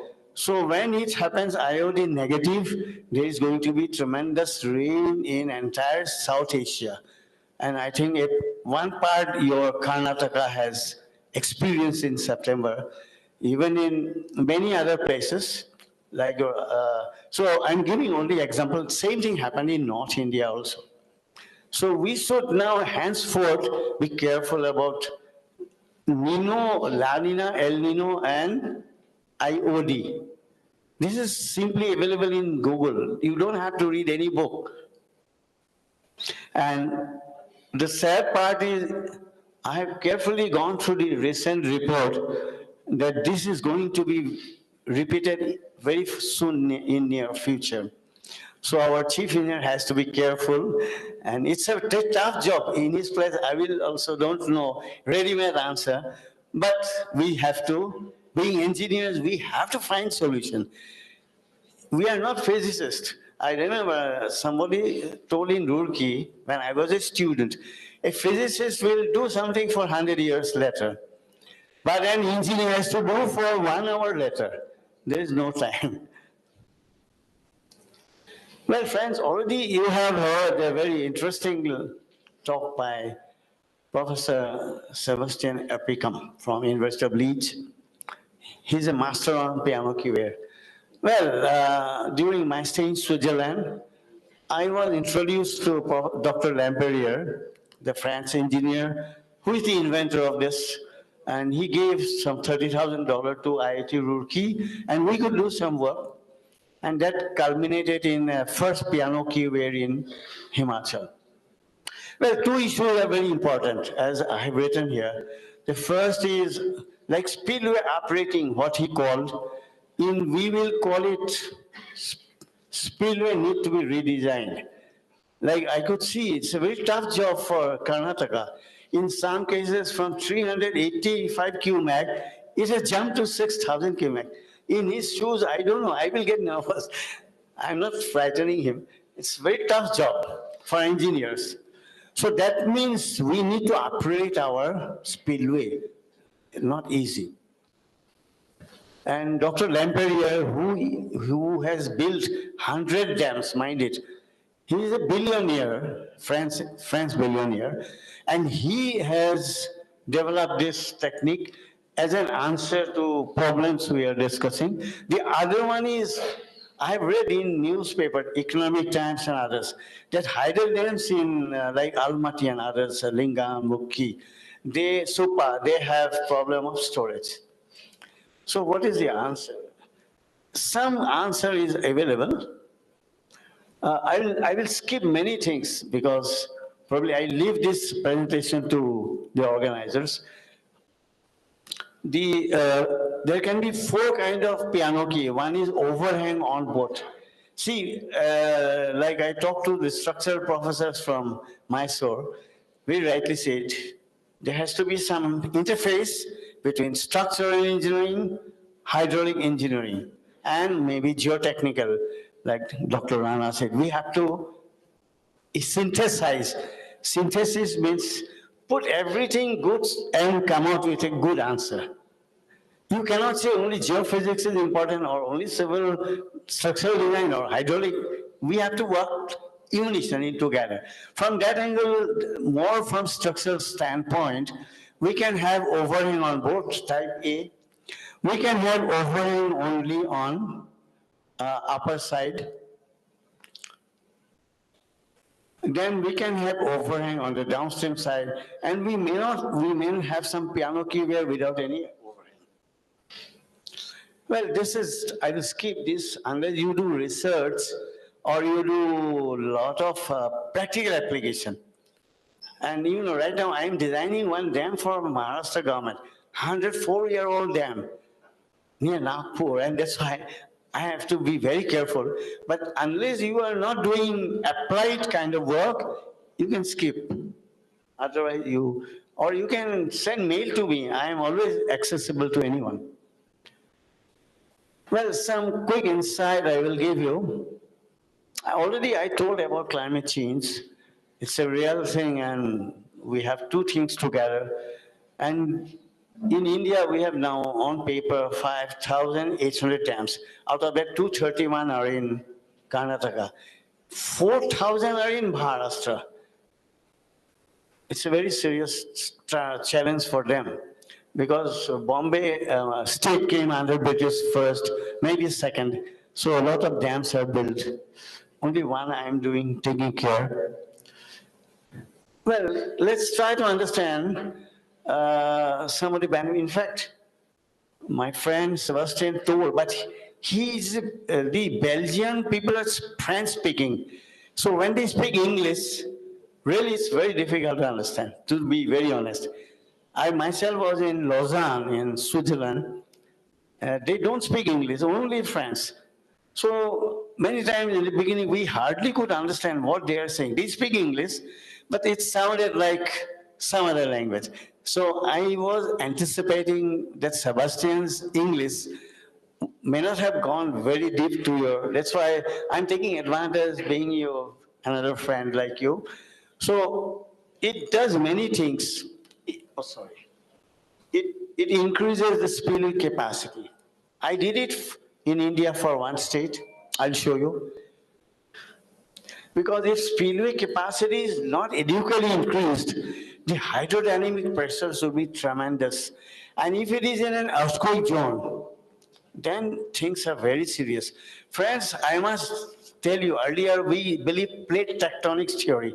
Plate boundaries are only vulnerable to earthquake. Those days are over. I'm not an earthquake engineer, though Roorkee is one of the best in the world. But now they tell that now earthquake can happen of anything, anywhere. Koina is not supposed to be the seismic coefficient of Koina is only 0.16G. 0.36G is the northeast. But you see what kind of devastation thing happened in Gujarat and all those. Even Kerala is also facing. So what we can learn that we should not be in the comfort zone that only these are the earthquake zones, rest we are safe. Those days are passé. Second is piano keyboard. It helps you increase storage. That's what I am doing for Master WRD. The chief engineer, I met the engineering chiefs also, they told me you increase the storage. Why? They said that this dam, name of the dam is Asola Manda. They want to increase the irrigated area from 10,000 hectare to 56,000 hectare and generate more power and some flux storage, everything. And these they want without changing the FRL, mind it, full reservoir level is same. Obviously, you can't change. So all this kind of tightrope walking, I am happy. I finished my CFD analysis. We got something. So we need to do some studies to increase the storage. We can do it, achieve with piano keyware. Oh, before I forget, piano keyware can increase the discharging capacity as high as 5 times of OGI. For civil engineers or for dam engineers, is fantastic. Suppose your discharge is 5 times more, same waterway, no increase in crest level, same, you can achieve. That's what I was highlighting, that same FRL, storage can be increased. And the beauty is, it can be placed on existing dams. Only second stage concreting. I remember myself when I was working in, I belong to Assam. I was working there, and as an assistant engineer, we did some second stage concreting with grouted, with anchor bar, so it is still intact. I'll skip these are only for, again, researcher, but my PhD student in Roorkee, they did work on that, and so I will skip it again. This is done in a flume. Well, this is interesting. It will give throw more light on the benefits of piano keyware. Because your problem is like Sebastian pointed out, space limitation, very right. See, it's very tough for our chief engineer. His space is very limited. And if he doesn't, then the efflux will be more, backwater will go more. If he allows more energy there, so hydraulic jump or whatever happens will be going long. So he has to remodel everything, the Stellic Basin. I'm doing a project for NHPC right now for a big dam, 160 meter high, and it's really tall, it's a tall order. But the benefit is, see, I'm keeping the head same. My discharge is 1,000. This data is not mine. This is by Professor Blake Tullis from Utah State University. He published. I've just picked up. Same head, but waterway to pass 1,000 in conventional unit, 90 meter waterway. Cost is more, mind it. And you can save 70 meter waterway by going for piano keyware. That is why Himachal engineers, if you happen to visit one project there, you'll find my name there. They have, and that project was inaugurated by Honorable Prime Minister on 26th December 2021. I will show you. Similarly, you have two choices. In one case, you need waterway, but the Maharashtra WRD wants more storage. So they want more storage. And here I'm giving an illustration. Again, Blake Tullis. Just see, the waterway I'm keeping same, 60-60. This is the conventional, and this is piano keyware. But you see the head, to pass 5,000 with same waterway, same spillway length, in conventional unit 10 meter height, head over crest, whereas you can pass only with 2 meter. So what is the lesson? You can store how much storage? 10 minus 2, 8 meter. So 8 meter storage multiplied by the water spread, mind it. The one I am doing for Maharashtra is 50,000 square kilometer, multiplied by, suppose I save 2 meter. So much storage space is available. Mainly this problem is serious for hydel dams, because I am doing one work for Northeast. Every time there is flood, the hydel people, because they have a rule curve, they follow strictly the rule curve, they have to release water, there is flood, then the agitators say, we'll decommission this dam. And I was called, I said, how can you blame these people, this design right? So I gave this solution that without decommissioning dam, but by remodeling, retrofitting, you can achieve this. Well, I was so lucky when I was I was still from Roorkee. They selected me as a Indo-Swiss. In fact, I'm just mediocre. I tell you very honestly, I'm just a mediocre guy, maybe a bit less intelligent than many, but hardworking. And I remember Thomas Alva Edison said, "It is the sweat, not the brain." So my brain may not be too much, but I really hard work. And that's how I got a chance to go to Switzerland. I got a fellowship. There were 9 IIT professors competed, and I thought I don't stand chance. Because I am not an IIT graduate. I got my master and PhD from IIT. So I thought my chances are less, to be very honest. I am a frank person.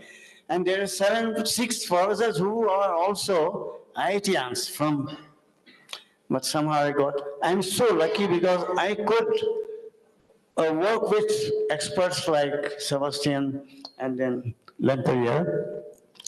So I will not go too much on this, but I will invite questions if you want. This dam, Gular's Dam, and this is the model study. This dam, this is shown by Sebastian also. This dam is 70-year-old dam. During Second War, Hitler dropped some bombs also nearby. That time the aircraft were not as accurate as nowadays. So the dam did fall on Gullers, and that dam was saved. And the people in France, they say that there is a lot of change in hydrology. The dam was designed in 1910 data. And in 1980 or in 2010, they said we are feeling unsafe. So they got latest satellite data. Now you should know that you can get satellite data. You please don't go to IMD, don't go anywhere. Just download. You get accurate satellite rain data, accurate. If you want, you send mail to me. Without spending 1 rupee, you download it, use it. Okay. Because IMD, Indian meteorological data is doubtful. Very frankly, I hope nobody is from there. I don't blame them, but it's part of life. But satellite data is accurate. So using that data, they say that they found this dam is unsafe, as Karnataka has also found. So they built, what they did, as a space is not there, the right abutment of the dam has been control blasted.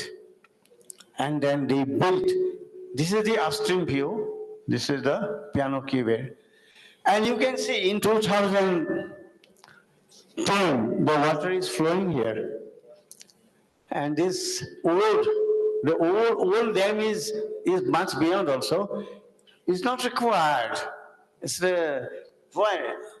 You again remember, piano keyway can pass as high as 5 times more than a Ogi. Ogi, there are 2 types of Ogi. Vertical upstream phase, one is sloping. Sloping upstream phase will give more coefficient of discharge. Why? The flow separation is not there. In vertical, there will be a deformation. And you must, we all know, you not must, you know it, that when discharge passes over a crest, If there is no eddy formation, then coefficient of discharge is more. So even that is surpassed 5 times. There is another dam in France, Atroid Dam. And I was briefly involved with this. I was involved with when in Switzerland, they got a consulting project for France. And this physical modeling I was involved. Well, this is, Sebastian has also shown, Saint-Marc Dam. The French people don't pronounce Saint, they say Saint. I hope he is not listening.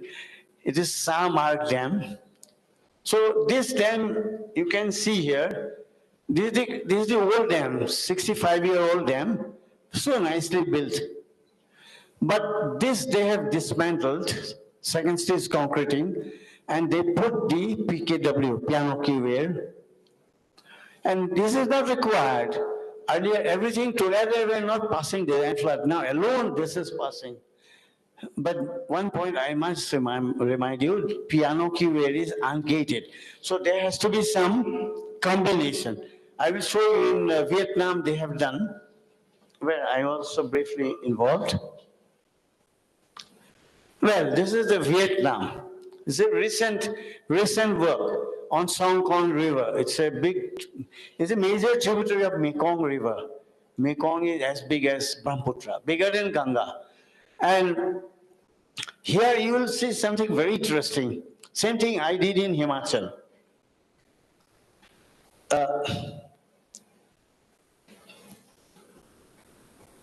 See, this is piano key wear, this side piano key wear, and in the center it is conventional gated. There is a good reason. Beside being a dam engineer, I am also a river engineer. My original doctorate is in river engineering, mathematical modeling. So in river, we must exercise some control over the river. If everything is piano key wear, you lose that control. Without gate, you can't control anything. That's the reason they have maintained several gate. And the discharge is bigger than these rivers, more than Kaveri probably. Because almost 16,000 cubic. It's a very high discharge. But this is a very good example for us that we rather should combine conventional small part. Well, friends, I got a chance to, due to my former students working in Himachal Power Corporation Limited, they had a problem because the villagers, it is mainly hydro project, hydel, but the villagers, they want some drinking water, some irrigation also. So what to do? He contacted me and we conducted some model studies. I am only summarizing. So this is a model we made on a dry bed. This was done long back, 2010. These are the piano key wear and I'm combining with conventional spillways. The power intake is this side and then desilting. And this, you can observe probably that this is quite tall. It's 17 meter high. So the rock was not too good. So we put step spillways. And I think BIS is going to very soon bring out the IS code on step spillways. And that is in the offing, right? So, but without waiting for BIS code, I had to do with their permission.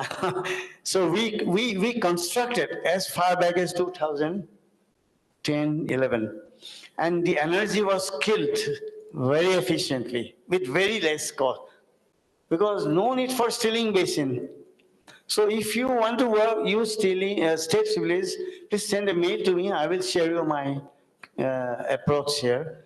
And probably very soon the code also will be there. Well, unlike southern India, north is plagued by sediment.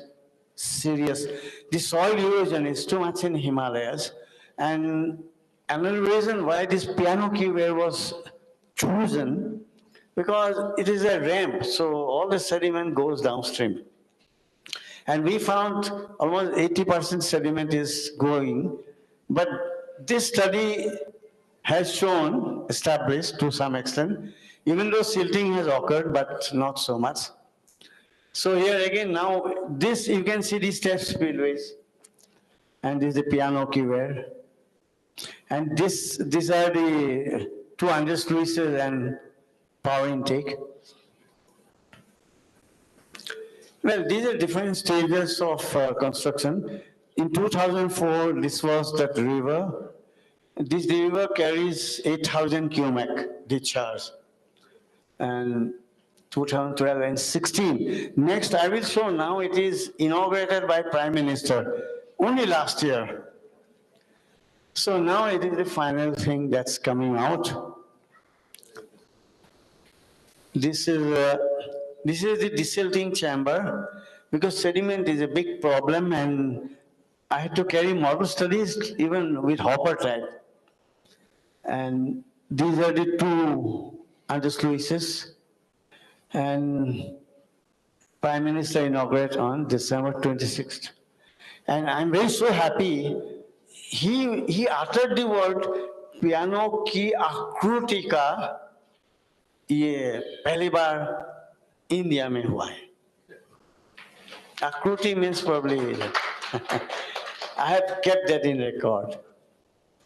Well, see, we engineers, we call cost effective everything. If it is not economically viable, then it's not a solution. So from that angle, again, I picked up from Blake Tullis. So he found that piano keyware for conventional gadgets are 4 times more. You can save a lot of money. And for whether private sector or government, this is very important. Well, before I wind up, I quickly, something I am working right now and I couldn't implement. Another technology called fuse plug. I'll not take much time, don't worry. Fuse plug is again comes under retrofitting. And I think these young, even undergraduate students, they can do a term paper. I don't know what is this system here. In IITs, we have term paper. So they can work for 3-4 months, review literature, and work on fuse plug. That's the reason why I'm showing it here. See, fuse plug is nothing, very simple. It's a big name given. You know fuse wire, when a big current comes, a fuse wire, if it is not there, entire wire will get burned up. The whole house will be on fire, right? So we get protection from fuse wire. Same, that word is borrowed and used here. And fuse plug is a collapsible dam. And nowadays in Europe, I have seen everywhere there, in Europe, Australia, even US, I will show you photographs.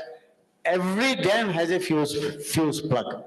But they don't say plug always, they say fuse devices. But in literature, they write plug. So the principle is behind that majority of water that overflows. Means dam is designed for a PM, first we know that PMP, probable maximum precipitation, right? And that probable maximum precipitation, PMP, is used to calculate what? PMF, probable maximum flood, which will exceed 10,000 year return also. But floods nowadays come, as I told you, recently, I think this year in China, a flood came, which was 5 times more than the flood. And that dam somehow, which this abutment escaped. So in that scenario, fuse plug is a fuse wire, nothing but a fuse wire. And the third point is, like in Australia, they go for earth earthen type of fuse plug, very cheap. I will show you, even the Americans. But in Africa, they are going for concrete blocks. Like I'm planning one fuse concrete block for a hydel dam in Northeast, which will serve two purpose. I'm making it only 2 meter high, so it will give a storage for 2 meter for the water spread area, and it will be washed away if there is an unprecedented cloud burst, which can happen nowadays. So that way the dam is not experiencing the hydrodynamic pressure, at which it will fail otherwise. So this is what I am saying. You quickly have a close look. One is, this is for dam safety. The top of the dam and top of the concrete fuse plug is same. So this will improve the safety. If a big flood comes, this is placed there and it is designed in such a way that if hydrodynamic pressure working on it and going over it is so much, it will topple, it will get washed away. By washing away, it will save the dam. It is only safety, but other one is something more. You can carefully see the height of the top of the fuse plug is more than the height of the dam. But it will get washed away, but it will create additional storage. And it's very cheap. I know, I saw in Europe, in 4 months they complete one fuse plug. Simply concreting, nothing is there. Design may take, nowadays we do design mostly in programming language. So design takes a week's time, and then you construction, so 3 months it's true. And in emergency, it will again get washed away, but it will not easily washed away, mind it. Because it is designed in such a way, the head over this should be at least 50%, only then it will get washed away. We can balance the weight of the concrete, submerged weight of concrete, very simple, with the hydrostatic pressure. Well, this is one fuse plug built in Australia. As this, but to cut down cost, they are using earthen material. So this is a dam, and this is a dam in the middle. They are putting the fuse plug, but this material is placed in such a way that the shear stress means destructive force working on it will be able to take away the soil fines. So it will get washed away. Same thing in Australia. Same Coppertown Dam. This is the fuse plug. And this is the middle one. I'm showing you. So these are freely available in literature. And I think even surveying engineers can also start looking. And for research scholars and people can do 3-4 PhD on this, I will say. Such an interesting topic, which depending on your skill of programming, nowadays we can always learn computer programming, at least those who are from academic background. Like I learned FEM when I almost became a assistant professor. Earlier I was knowing to pass exam. So finally telling myself, I thought it was so tough. I should learn shape function, I should learn polynomial, and then lateral form, it's nothing. It's as simple as that. It's like riding a bicycle. Once you think 2 wheels are difficult, but once you do it, it's nothing. So my advice to you, at least these college students should learn FEM to start with. Okay. So why it is required? Because we can then design this kind of in 2-3 days time, not more than that. Yeah, field engineers takes time. I worked in the field, so I understand. I could have learned FEM as an assistant engineer, even as an assistant engineer. Who will teach me? But being a scholar, I was sitting in a class in Roorkee doing my PhD. I had to learn. I had to pass the exam. So this is in Arizona. another fuse plug. This, you can see, this is the dam. This is all made of earthen material. Well, these are my last. As I told, at this point of time, I'm doing a consulting project for Maharashtra Water Resource Department. And name of the dam is Salamanta, and it's very old. The dam was completed in 1918. So now it is 104 years. It's very close to Nagpur. It's a very beautiful place. I have been once only. I will go again.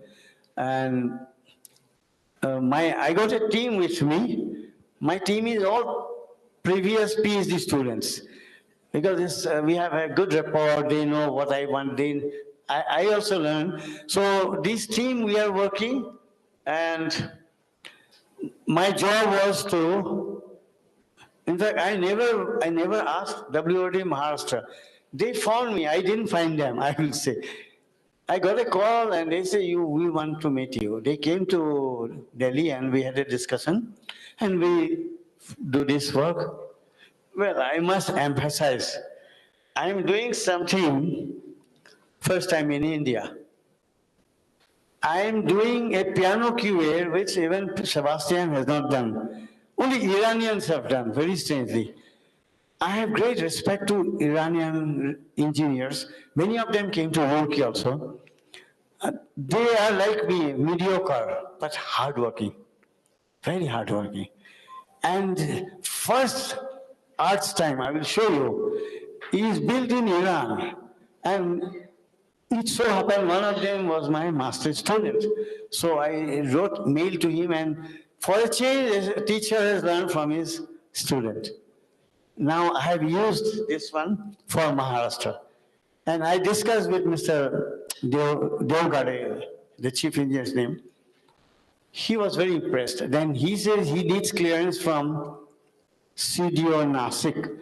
So I had to again run all the way to Nagpur and had a meeting like this only, not so many, and they were convinced. Very critical in the beginning. It is good. We should be critical. We shouldn't accept things easily. See, this is the Asalamandha Reservoir, very close to Nagpur. Well, what I did, I thought I will share with you. To retrofitting this involves two things. And anyway, we need one IS code also on CFD. I will help you, don't worry. One is CFD. CFD is, see, I did my PhD on mathematical modeling of Brahmaputra River. Then I thought, oh, now I'm a big expert. Now I realize very lately I could understand, I don't know many things. I became humble because now people don't talk about mathematical model. People talk about computational fluid dynamics. Because in mathematical model, you get a printout sitting in an air-conditioned room. And that printout, my chief engineer like him will not accept. He'll say, I don't understand. Very rightly, very rightly. But CFD, he can see.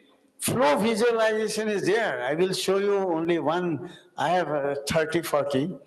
And advantage was I tried 53 profiles in a span of 8 days for Asalamandha Dam. So first part of my study was CFD model to narrow down from 53 which are optimal hydraulically. So I shortlisted out of 53, 4. And I submitted my report to them, Maharashtra WOD. And they have very carefully gone, they have called us there, and they narrowed down to this one, arts type. And now we have started the model study because, friends, I must tell you, let's not be too sure that CFD is the best. We know part of the story. Mathematical modeling involves a lot of simplifications. And computational fluid dynamics is also a lot of simplification. When we use FEM, when you use a finite difference method or boundary element method, we shouldn't forget that we are discretizing at one point and another point, and with interpolating shape function we are connecting. So that hides some error. That's the reason we need to do again physical model, scale model. But there will be criticism the scale model is scaled down.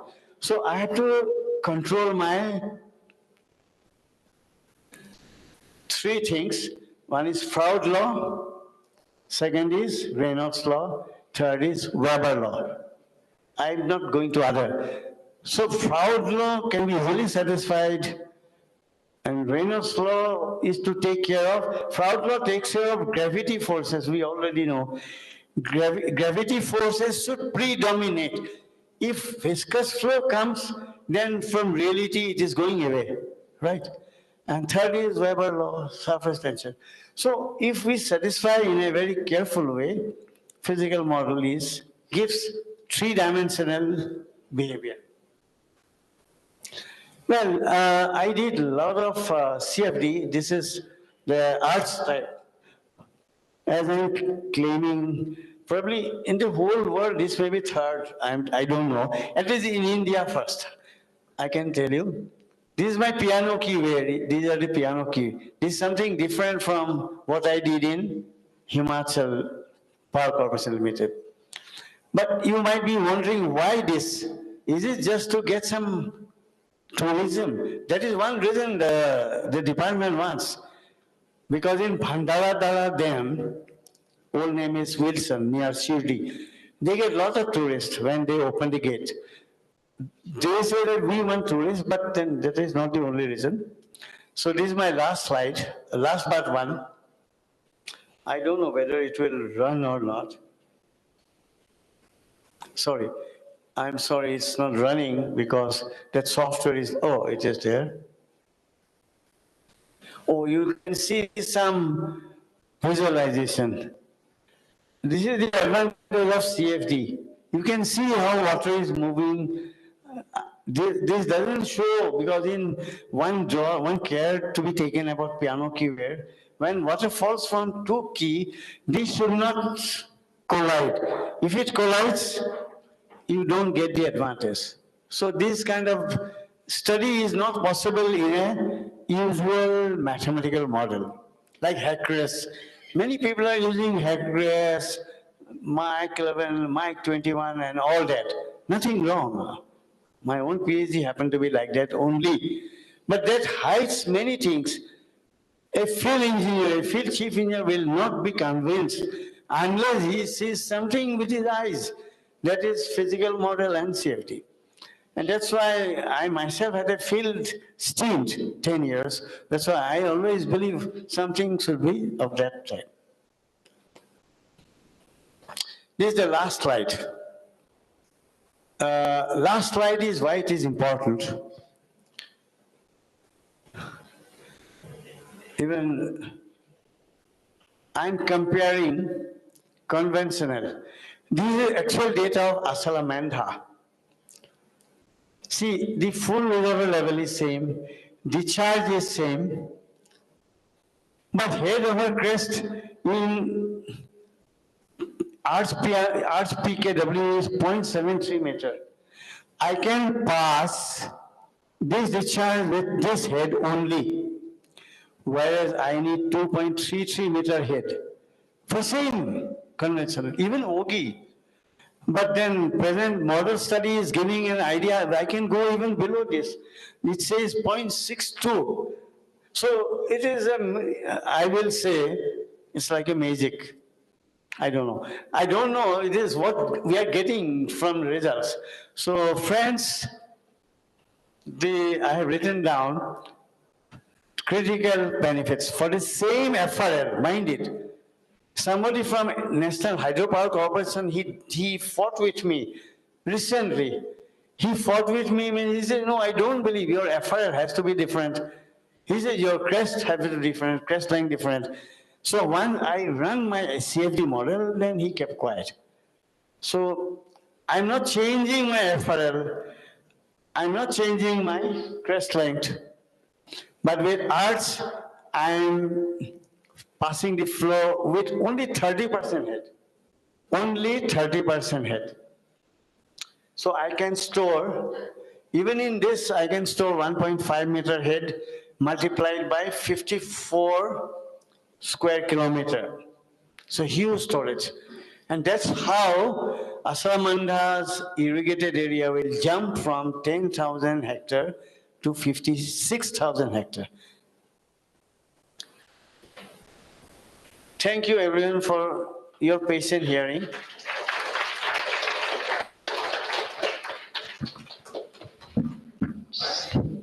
Sir, it was a very wonderful presentation. I'm sure that the audience here,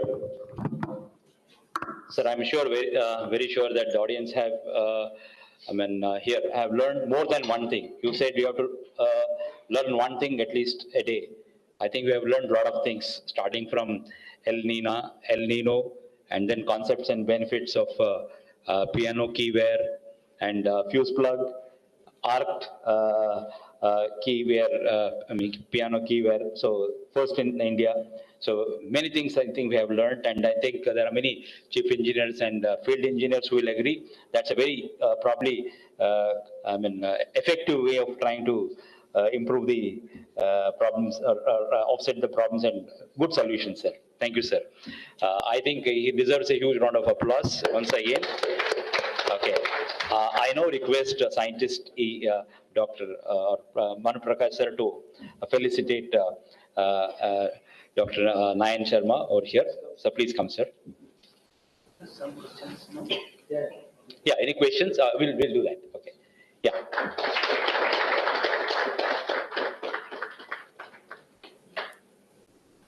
Thank you, sir. The floor is open for a few questions. Yeah, if you have, sir, you can keep the... Yeah, the floor is open for a few questions.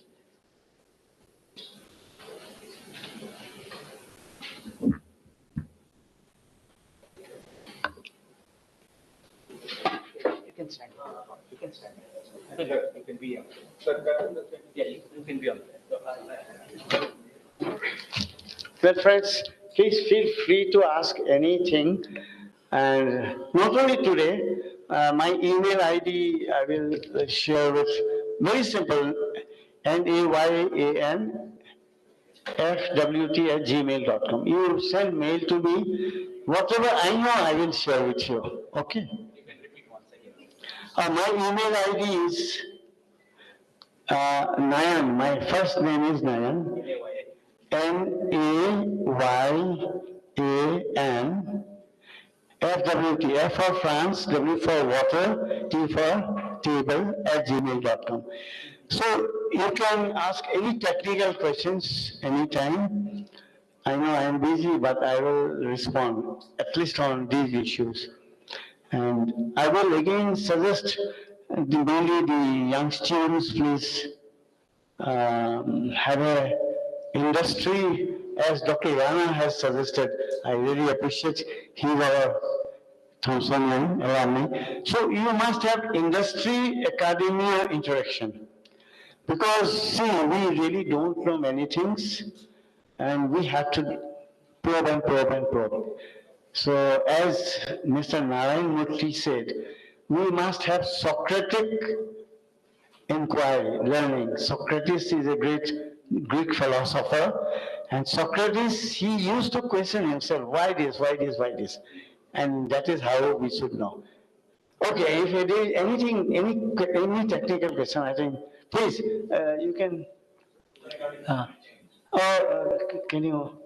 No, actually, I'm having some throat congestion, so I may not hear you. Or why did you come here? Or take the mic. My nose is blocked, so I couldn't hear. Regarding climate change, sir, you said there was a high rainfall in southern India and low rainfall in northern, and this time floods in Karnataka and all. So according to IMD, this year Delhi has a 19% less deficient rainfall, but IMD has given above normal rainfall in India. What's the main reason for this? Like you are associated with IPCC? No, please come. I couldn't understand. Please be slow. Okay, right. Like climate change. So you said there was floods in Karnataka. About climate change, right? Yes, about climate change. And then there was a negative Indian dipole, you said. Negative Indian dipole. Negative Indian Ocean dipole. Innovation? It's a negative Indian Ocean dipole. Okay. And the IOD? Yeah, IOD. I'll explain. And IOD, and then there was floods in Karnataka. One is IOD, other is La Nina. La Nina. Two things. There is one more, that's Tibetan Plateau and Bay of Bengal. That's not affecting here. Yeah, and... now, repeat your question, I have understood. Okay. So what do you want to ask? In IMD, there was a deficit in rainfall in Delhi, 19%. But according to, in the overall in Karnataka, there were floods during the same period. Why is that so? If there is a positive Indian dipole and La Nina effect, there should be average above rainfall in overall India.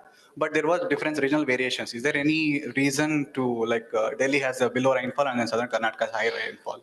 Okay. I will try to explain it a bit deeper. Yes. See, you can relax and sit down. See, I haven't told due to shortage of time. The Indian monsoon is impacted right from close to Antarctica. I'm not a climate scientist, I have only read. So from there, the cold air comes and it hits Somalia, and due to Coriolis effect, you know what is Coriolis effect? Due to rotation of Earth. So Earth is rotating. Yeah. Earth is rotating the speed, but the clouds are moisture-bearing clouds, they are not at the same speed. There is a lag because moisture-bearing cloud is not moving at the same inertia. So as a result, it comes to Somalia, then it takes a turn, and near somewhere in the Indian subcontinent, it gets divided. So that part is also part of this IOD effect. So that means, to repeat, the rains in Karnataka doesn't depend on what IMD has done. See, IMD is mostly, I'm not belittling they are a very good source, but they being a government organization, they may not have time, we being research people, they may not be having time to go deep into research. So, truly speaking, they use some statistical modeling, mathematical models, which are not wrong, but these mathematical models, what is mathematical model? Manning's formula is a mathematical model, right? Manning's formula is V is equal to 1 by n r to the 2/3 s to the half. But that model has its own limitations. So similarly, many of these models used by IMD are good, but they are based on some past data, future. So many times they use AI also, artificial intelligence. But the true scenario is, on the ground, what is the temperature happening in? Temperature in Arabian Sea near Mumbai side. If it is more, as I told, IOD, and if it is less there, then these areas may not have so much rain. It is called positive event. But this year it happened a negative event. Means in Indonesian side, temperature, average temperature, the prevailing temperature is more than normal temperature. That is SST, sea surface temperature, in comparison. So this aspect is newly emerging. This concept of IOD, I think it will take shape. But this is established by so many research papers, so many scientists, not only India, globally. Is there an additional effect of Madden-Julian? And then the La Nina. The Nino is now, even I read, the American scientists say that now they have to think of Nino 1, Nino 2, like different Nino. But on average, they understand that in equator, the sun rays fall in a different pattern. The temperature rise is normally maximum in equatorial zone. hottest. So the sea surface temperature is that's why taken as a benchmark, or you can say threshold. So these kind of analysis, I don't think IMD is depending on. Their mathematical models are more statistical type. There is no harm in using, or I will say stochastic. You know, in hydrology we call stochastic. Stochastic means probabilistic. So there has to be some, when we don't understand the underlying physics, we say like that. So probably I will suggest you read FS from internet only. So many research papers on, mostly American papers, and recently introduced IOD. And third is this Coriolis effect on the means rotation of Earth effect on the cloud movement. Atmospheric air circulation, I will call. We shouldn't call it cloud movement, we should call it atmospheric air circulation. These three things you can read more, and then club it up with global warming. Because global warming is again upsetting everything, temperature rise, and you know that we are struggling to keep it 1.5 degree, but now prediction is 2 degree or more. So you can study all this in detail and you can interact with me. But the basic point is IMD predictions are vulnerable to statistical error. I don't say wrong. Okay. Thank you. I have one observation to make, Professor. This is regarding our friend's question, a follow-up. IPCC 2021 is an important report. February 2021, the first IPCC report came out, Intergovernmental Panel on Climate Change. That is becoming almost like a Gita. You know why? Gita, Bhagavad Gita, Quran. You know why? For climate students, there are 3 steps IPCC uses. 1, specific evidences for a change. Second, enough evidences are available to say the trend. The third one, data not adequate. Here, World Meteorological Organization, thousands of stations all over the world are giving data, supercomputers are simulating. I think our younger generation should look at this IPCC 21, because for 30 years after UNCED 1992 Earth Summit, there were 3 conventions. One was on climate change, one was on biodiversity, another was Agenda 21. 30-year review took place now, COP26 and COP27. I'm telling all these things because I was invited. Please, our younger generation should look at this climate change as a means, because everything, as sir rightly told, everything is going to depend on the climate change now. Thank you, sir. Very true, very true. And the second request is, all professors, and I have a request. When we were studying, for example, I was studying at IIT Kharagpur, 1982. We used to have pioneering classical books, which were referred by us. But today a need has come with so much of a diversified, for example, dam management. There is ecosystem approach. There is a downstream disaster management approach. There are so many things that are coming, but we don't have textbooks. So I request from this wonderful forum that the wisdom and the conscience prevalent in the seniors, researchers should come out with the help of academics as books, textbooks, and that too preferably in local dialectic. I think then nobody can beat us, beat Japan or China or France, because we don't teach children in local dialectic. The problem starts. Anyway, thank you very much, sir. This is one observation. Excuse me, sir. Yeah, sir, it's a good presentation. How you are computing this discharge through PKW, sir? How? Discharge, computation of discharge from PKW. Well, very extremely difficult question, most difficult. See, I remember when I was a student in Roorkee, my professor was R.J. Garde. He's one of the, I think, first PhD from Colorado State University. So in the class, I asked this question to him, but not so direct. we are afraid to talk to, he just came from US. So I asked him that how to know the charge. My question was that measurement of water level is a primary data. You directly measure what is the stage level. But discharge measurement is not primary. Why? Because you have to multiply area, you have to first know area, then you should know velocity, and then you should know discharge.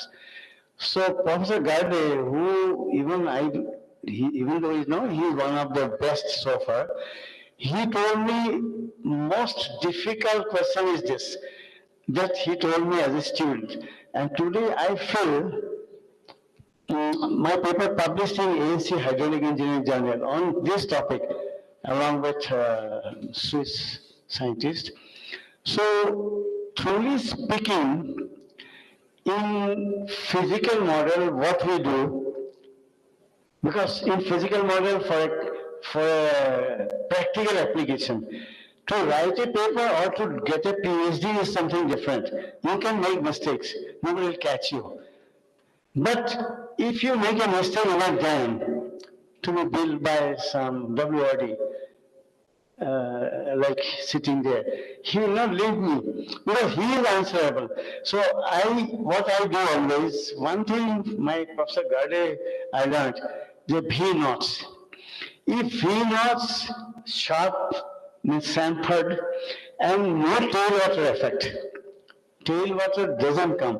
So what I learned from Professor Garde sir, that use the V knots in physical model, whatever you get is almost 99.9%.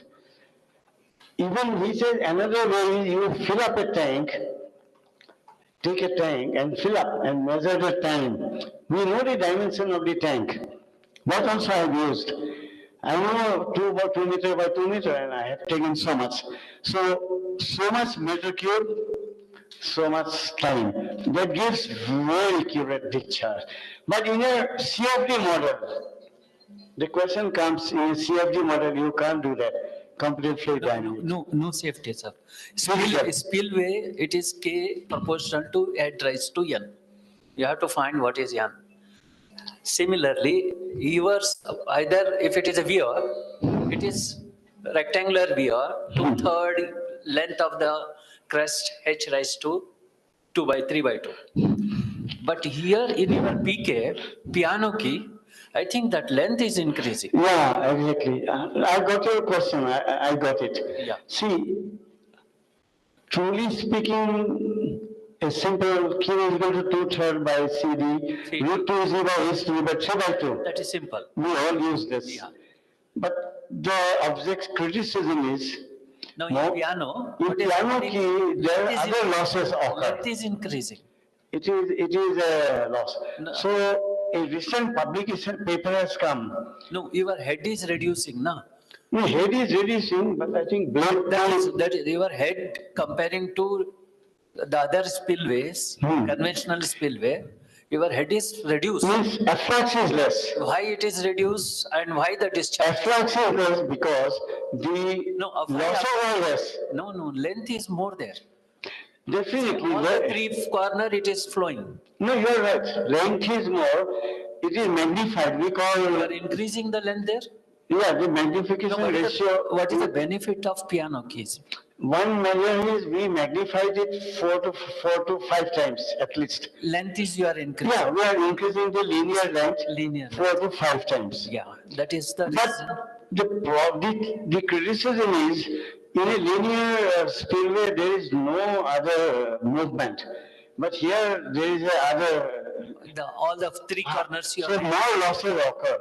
So what we did, I did in Roorkee also, I filled up with a tank. I did what I told you. In a physical model, I calculate by this standard formula, Francis formula, whatever you call it. And I measured in a tank, because tank cannot have any mistake. Because immediately you know what is the volume, how much time. And V0 has minimum error. So I found that still there is some losses occurring. V0 end contraction. So that is about 1 to 1.2% variation. This I found myself. And I published in my ASC journal also.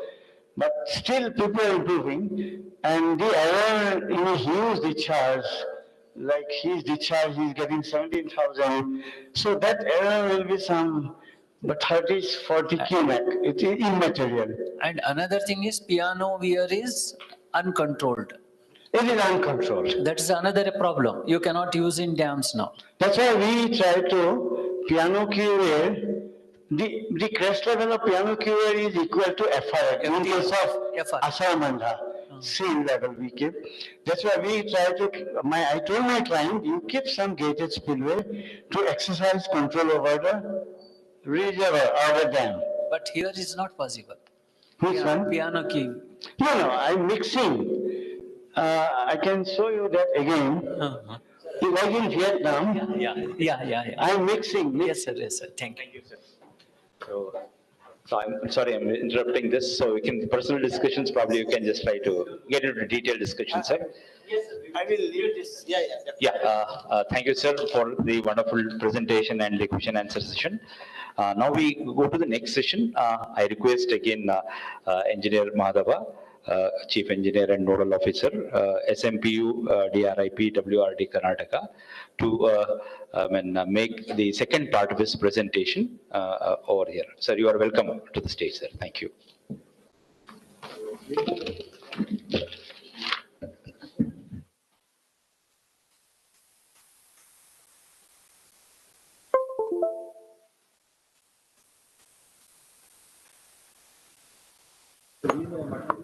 Next.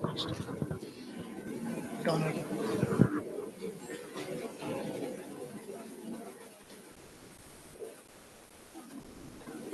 Next.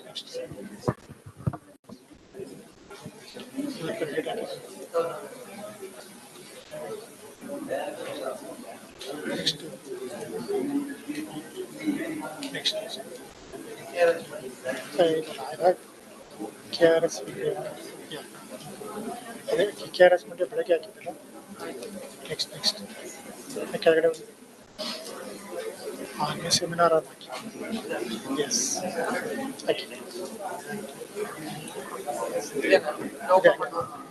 Open ಮಾಡಿ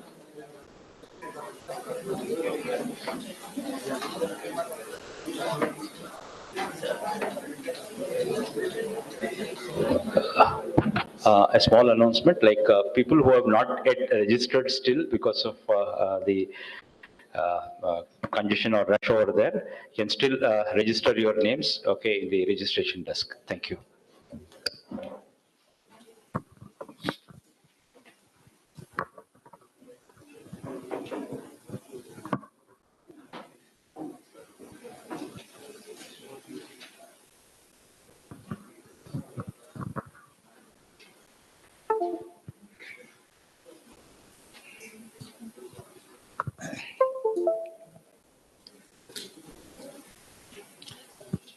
So my second presentation on dam safety in India.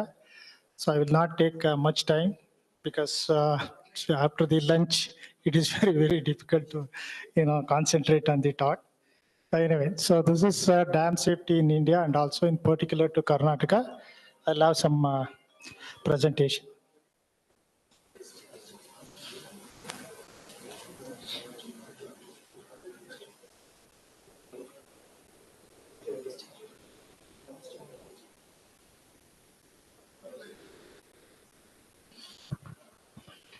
Okay. Next slide, please.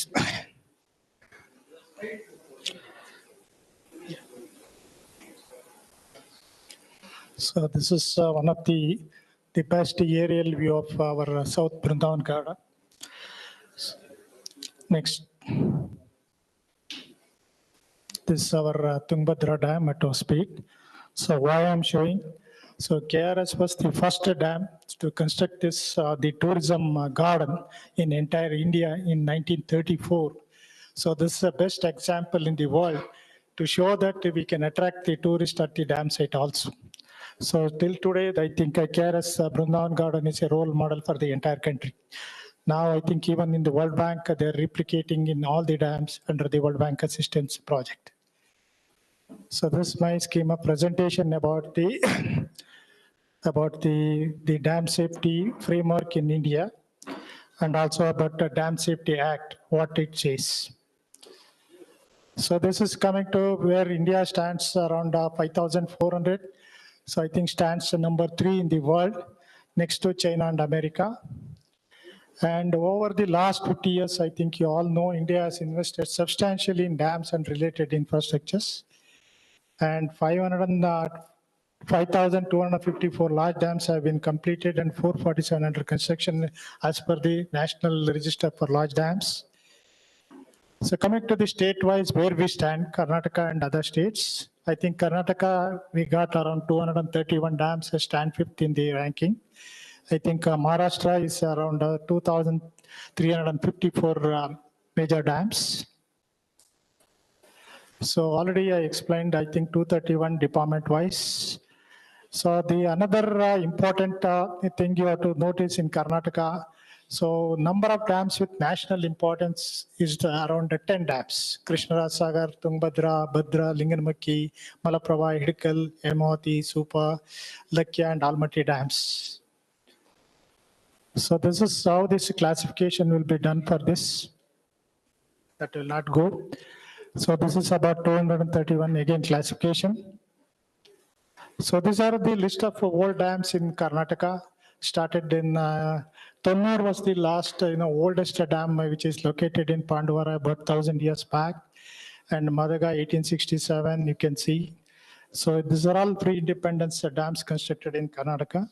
Around 25 dams are there. So this is about the state-wise distribution of the dams. I think in Maharashtra has got highest number of dams. Already explained, Karnataka stands in 5th in the merit. So what is this national importance dams? So dams of national importance are such dams with the height 100 meter and above, or gross storage of 1 million cubic meter and above. So this is how it is classified. So in Karnataka, we got maximum number of tanks. So you can see the country-wise, state-wise, you can see Karnataka has got a maximum number of dams. So much of importance we have, the government of India has given to this state. So project identification, I will not go into this. For all the dams, there is one number will be given. So in the National Register for Large Dams, this is how it is given in all the dams. Like our national highway dams are also given the public, the PIC. So this I will not go into the much details. This is again a state-wise distribution. So dams of national importance, about 10 dams in Karnataka. In that Tungabhadra, and it's a board maintained by the Tungabhadra board. Lakya Dam is Bhadra River. It is also controlled by the Kudremukha Iron and Ore Plant. And Supa and Linganmakki comes under our Karnataka Power Corporations. So age-wise distribution of our large dams in India, you just see 0 to 50 is around 80%. And 50 to 100 years is about 12.7%. And more than 100 years, roughly around 4%, 3.9 or 4%, I can say age not known is around 3.6%. This is height-wise also we have classified. So 10 to 15 meters, this is about 36.14%. And 15 to 30 meters, I think this is around 52%, roughly about 52%. And 30 to 100 meters is about 11.45%. And more than 100 meters, roughly around 0.5 or 0.49%. This is about a type-wise distribution of large dams in India, maybe earthen dam, gravity dam, composite dam, or other dams, rockfill and other dams. You just see majority of the dams in India comes under this earthen dams, about 85.4%, and gravity dam about 7.7%, and 6% is nothing but the composite dams, and others about 0.8%. So risk of dam failure. So as per ICOL publications, lessons from dam incidents, there have been about 200 notable failures of large dams in the world up to 1965. Globally, about 2.2% of dams built before 1915 have failed. while the failure rate of dams built since 1951 has been less than 0.5. So India too has had its share of dam failures. However, the performance of the Indian dams mirrors the international trends. So pre-independence, I think the failure rate was more, and after the pre-independence or because of the technology improvement, and there will be a less number of dam failures. The first such failure was recorded in Madhya Pradesh in 1917, with the Tegra Dam failed due to the overtopping. The worst disaster was also the failure of Machu Dam in Gujarat in 1979, so far in India, which was considered as about the worst disaster. About 2,000 people have died. So there are 36 reported failure cases so far in India, and fortunately we don't have any failures in our state. So year-wise also the dam failures is captured now, 19 up to 1950, 51 to 60, and also year-wise you can see. So 1951 to 1960, we can see 10 number of major failures. So reported dam failure also breached failure or overtopping or piping or bad workmanship and other. So 44% is just due to the flooding. So this is the one area we are concentrating even now. And overtopping due to the inadequate spillway capacity around 25%. So this is one area again in our state we are concentrating on this. Piping and bad workmanship, probably because of Madhya Pradesh recently one dam was failed under reconstruction because of this. Other districts I think 17%. So state-wise, the large dam failures, you can see Madhya Pradesh, Rajasthan recorded more number of failures. So coming to this, out of 36 failure, 13 respect of earthen dams, just the 30 are failed because of in the earthen dam category, so which constitute about 83.33%. And composite dam, there are only few cases, 3 are failed, it is about 8.33, masonry dam around 3%. So this is the so far 36 failure we have categorized. So age-wise also we have categorized, so 0 to 5 years, because this is a very crucial period, 0 to 5 years. Only after the first filling we'll allow for the dam to impound the water. So majority of the dams will fail in the first filling itself. That's why 0 to 5 years of their dams, you can see more number of dams have failed, 16 numbers, which constitute about 44%. About 5 to 10 is around 7, 10 to 15 is 1, like this. There are about 36 dams. This is about the list of dams failed in India. So this is the Machu Dam, you just see. So retrofitting they have done at the end. So by increasing the 2.7 meter spillway capacity enhanced to 26,650.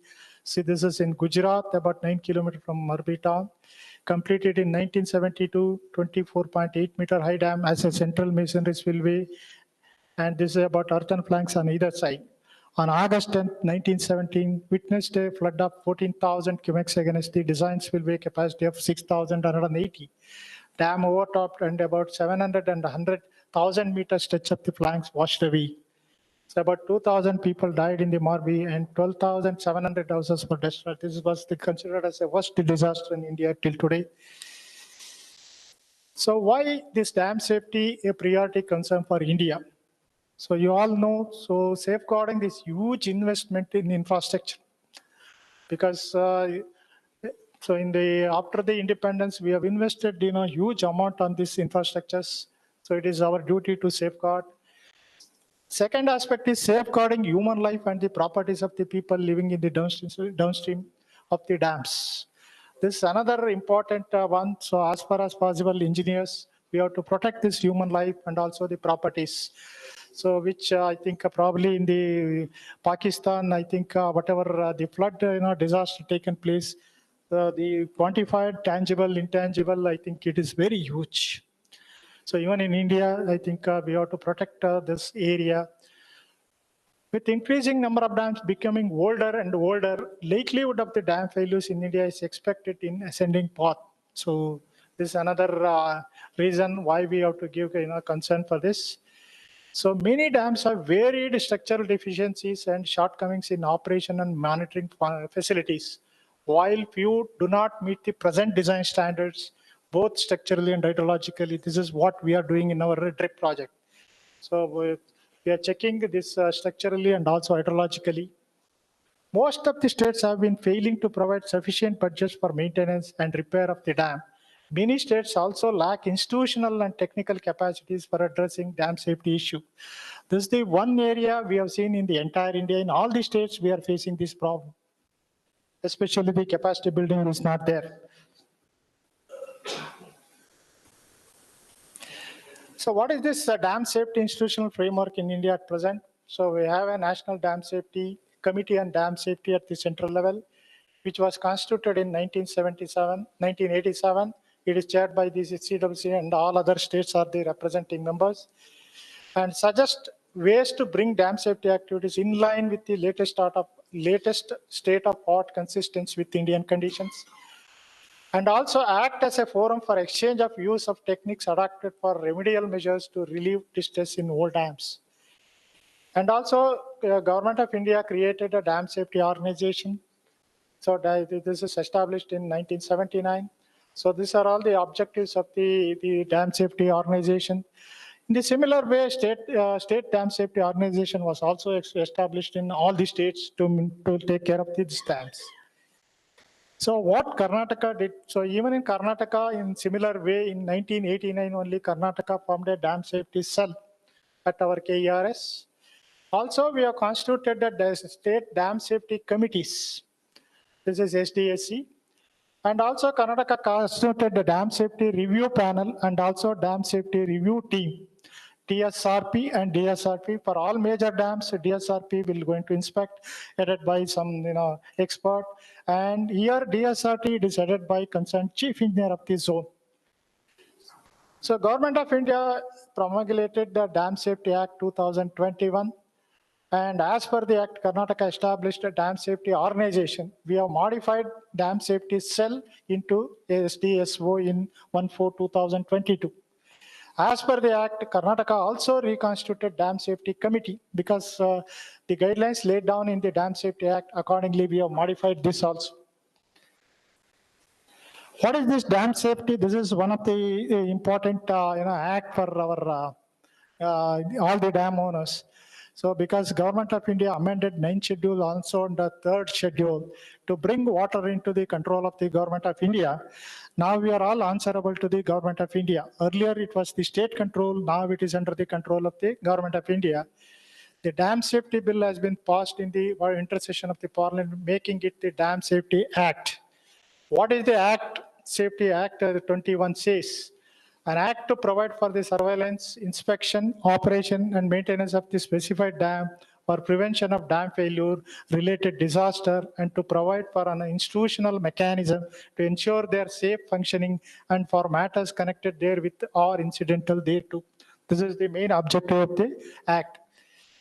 What are the contents of this act? So I will not go into the details. Everything is spelled out in this act, right from the National Committee on Dam Safety, what are their roles and responsibilities also mentioned, who are all the members, how representation will be given. And coming to National Dam Safety Act at the national level, their roles and responsibilities. Similarly, State Committee on Dam Safety, so what their roles and responsibilities mentioned, who are all the members are also mentioned. Dam Safety Organization in Karnataka, it is all independent organization. So which the state dam safety organization is directly responsible to give all the data to the National Dam Safety Authority. And what are the duties and functions in relation to the dam safety? Dam safety inspection, data collection, everything given in the Act. Emergency action plan and disaster management, this is another important aspect that they have spelled out in the Act. Comprehensive dam safety evaluation, offenses and penalties also included, and miscellaneous. These are all the broadly, it is, the Act is also available in the Dam Safety Act, Dam Safety, the website. So just I will read out what are the offenses and penalties. So especially this is very important for our the dam owners, those who are in charge of the dam. punishment for obstruction, etc., etc., shall be punishable with imprisonment for a term which may extend to 1 year, or with fine, or with both. And if such obstruction or refuse to comply with the direction results in loss of lives or imminent danger thereof, shall be punishable with imprisonment for a term which may be extended to 2 years. This is what now they have included. So all our 231 dams in Karnataka, now we must be very, very careful in complying with as per the act.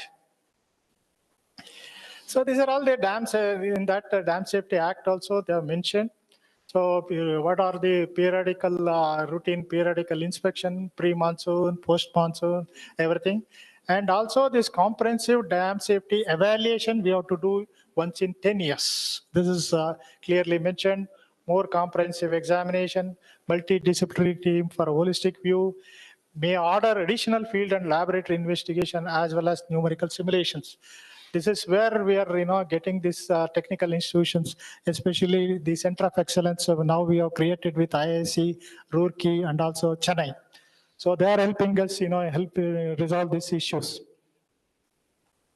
So these are all other common observed problems in our major dams.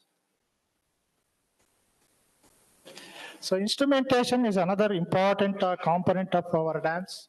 Status of dam installation, most of the dams is very poor. Hardly 4 to 5% dams are having some meaningful and operational dam instrumentation to monitor the behavior of the dam.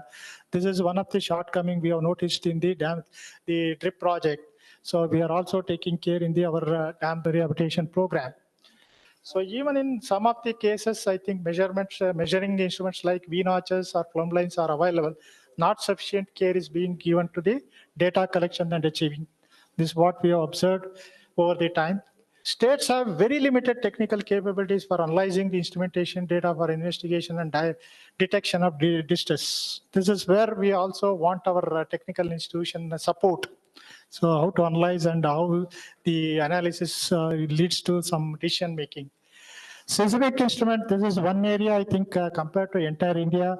In almost all the dams in Karnataka, we have already installed the seismic instruments. Real-time data we are getting to our natural the disaster center at Bangalore. Even in KRS, all major dams we have installed this. So here, these are all the common observation. Instruments either not there or if available are not functional. The dam owner, the dam operator urgently requires seismic instrumentation networks for ensuring prompt response to earthquake events. This is what we have taken care in our state is concerned. So investment made in dams and the related infrastructure by the state and the central governments. So you can see over the last past 5-year plan periods, development of major and medium irrigation sector alone has absorbed over 3,50,480 crores of rupees. So major chunk of money we have diverted to this infrastructure. So about 11 to 20% of the earlier plan period we have utilized for this. So dams support around 30 to 40% of the irrigated area and 12 to 16% of the global food production. Probably you all know that India is producing surplus food because of this. I think in the last COVID period, India can able to export the food to the other countries. This is the result of this. Thus, dam can be a source of huge profit, both in terms of freshwater resource and also generation. It's a multi-purpose this thing. Therefore, construction and maintenance of dam should be keeping in mind its long-term service. This is about the dam safety concern. I will not go into this, the failure of the Machu Dam. So how this disaster can take place if you don't manage the dams properly. These are the few pictures. You just see the flank is washed away. The composite structure, it is the masonry structure is intact, but the connecting flank is washed away. So this is another picture of this Machu Dam. It's another picture. So majority of the dams you just see. So this is the dam. So especially in the drainage gallery, the porous holes, if you don't clean properly, reaming, if it is not done, there is a choking of the pressure, which leads to the entrap of the pore water pressure. So here Durgavati Dam, you can see because of this, the erosion, there is a gully formation in the dam. This is again the large settlement in the foundation leading to the breaking of the dam. This is a huge earthquake in 2001. You just see the sinking of this embankment failure. This is another view of the embankment failure in Bhuj. So this is the seepage widened because of this piping action. You just see it is just started. So if you don't control properly, especially the dam engineers in the site, so it will get widened. This is how it will go into failure. So finally, you can see the failure. So another important component in our dam project, we are giving importance to this approach road. So here I just see there is no major approach road for the dam. So they will go by the country walk. So now we are giving importance. Immediately we can rush equipments, we bring any machineries. So approach road is very, very important. This is Kutiyade Dam in Kerala. So you can see the drainage gallery, how they have maintained. So this is the drainage gallery, depth of water. So this is a huge seepage we can anticipate, even it is beyond country measurement. So over the V-notch it is coming up. So these are all some of the see the seepage water, how it is coming, gushing out of the dam.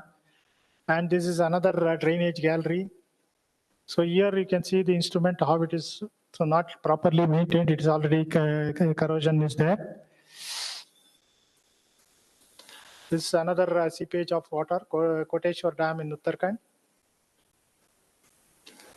So this is again you can see the dam section. Lot of trees are grown on the dam body, so which will definitely affect the structure, the stability of the dam. So here it's see the cracks development within the drainage gallery, because maybe this is the area I think we are using the institutions, especially IISc, IITs. To conduct investigation on this. We want a report on this, maybe a temperature stress or maybe the joint failure, whatever it is. So here I think our field engineers may be good in executing this, but not good in the analysis. So this is see the amount of weed growing on this dam. So this is a masonry dam. So this is the seepage. If you don't address in the beginning, the failure will take place. This is another dam, Temgor Dam in Maharashtra. See the seepage over the downstream side. So we have to arrest immediately. So we don't leave this dam up to this stage. This is another instrumentation from Bob. It is in very bad condition. So here also you can see the pressure gauge. So all these things we have to keep in a good condition. This is our KRS dam. So what we have done, so the pointing the T joint we have done for the entire KRS dam up to MDDL. So minimum drawdown level we have done. So below this about 70 feet is there. This time we are going for an underwater treatment with a special treatment we are doing. Up to this MDDL we have already done it, but below this MDDL we are going for underwater treatment this time. I think we have already tendered out. This is the grouting we have done from the vertical grouting, and we have this diamond bit we have used for the drilling, and it went up to the foundation about 4 to 5 meter depth. So entire 34 meters we have drilled, and in a staged we have done this grouting. This is Almaty Dam also we have carried out in the drip one. You just see the earlier seepage. So after doing this treatment, it has come down drastically. In Almaty also we have done the grouting work. So with this, I think a brief presentation, I will conclude my talk. Thank you.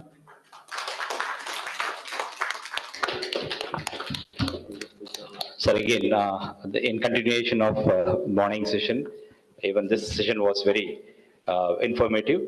I appreciated the statistics that you have presented in the initial part. So probably a lot of effort has been put into the collection of statistics, and it was presented in a very nice way. And you have just highlighted on the dam safety, maybe the safety acts, okay, and dam instrumentation. So a lot of important things you have highlighted, sir. So we really appreciate your time and effort for having come here and then spared 2 sessions for us, sir. Thank you very much. I now request Scientist T, Director Bhanu Prakash, sir, and Dr. C. Nataraju, sir, Vice Principal and HOD SJCE, okay, to honor Engineer Madhava for his presentation. Thank you, sir, once again. Ladies and gentlemen, we break for tea. So we have tea arranged outside the venue. So I request all of you to have tea and then come back, break probably 10 minutes. Thank you. So we have presentations. I just want you to be a bit energetic and then come back as quickly as possible. Thank you.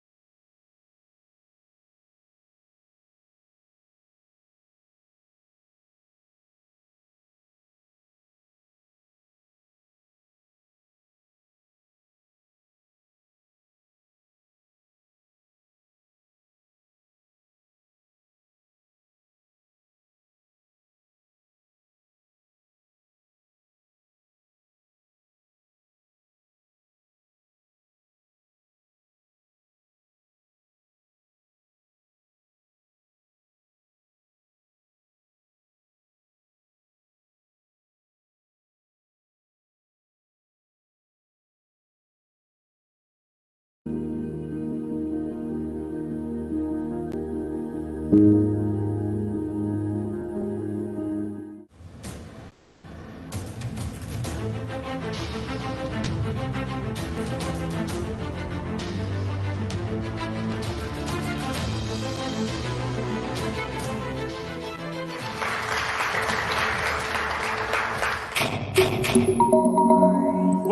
to another chapter of BIS Talks. In a way, this is an extremely critical chapter since it talks about one of the basic survival needs of humanity. Modern societies need water for so many purposes, for domestic, commercial, industrial, and agricultural usage. Our water resources can be widely segmented into two categories: surface water and groundwater. Their efficient management has emerged as a critical and immediate need for India. Uneven distribution of water poses a grave problem for our nation. That is where the Bureau of Indian Standards has been playing a critical role by setting standards to follow through its Water Resources Department.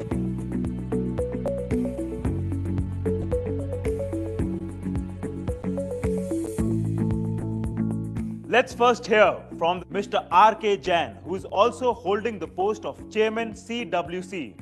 He will acquaint us with the importance of setting standards in this domain.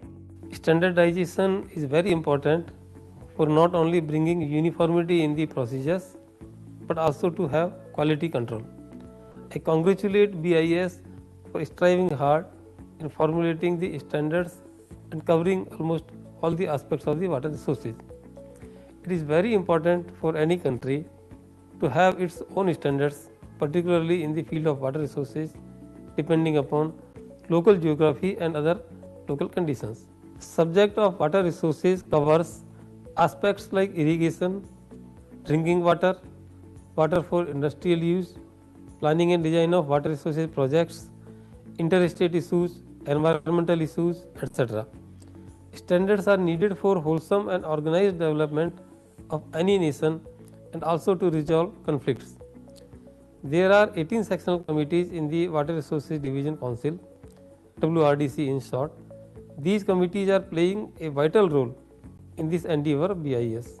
WRDC advises the new subject areas to be taken up for formulation of standards, keeping in view the national needs and priorities. It also advises on the matters relating to R&D needed for the establishment of the standards or their revision. Let us hear from a senior BIS official on how standards are developed and the overall working of the technical committees. The Water Resources Department has formulated over 450 standards. Over hundreds of experts put their heads together in this extensive consultative process of standard formulation, which is based on transparency, consensus building among stakeholders. The areas of work under Water Resources Department can be broadly categorized into surface water resources, groundwater investigation and management, river training works, and planning and management of water resources projects. Surface water resources is a big focus area. Within that, we work on dams and its appurtenances such as spillways, weirs, gates, etc. We also work on reservoirs, lakes and canals, instrumentation of hydraulic structures and geological investigations. Another important category pertains to river training works covering structures like embankments, groins, revetments, etc. Lastly, we deal with standards on management of water resources projects. Here we develop standards such as progress report and completion report of river valley projects. We also formulate safety codes in construction, operation and maintenance of river valley projects. Beyond this, we also work on subjects such as estimating unit rate for civil works, etc. Now that we know the functional aspects of how the technical committees operates, let's take a closer look at their areas of operation. Dams, barrages and weirs are man-made barrier structures built across a stream or a river that stops and regulates the flow of water in controlled fashion. Indian standards ensure that dams built in India are safe, economical and durable, and are fit and functional to serve the nation. Let's hear about this in detail from our expert. Let's talk about the Indian standards for dams and canals in our country. IS 6512. This is one of the important standards which gives the design criteria for any solid gravity dam. Design analysis is a crucial part for any dam before its construction.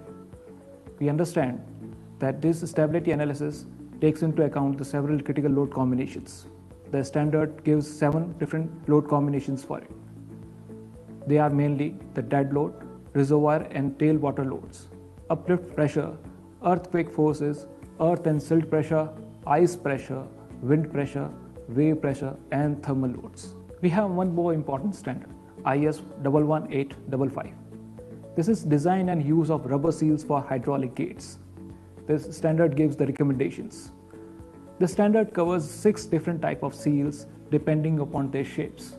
They are namely angle-shaped seal, flat seal, music note seal, double caisson seals, double bulb seals, and corner seals. It also lays 6 important parameters to control the quality checks comprising of tensile and elongation test, shore hardness test, water absorption, weather impact test, and its materials. The standard also covers an important requirement of cladded seals. The cladded seals are fluorocarbon cladding is done to reduce frictional forces. The standard also gives the test requirements of adhesion test. Dams also need to have certain appurtenant structures to enable them to discharge their operational functions safely and effectively. A number of standards are in place to ensure this.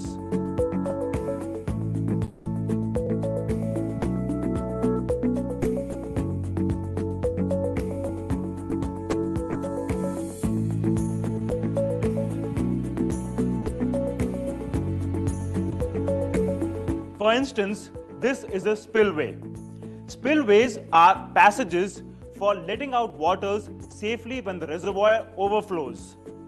IS 5186 and IS 6934 covers the design criteria for different types of spillways. Dam as a structure is not alone. We have more standards on appurtenant structures. IS 11527 is a standard that deals with the structural design of energy dissipators. For any spillways, energy dissipators are important structures to protect the erosion on the downstream part of any dam or spillways. The design of downstream protection works or energy dissipators below hydraulic structures occupy a vital place in the design and construction of dams, barrages, and outlets. The standard covers hydraulic jump type, silting basin, and bucket type energy dissipators below spillways and outlet works founded on rock. We see that in the standard, the structural design of floor SAP consists of the following steps: determination of uplift forces, details of anchorages into bedrock, that is diameter, number and spacing of anchor bars, determination of the length of considering dislodgement of rock mass against uplift force, working out details of slab reinforcement. IS 15058. This is another standard on PVC water stops. These water stops are used at transverse contraction joints for use in masonry and concrete dams. The contraction joints in masonry and concrete dams provide passage through the dam, which unless sealed would permit the leakage from the reservoir to the downstream phase, and this could be harmful to the structure. To check this leakage, water stops are installed in the joints adjacent to the upstream phase. The standard takes care of the quality of this product and covers 12 different parameters to check the quality, right from its material, aging, weather impact, weight, water absorption, and its dimensions. The standard is BIS certifiable, and presently we are having 6 number of BIS license against this standard. Water release from dams may also be controlled using gates and shutters. The Bureau of Indian Standards Code IS 13623 criteria for choice of gates and hoists provides the basic classification of gates. IS 5620 gives recommendations for structural design criteria for low-held slide gates. BIS has developed a vast array of Indian standards for planning, design, construction, and maintenance of various types of dams and their components. Before we move on to the next category, let's take a brief look at some key standards within this area.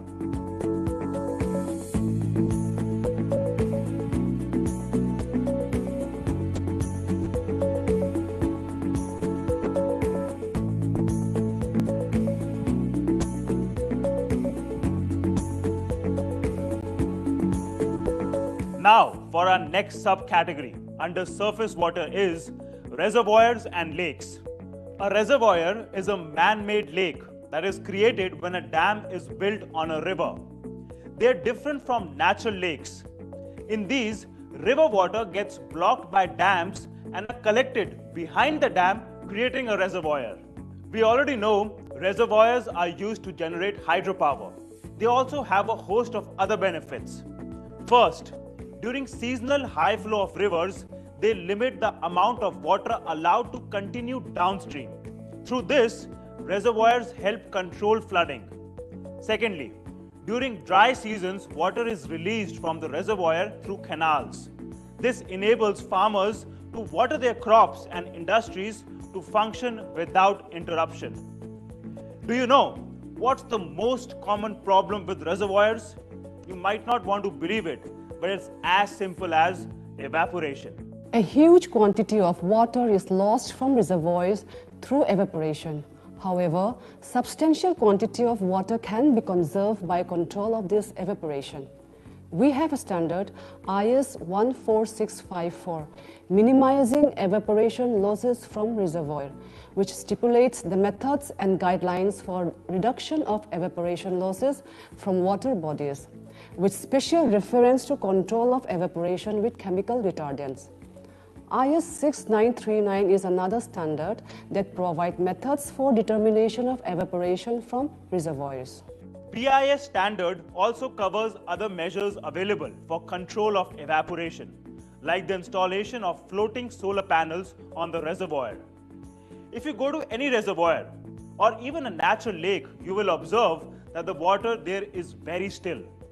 Due to this, bits of sand, rock, dirt, and other material called sediment sink to the bottom, leaving the water quite clear. But over time, this sediment builds up, greatly reducing the capacity of those lakes and reservoirs. IS 6518 is a standard stipulating guidelines on control of sedimentation in reservoirs.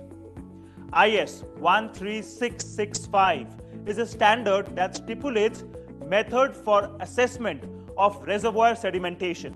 The sediment entering into a storage reservoir gets deposited progressively with the passage of time. This causes the bed level near the dam to rise and reduces the capacity of the reservoir. Several methods are in use for predicting sediment distribution in reservoirs for design purposes. Either the empirical area reduction method or the area increment method may be used. IS 5477 Part 2 lays down methods for computing the sediment yield and for predicting the probable sediment distribution in the reservoir.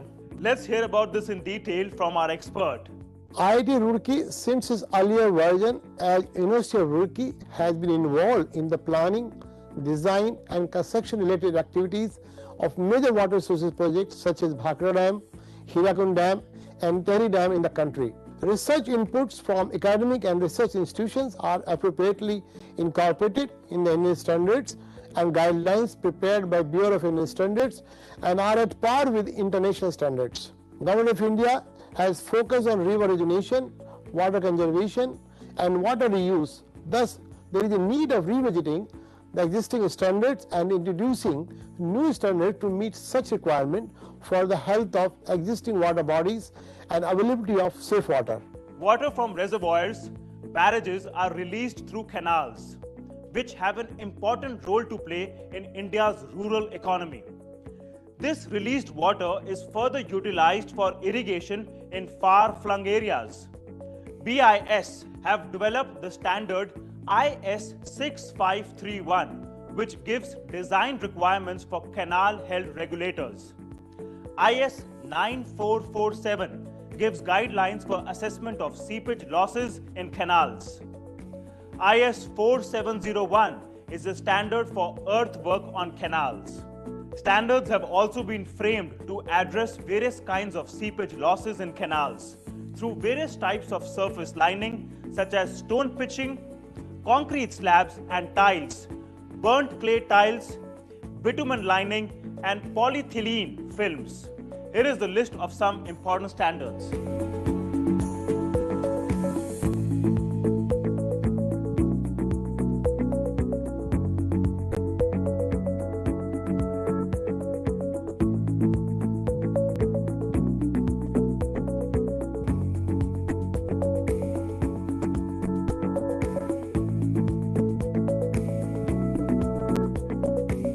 Let's hear about this in detail from our expert. We have another important part of our water resource.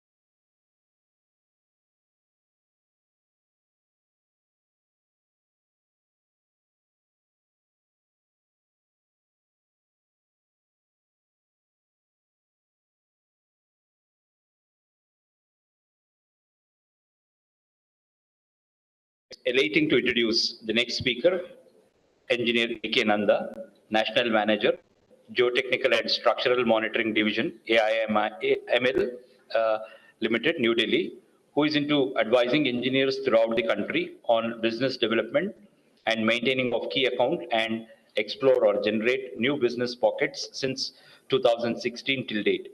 He graduated from Institute of Electronics and Telecommunication Engineers, New Delhi, which is equivalent to BE in Electronics and Telecommunication Engineering in 1973.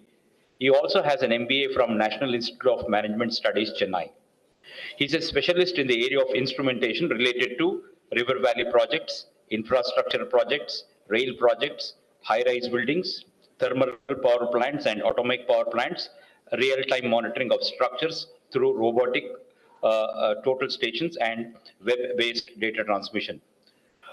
He has a work experience of more than 46 years in various organizations, which include Eastern Electronics Private Limited, Faridabad, Nine Electronics Private Limited, Chandigarh and Bangalore, Unitron Limited, Chennai, Encardio Right Electronics Private Limited, Chennai, Wise Scan India Private Limited, Faridabad, Innovative Geotechnical Instrumentation, Lucknow, and ML Limited, New Delhi. He has dealt with at least 75 major and medium projects in Sikkim, Bhutan, Himachal Pradesh, Uttarakhand, J&K, Tamil Nadu, Orissa, Andhra Pradesh, Kerala, and Karnataka states. He is also involved in instrumentation of Ta Prohm Temple in Cambodia through ASI New Delhi, and also carrying out instrumentation and monitoring of Mirani Fort in Muscat. Engineer Nanda was the first engineer to start instrumentation in Delhi Metro Rail Corporation under phase 1 and later in phases 2 and 3. Engineer Nanda has visited many countries which include UK, Singapore, Malaysia, Hong Kong, Vietnam, Dubai, Sharjah, Abu Dhabi and Oman on technical assignments. Engineer Nanda is a member of many professional bodies like DDAG, CBIP and IGS. He was a member of H10 Committee on Hill Roads and Tunnels during 2018-21 of Indian Road Congress and H3 Committee on Rigid Pavements. Let's give a warm welcome to Engineer A.K. Nanda. Okay. Engineer Nanda will be making presentation on emerging technologies in rehabilitation of existing dams. Sir, you have about 30 minutes to make your presentation. Thank you, sir. Thank you, sir. Am I audible? Hello? Am I audible?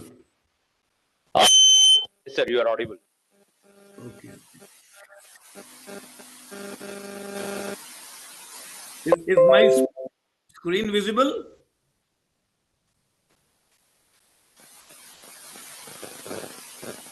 Hello? Hello. Sir, you have to bring it to the presentation mode. Okay. We are not visible, sir. Your video is not visible. Okay, just a minute. His camera is off, sir. Your camera is off. Okay, okay. Where is that? Yeah, I'm not getting that point where camera I can show. It was being visible. Just a minute, just a minute. Okay, okay, yeah.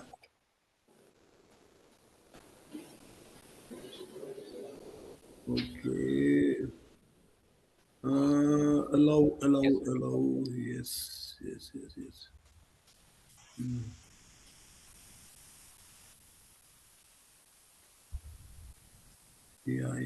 Yeah.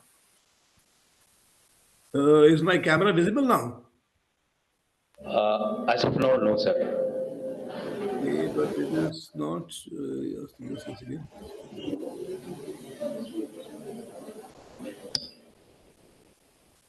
Why it's not visible? I don't. It is enabled the video. I know why it's not visible. Sir, we are unable to see you. Yeah, that's what. We have a black screen. Stop video. You're He's not in telling. great. Sir, you can share your screen. Yeah. I'll share. Just a minute. Share. Please share your screen. If your camera is not working, it will be fine. No problem. Okay. I'm sharing my screen. My presentation is on my desktop. Just a minute. Are you able to see our screen? Yeah, I entire screen. Yes, just a minute. Entire screen. Share the Window, Microsoft. Choose whatever share. This India's window. Okay, sorry. Screen should be visible. Just a minute. Entire screen visible, then it's easier, no? Okay, it's not coming. My presentation of my desktop, it's already opened, but I don't know.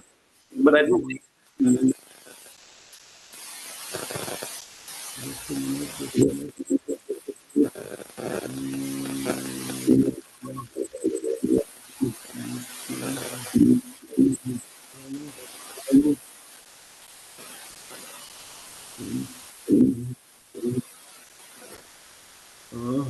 Just a minute. Choose what you want to share. Entire screen. I'm putting entire screen, but I'm not getting the screen.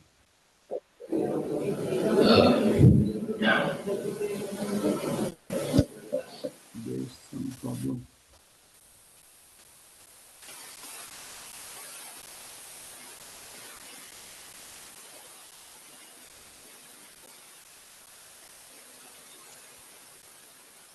I'll do once again.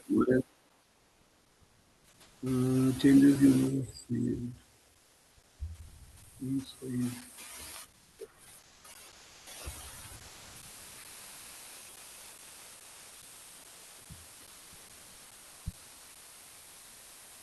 I have pressed the share button.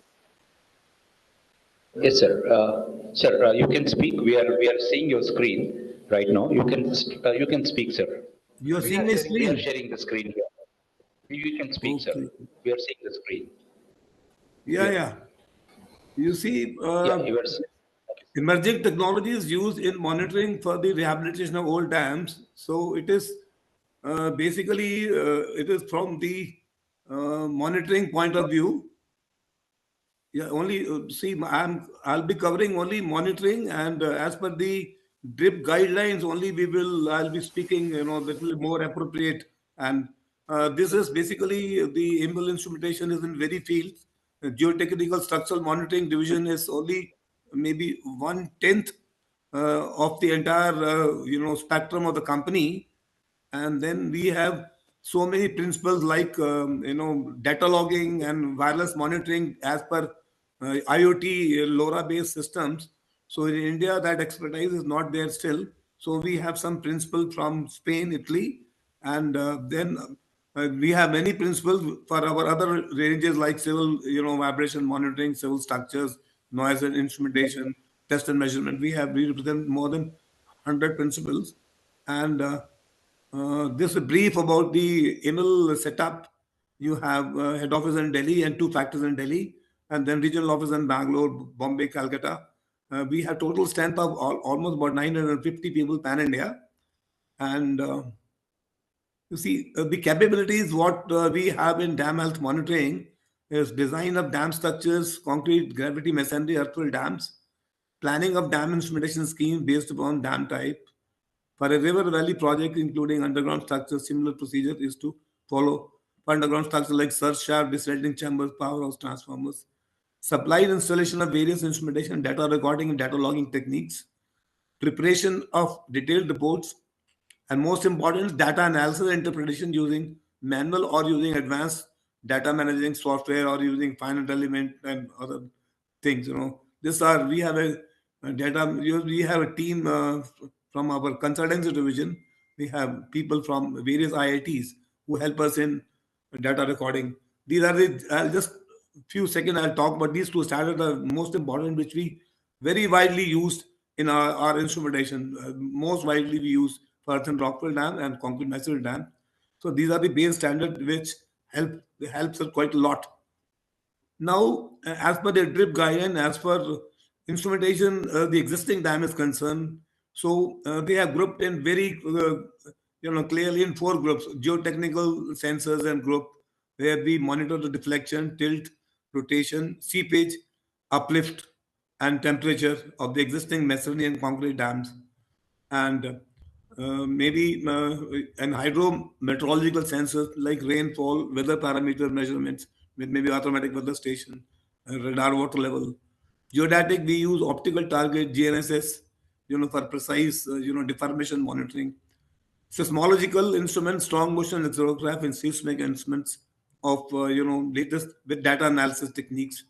All rehabilitation works for any dam structure can take care of the following things. It's a composite of all these things. Geotechnical sensor, which we are exactly using in concrete Sir, we masonry are dam. just interrupting you. Beg your pardon? I'm Dushyant, sir. Voice is Yeah, there is Dushyant, hi. some voice problem is there, sir. Just hold on, sir. Okay. Just relook into it. Huh? In our system, the audio is not. यहाँ तो voice आ रहा था sir, आप बोलिए थोड़ा सा. हाँ जी, अब ठीक है. हेलो. ठीक है सर, हमारे को वॉइस आ रहा है. एक्चुअली स्क्रीन पे वॉइस नहीं आ रहा आपका, इसीलिए थोड़ा सा 2 मिनट्स की भी. क्या करूं? आप 2 मिनट हमें दीजिए. Sure. Why not? Just check it.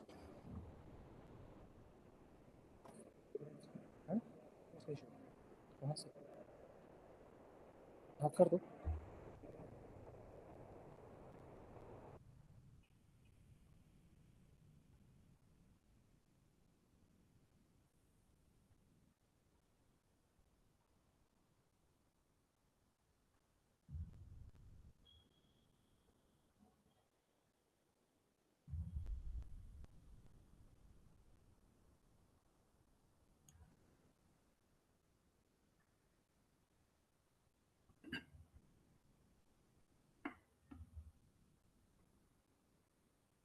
Is it better now?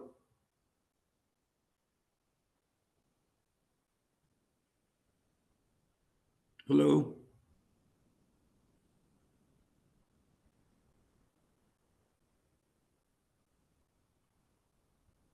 Sir 1 minute भी जस्ट इट इज हाँ, कोई बात नहीं.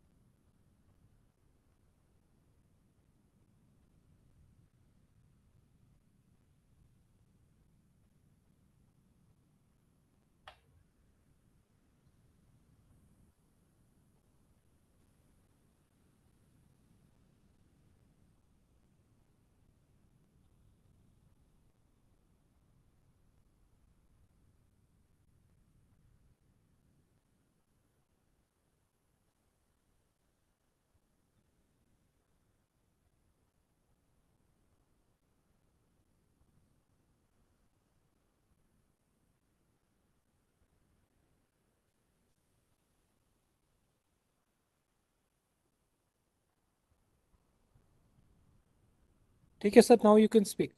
Yeah, yeah. You see, these are the practical problems which we are being faced since about the moment this dam rehabilitation started. Before that drip also, we were supplying this instrument and maintaining the old dams, like many dams we have Satluj Jal Vidyut Nigam and NHPC various dams. We have supplied various instruments which were non-functional and made them functional. So uplift pressure is the most important thing. You know what happens is this: in case of a healthy dam, if upstream at the upstream water pressure at the beginning of the dam upstream and the uplift which is there at the tail raise should be equal. If all the holes are working, there's no choking of the holes. So this indication that when the uplift is equal to tail water level, that means all the pipes are functioning. But 90% of in the projects, the uplift pipes are not found to be functional. So we have to clean them. Sometimes we have to drill through them and make them functional. We have to clean through water jet and make them all right. If that is not possible, then we have to do drilling through them. In fact, now tenders are coming from a Koina dam, which they require some sort of drilling to make this functional because this is such an important parameter. Then plumb lines also 75% of the projects, the projects are not functioning. There'll be no oil in the tank, microscope will be defective, table corroded. So we have found solutions for all these things, which I'll be covering shortly. Seepage is another big problem. All old V notches in the galleries are corroded and non-functional. So there is a solution for these also. Triaxial joint meter, which is in the block joint monitoring, most of the sensors are bracket are found to be defective and corroded. So its time has come. We must use stainless steel mounting brackets. So sensors are all SS. Most of sensors are found to be working, but the mounting brackets are in very bad shape. So we have now there's a project coming up in which they wanted all SS, mounting brackets, which will function for longer year. Then joint meters, they become non-functional, so we can't monitor them. But we can put them vibrating bar track meter on the surface, which or strain meters are also available. We can monitor surface mountable strain meters to monitor the strain. But embedded, we can't do anything. Like junction boxes and switch boxes, 90% of them get corroded and need to be replaced. Maybe we'll have to go for fiber optic or maybe reinforced FRP boxes, which will have a longer life. Now, answers to them, all uplift pipe has to be cleaned periodically with water pressure or replace them. Then we can install them vibrating by uplift pressure meter, which can be remotely monitored. The signals, the cables can be connected to data logger, and we can take them up to a dam. We can use some wireless nodes in between and monitor them. Plumb lines, we have to see oil to be refilled, microscope to be able to be changed, table to be changed by stainless steel tops, and then contactless automatic systems available for remote monitoring. I think most of the dams in NHPC and SJVNL, they have replaced all their plumb lines with automatic, and they're all functioning for last 7, 7, 8 years. Even Karchambang too, and many other projects. Even the trip guideline also says for automatic pendulum coordinator. So these are very, very important measurements, uplift and plumb, which has to be made perfectly all right in working conditions. And the measuring table has to be with SS. Now we can install new V notches and we can have automatic monitoring system. See, we can have automatic monitoring system by having maybe 1 meter area behind, putting a cylinder with a float and connected to a sensor. Whenever water pressure goes up and down, the sensor gets signal, and it is calibrated in liters per second, and it can be remotely monitored. Triaxial joint meter sensors can be replaced and mounting brackets to be replaced with SS. All junction boxes to be replaced with better protection. Tilt meter at the dam top are also installed to monitor the tilt or rotation of the dam, ensuring remote monitoring. Because most of the earlier projects, there are hardly any tilt meter at the top of the dam. So as per the drip also, they suggest you should go for some tilt meters. Now, the other segment which is very important, hydrometeorological instrumentation. So all old rain gauges, rain sensors, they don't work at all. So all old mechanical gauges to be replaced by automatic tipping bucket rain gauges, which is having better protection and they can give you better data. Water level recorders, most of them are non-functional and they have to be replaced by most. Radar is the most precise or ultrasonic or pressure type water level recorder on upstream and downstream. And these can all be remotely monitored. Very, very important. So all there are many mechanical types still installed, but they are not working. They are not working. So best is to use radar type, the ultrasonic type.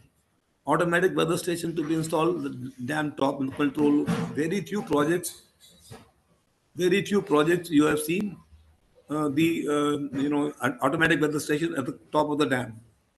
Wind speed and wind direction type, of course, automatic weather station will have all the sensors: wind speed, wind direction, relative humidity, and temperature. Now, yeah, geodetic. No, if you want to monitor the deformation of the dam, the easiest thing is to have a bireflex or a prism target with longer ranges and measure the total station. And total station, yeah, you can select depending on the type of the dam. So the small dam you can use bireflex target which has got a range of 140 meters. Otherwise, you can use prism target which has got a range of 600 meters. And there are prisms available which have 1000 meter, 2000 meter range. And you can very well use a remotely monitored or a robotic total station to monitor this, various points installed at the top of the dam automatically. Then GNSS is also available, a satellite-based system where it tallies its position with help of various satellites, and this is also being part of the DRIP program. Then we have seismic center. All earlier instruments installed were old technology conforming to IS 4967 1968. I don't think the standard has been revised after that. Present guidelines says all dams above 30 meters should have minimum installed three sensors, one at the dam top, one at the foundation level, and one at the gallery level. And maybe dams which are above 50 to 70 meter high, there should be one free field sensor. Free field means the distance should be about twice the height of the dam, away from the dam. So this is just to correlate the data in case of an earthquake happens. Good quality and reliable strong motion accelerogram installed at the dam top to monitor the structural response to know how the structure has responded to the PGA in peak ground acceleration in case activity happens. They are all are remotely monitored and you have very good software available which will within maybe 4 to 5 seconds they will able to tell you the location, what is the Richter scale value, and how deep was there, which was the direction. All those parameters can be known within 5 to 6 second time. Short period sensor are also installed to monitor the reservoir induced seismicity. The having bigger catchment area, so there is a possibility that the reservoir also might cause some tremors. So that can also be used. See, earth and rockfall dam, most of the very few sensors we can use, like piezometer we use, foundation and embankment. So when the dam is already ready, so we can't do anything on the upstream. Downstream, probably we can do some drilling and replace the piezometer by vibrating wire, or maybe open standpipe in case you want some localized monitoring. Then magnetic settlement gauge can still be installed from the dam top by drilling if drilling is allowed. So that's a good way of some monitoring settlement. Otherwise, we can also use optical means. Then the one thing which we are doing, and we have done in many dams, few dams in Maharashtra, Chamera, NHPC, and some other places in Gujarat. All the twin tube hydraulic piezometer which have been installed, very few dams those are working, and it's very very important, and it's a very cheap and the safe technique where no but the tubes should remain intact. If tubes are okay, we can make the system function all right. We have already taken up 6 7 projects and completed them with the help of the CWPRS scientists, and we are going to take up some more projects also where we change the entire panel, change the walls, everything, and make it functional. Then seepage monitoring, the notches can be replaced as we do in masonry dam, concrete dams. Then other geodetic weather stations, seismic instruments are also applicable for earth and rockfill dams also. This is the common configuration where we can use either a piezometer, a strain gauge, or a tilt meter. Connect to our readout device, which will monitor the data in engineering units. Engineering unit means the pressure is there; it will come in kg per square centimeter.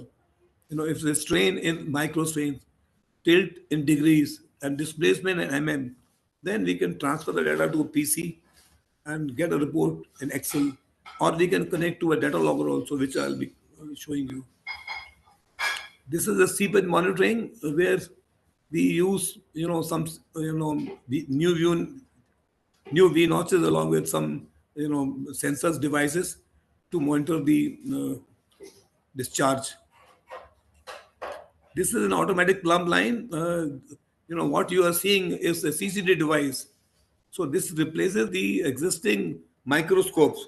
Normally you used to have two microscopes. One man can sit on the table and take the data. So these are latest devices, and you can see them configuration in case of an inverted pendulum and hanging pendulum. So it can be very easily installed. We don't need much space. We need a limited space to install what device I have shown you in this one, in the center one. This is the main system which has got remote monitoring techniques. So this is the various configuration we have shown. In most of the important dams, see the block river block in the river section, the deepest block foundation will have an inverted plumb line also. In most of the cases we have seen. But normal plumb lines are generally there on almost all the dams more than 20-30 meter high, and 80-90% non-functional, and it's very important to make them functional. This is, you can see one installation which we have done. We've installed on the right side. And what you see in the center is the old conventional where you need microscopes and all. So this is Napa Jatri also. We have replaced about 5-6 systems and many, about 17 to 18 dams we have replaced them, and they are functioning very well. And we can, the warranty is 2 years, and then we can take further AMC also. We maintain for many years. Very, very important. This is a simple sensor which monitors the port water pressure, whether in earthen dam or masonry dam. So we only change the name. We call it piezometer, and the port pressure meter. Basically, instrument is same. This is all monitor the pressure and gives you data. These are the data acquisition and logging techniques. You see all the data to be remotely monitored. All the cables. First of all, the instrument should be functional. If the instrument is functional and the cables are spliced properly, even in the old dams where we are installing some new instruments, take the cable carefully, terminate into the data logger, and you have a multiplier on the it's called channel expander. In case up to 960 channels we can manage with this. And then we use our web-based software, the automatic data recording. See, it's a cloud-based software, Amazon Cloud, in which for every specific site we will, we will select the site, and according to the number of instrument, and with the help of a engineer in charge, we will plan the data acquiring rate. Suppose you want to monitor the water pressure once in a day, maybe other tilt maybe once in 3 days, 5 days. So all those programming can be done, and data can be remotely acquired with the help of software. It's a very simple one. You should have only internet. We'll give you a username and password, and you put that, you can have access to the data anytime remotely. This is this is basically radar water level recorder on the right side, and on the left side, what you see is the pressure sensor, which is inserted in the gauge well in a borehole, and with the help of a cable, we take the data out and collect to a system. Right side, you find which is very, very predominant and very widely used radar water level in the drip also. Radar water levels are there all reasonably. Earlier, it used to cost about 5 to 6 lakhs. Now they are easily available for about maybe around 2 lakhs, 2.5 lakhs, even less than that also. This is geodetic monitoring. Just to give an idea, you can use prism target, you can use bias targets, and with the help of a remote total station, you can easily monitor them. And these are some of the seismic recorders we are showing you, and they are very reliable, very advanced. You have a digital display of the event coming after with the help of a software. So you have one is SMA, other is seismic short period sensor. This is a seismic. This comes on the top of the dam, and depending upon the height of the dam, as I explained earlier, we have software like EQ Wave and Quick Start. You get all the data within maybe 5 to 6 seconds. We can generate them.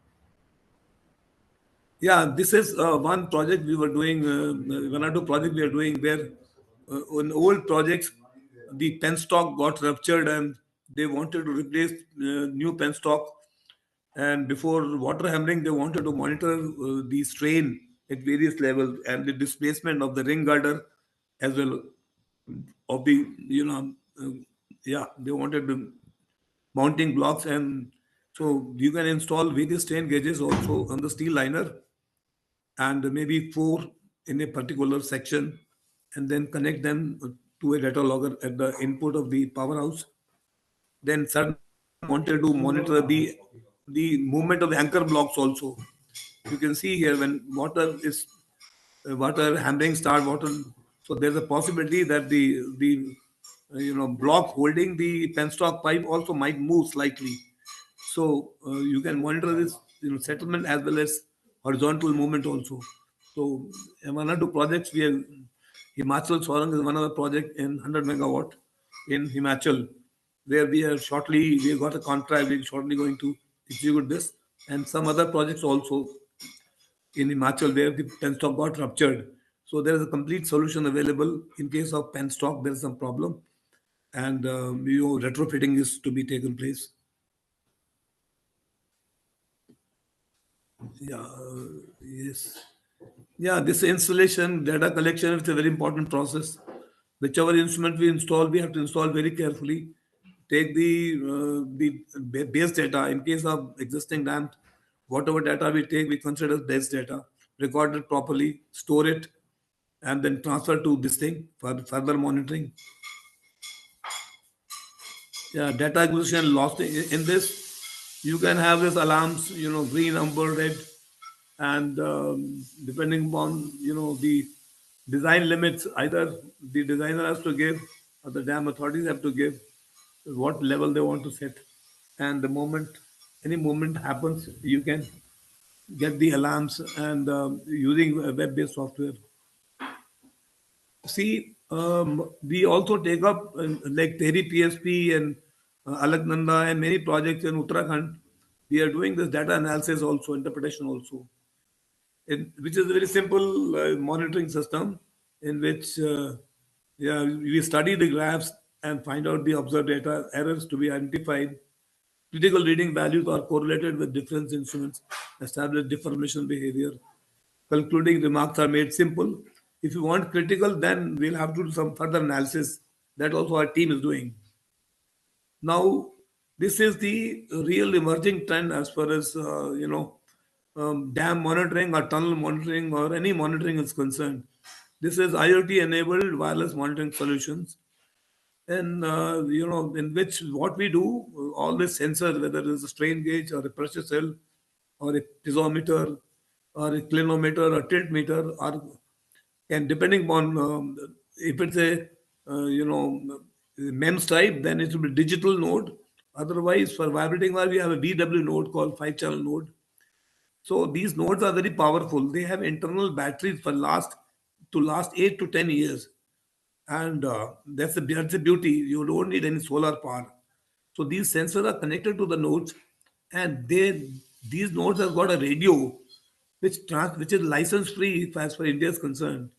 They transmit the data at 866.1 megahertz, and you see to the gateway. Gateway can be located up to 8 to 10 to 15, maximum 15 kilometers, slightly on a higher elevation. And one gateway can handle about 100 nodes. That means suppose you want to monitor entire dam, one gateway is enough.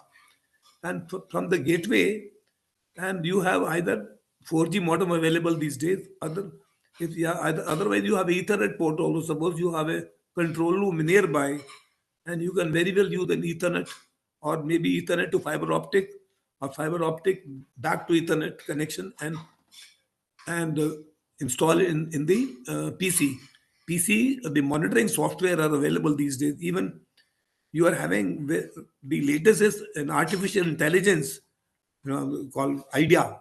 I'll discuss a little later about monitoring software available, which are going to be used for dam monitoring or maybe monitoring of the structures. So this is a system. Right now, we have taken up some projects entailing like Red Mud Pond and all, where it's basically an earthen dam, where piezometer, settlement, and maybe lateral inclinometer are to be monitored using this, LoRa. It's called LoRa, low range, high power. There's techniques. So this is the most advanced. Now most of the Indian government exhaust. Yeah, most of the government tenders also, they are mentioning IoT enabled wireless monitoring, instruments. So in this, we use our software and you get a data like this, time versus time stamped, and you can see a location also, historical value. We can put the photographs also in this. It can also be displayed. And this is advanced data management software. In the particular dam, we have shown the various data which can be collected. These are additional services. Sorry, additional services which ML can handle with our expert team at available at our this thing. Seepage analysis with remedial measures which can be offered. Instrumentation and back analysis also we do. We are done for Terry as a project. Numerical modeling using FLAC or other softwares. Remedial measures on chargeable basis. Solution for shear zone, fault zone, and analysis we have done like Omkareshwar, sorry, in some other dams also. Estimation of correctness of measured value with predicted values in operating dam projects. So this is a special. This was started by our Dr. V.M. Sharma, who was ex-director of CSMRS and Central Water Commission, and he was our director of our company also. But unfortunately, at the age of 83, few months back, he passed away in Singapore. So he was the key person who started. He was very knowledgeable in structures and dam monitoring. Was the PhD from IIT Delhi. So he started this thing, and for certain instrumentation, we can find out also whether the value is correct or not. Data analysis, interpretation by using some of the above techniques. And then we also do, in case of some stress analysis you want to do, we can do it. Some, for twin tunnel, you need some monitoring. In certain cases, capabilities also available with us in-house. And so in the advances in technology summarize, advances in technology will bring new and better means for and method for monitoring. Uplift pressure measurement made automatic by data log or wirelessly monitored, because this uplift is very, very important parameter which gives a lot of problems. All mechanical plumb line can be made automatic, no human intervention, wirelessly monitoring available. All sensors which can be replaced can be monitored via LoRa using wireless node gateways, GSM or Ethernet data transmission fiber optic. All water level should be by radar or laser based sensors. This is artificial intelligence data analytics software can be used for remote data monitoring and interpretation. This is a new technique which, with the help of our foreign principal from Italy, we have just started this. And this is now applicable for their monitoring dams with the help of this. In some countries, I don't have the data, I'll be getting it shortly.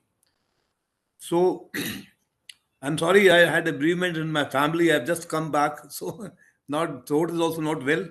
So you can, whatever questions you want to ask, you can ask, because this I wanted to have a larger presentation, but there was this is the paucity of time. In fact, I wanted to personally come to Mysore, and but because of certain problems, I could not travel. So because I have been to Mysore earlier many times, so if whatever questions you want to have, I'm sorry, I've not mentioned my email ID and this thing number. So Dushyant ji can give you. But whatever questions are there on, especially problem in monitoring of dams with regards to, instrument not functioning or something, you can ask me. I'll reply.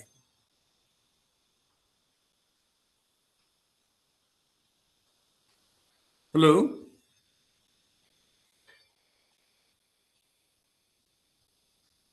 Hello.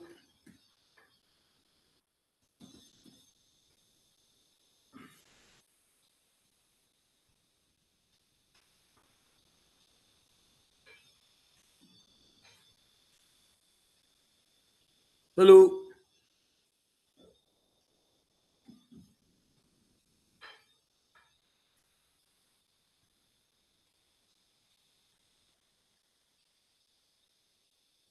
And then you have talked about implementing recent technologies like it could be IoT, okay, or even numerical analysis connected with analysis and analysis of dams. So Yes, it was a very wonderful presentation, and definitely we'll share your email details to the participants so that they can be in touch with you with respect to any clarifications or any help, okay, that would be that we would require from you. We also understand you are trying to give services, okay, for our requirement also through AML.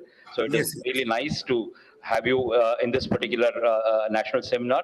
So on behalf of the Bureau of Indian Standards, Water Resource Department, and SJC, JSSTU, we really thank you, okay, for your time and effort to share the valuable information with all of us. Thank you, sir. Thank you, sir. Thanks a lot. All right. Okay. Dear ladies and gentlemen, we move on to the next presentation. I request Speaker Ushake to come and occupy the seat of the dais.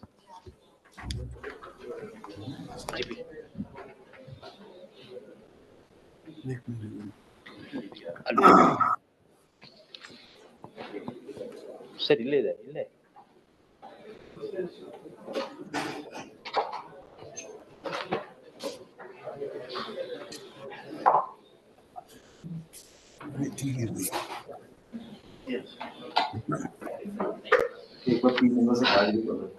Ladies and gentlemen, I'm pleased to introduce the next speaker, Engineer Usha K, who is currently working as a Research Officer, Assistant Executive Engineer, KERS, Water Resource Department, Government of Karnataka.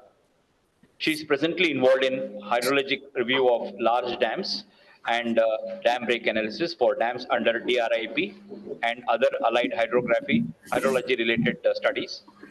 Engineer Usha completed BE in Civil Engineering from NIE, Mysore, securing 9th rank with a gold medal. Later, she completed MTech in Environmental Engineering from SJC, Mysore, and postgraduate diploma in Remote Sensing and GIS with specialization in water resources from Indian Institute of Remote Sensing, Dehradun, securing first rank with a gold medal. She has presented 5 technical papers in national and international conferences. Some of the research work carried out by Engineer Usha include assessment of river water quality in Krishnarajasagara Reservoir, assessment of water quality of southern Karnataka rivers, hydrological review of large dams in Karnataka using HEC HMS, dam break analysis and preparation of inundation maps for large dams in Karnataka coming under DRIP, assessment of siltation in Krishnarajasagara Reservoir using remote sensing techniques. Engineer Usha is proficient in many softwares like Fortran, Java, Python, ArcGIS, Eridas, ILWIS, ArcSwap, QGIS, and etc. She is a member of the Institution of Engineers. Let's give a warm welcome to Engineer Usha. Engineer Usha will be making, I request, CN to welcome Engineer Usha. Engineer Usha will make the presentation on dam break analysis. Madam, you have 20 minutes time for your presentation. Thank you.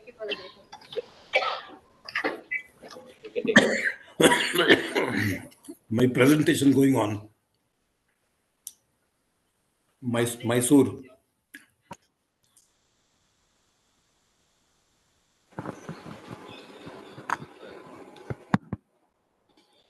So good evening, everyone.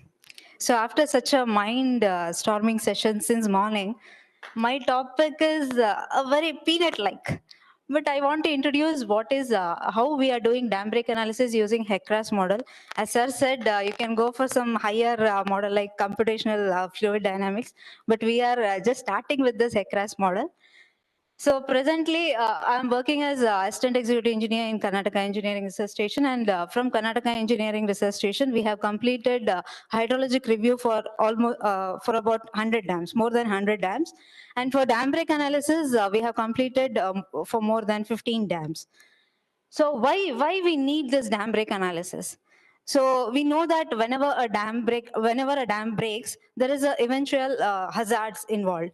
So what is the best way to find out what is the hazard involved when a dam breach? Either we have to wait for the dam to breach, or we have to go for some softwares which are readily available, so that we can get not fairly accurate, it's not pure 100% accurate, but it is fairly accurate assessment of what happens when a dam breach.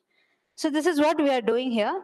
So as the previous speaker said, there are different types of dams. We have concrete dams, gravity dams, we have earthen embankment, and usually the dam breaches, as Madhav sir was stating, majority of the dam failure is happening whenever the dam is an earthen dam. So that is where we have to concentrate. These earthen dams are the major failure, dams which are majorly failuring. And in HECRAS, we have a limitation in HECRAS. So we know that dams are built for water supply, hydropower, and flood control. And dams, however, it may be, however small it is, even that small dam, if it breaches, it leads to catastrophic damage to human life and property. So that is why this dam break analysis will help us in modeling the dam failure, and even we will be prepared for any emergency action in advance. So we all know that dam failure scenarios are either it can slide, or it can overtop, or piping, poor maintenance, cracking, or internal erosion. So in HECRAS, we are concentrating, in HECRAS, we are concentrating mainly on overtopping failure, piping, and these are the two scenarios that we can model in HECRAS model. So this is a methodology involved in dam break analysis. The first thing is we need to collect the data. So complete details about the dam for which we are going to do the dam break analysis. Then we need to get the hydrological data. Then we input these two data into HECRAS model. Then we simulate and we get the results. And we finally assess the flood damage.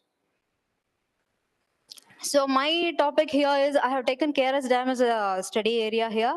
We all know that, I think many of you have seen KRS Dam, right?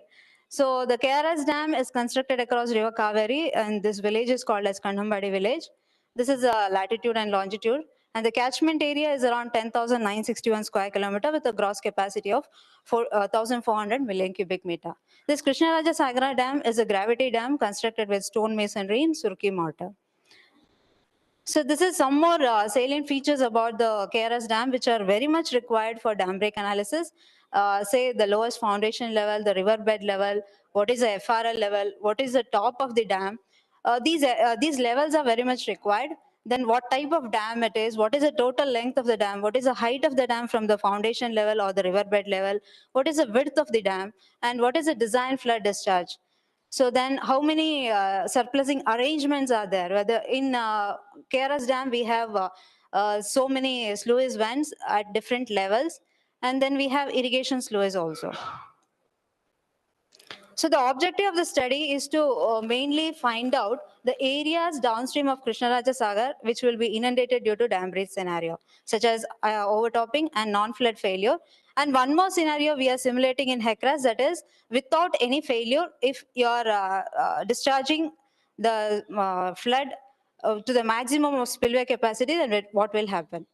To estimate the number of villages and people at risk due to dam failure and large control release, to assess the submergence of infrastructure facilities such as roads and railways, to prepare the inundation map for scenarios such as overtopping, piping, and large controlled releases.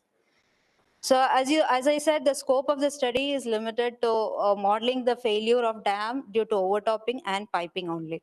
And we are having a tier 2 approach wherein we are using a medium resolution data. If we need to carry the tier 3 approach, then we have to go for a high resolution data such as LIDAR. So what I mean by data here is the terrain data, because it's a model. So we need to give the terrain data. So we are using intermediate level terrain data. So that is medium resolution terrain. So this is why model, why HECRAS model has been selected. Previously, we used to do 1D analysis. Now we have shifted to 2D analysis. The best advantage of 2D analysis is you can either choose Saint-Fenant equation or diffusion wave equation.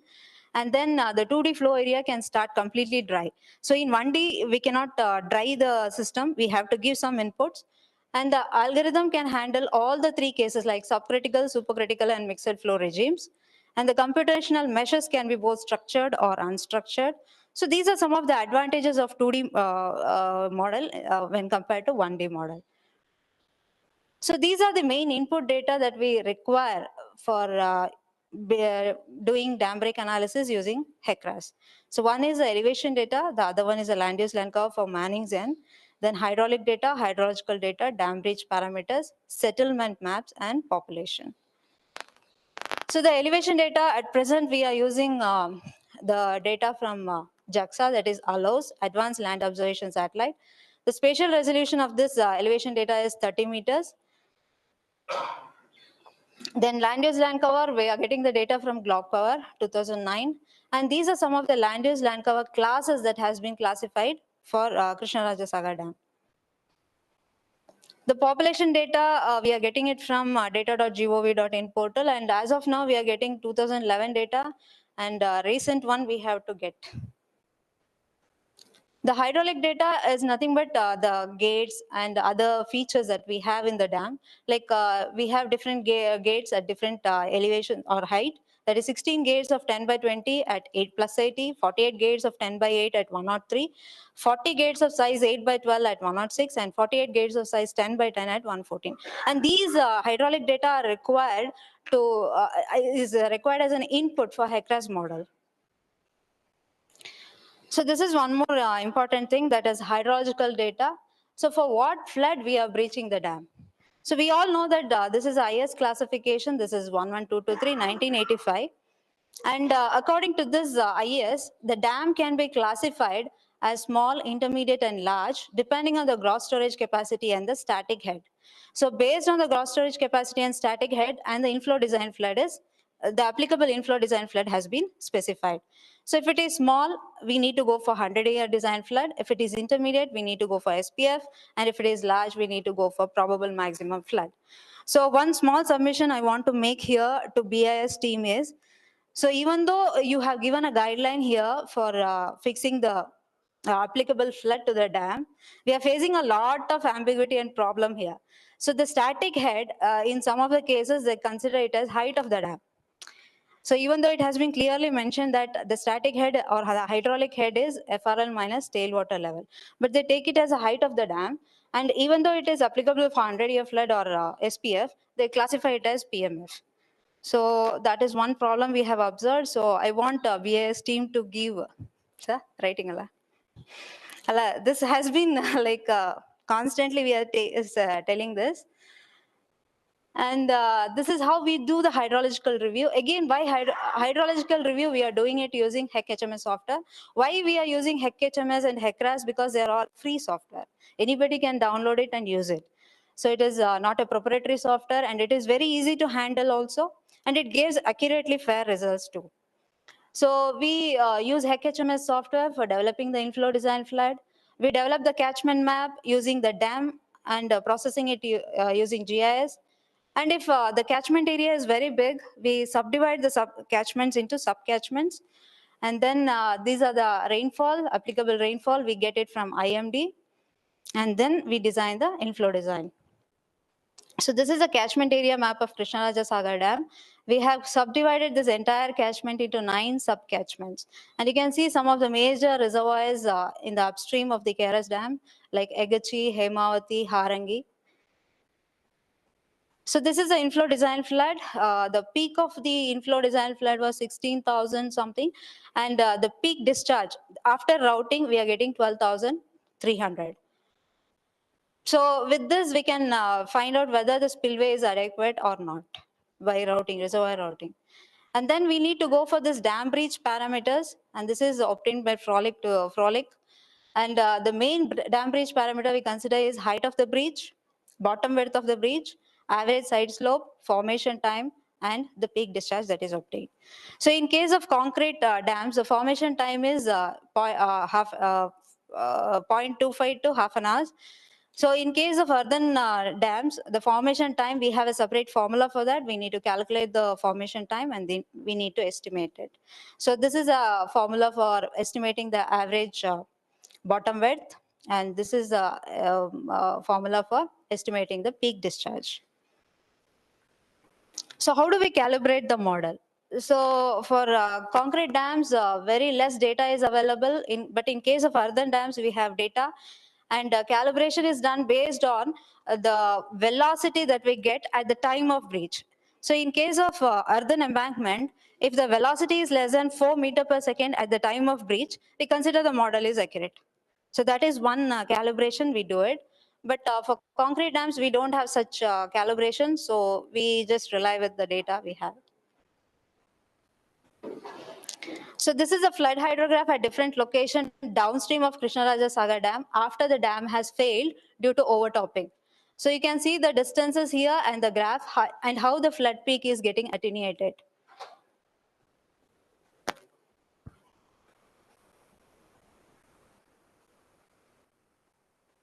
It's not working.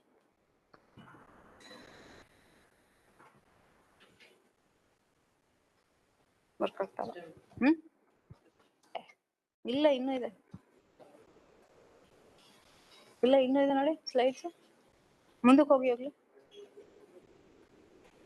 ಹಾ ಇಲ್ಲಿ ಇದೆ. ಹಿಂದಕ್ಕೆ ಬನ್ನಿ. ಹಿಂದಕ್ಕೆ ಬನ್ನಿ. ಇನ್ನು ಹಿಂದಕ್ಕೆ ಬನ್ನಿ.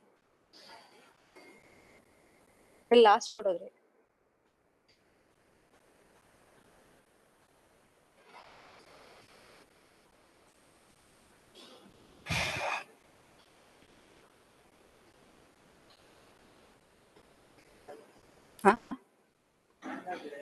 ಹಂಗಾಗಿದೆಯಾ?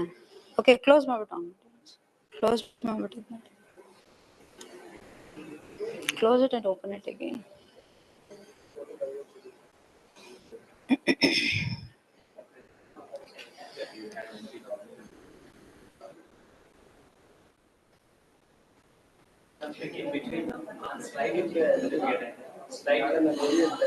ಈಗ ಬನ್ನಿ ಹಿಂದೆ ಬನ್ನಿ ಈಗ ಗೋ ಬ್ಯಾಕ್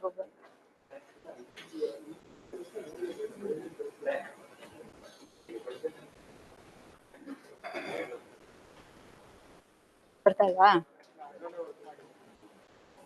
ಬರ್ತಾ ಇಲ್ಲ. Okay. So that was the flood attenuation, how it is happening downstream of the dam. And this is what we are calling about a flood hazard reference value. This is a table that we prepare after preparing the inundation maps. So how many locations or how many villages are getting affected? And what is the approximate distance of these villages from the downstream of the dam? And what is the population as per 2011 census? And what is the population at risk? So how many people are getting... ಮಾಡ್ಲಿಲ್ವಾ? ನೀವೇ ಮಾಡಿ, ಬಿಟ್ಬಿಡ್ತೀನಿ. ನೀವೇ ಮಾಡಿ, ಮುಂದಕ್ಕೆ ಹೋಗಿ next slide.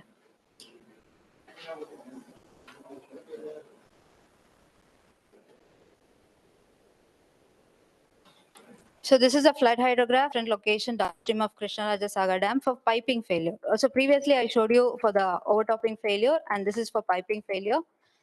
There is some problem with the system.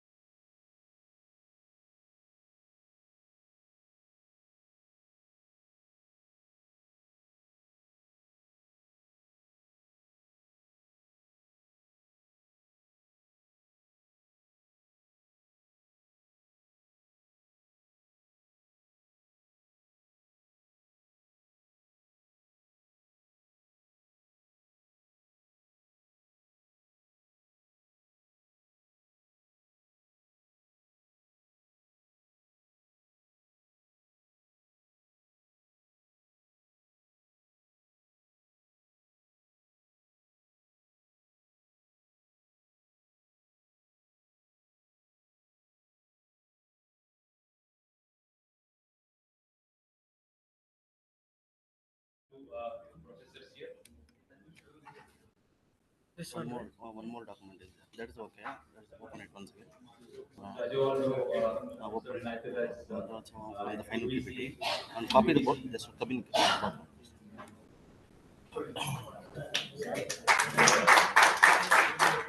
Paste that one also. Please open that one. So we can.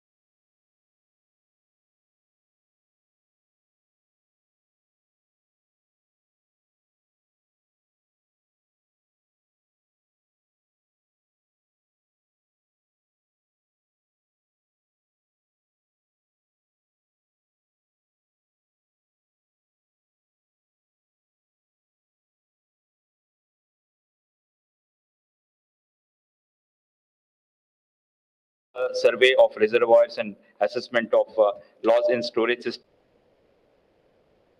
Minutes to make your presentation. Thank you, sir.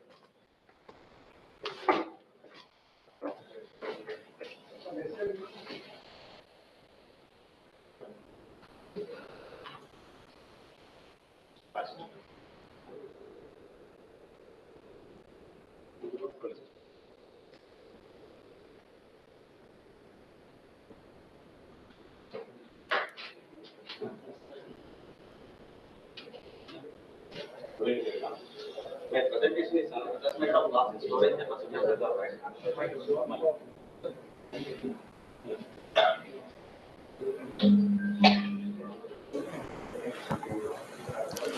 Assessment of loss in storage capacity of reservoir by conducting integrated bathymetric survey.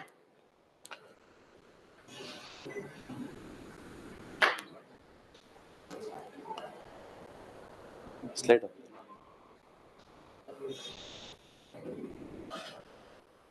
Bathymetric survey is also known as an underwater surveying. It's a science of determining the features of an underwater area. This was performed through use of digital echo sounding equipments and differential global positioning services. Usually, the bathymetric survey is conducted by using a GNSS along with the echo sounder. Usually, for GNSS, we are using a DGPS, either RTK.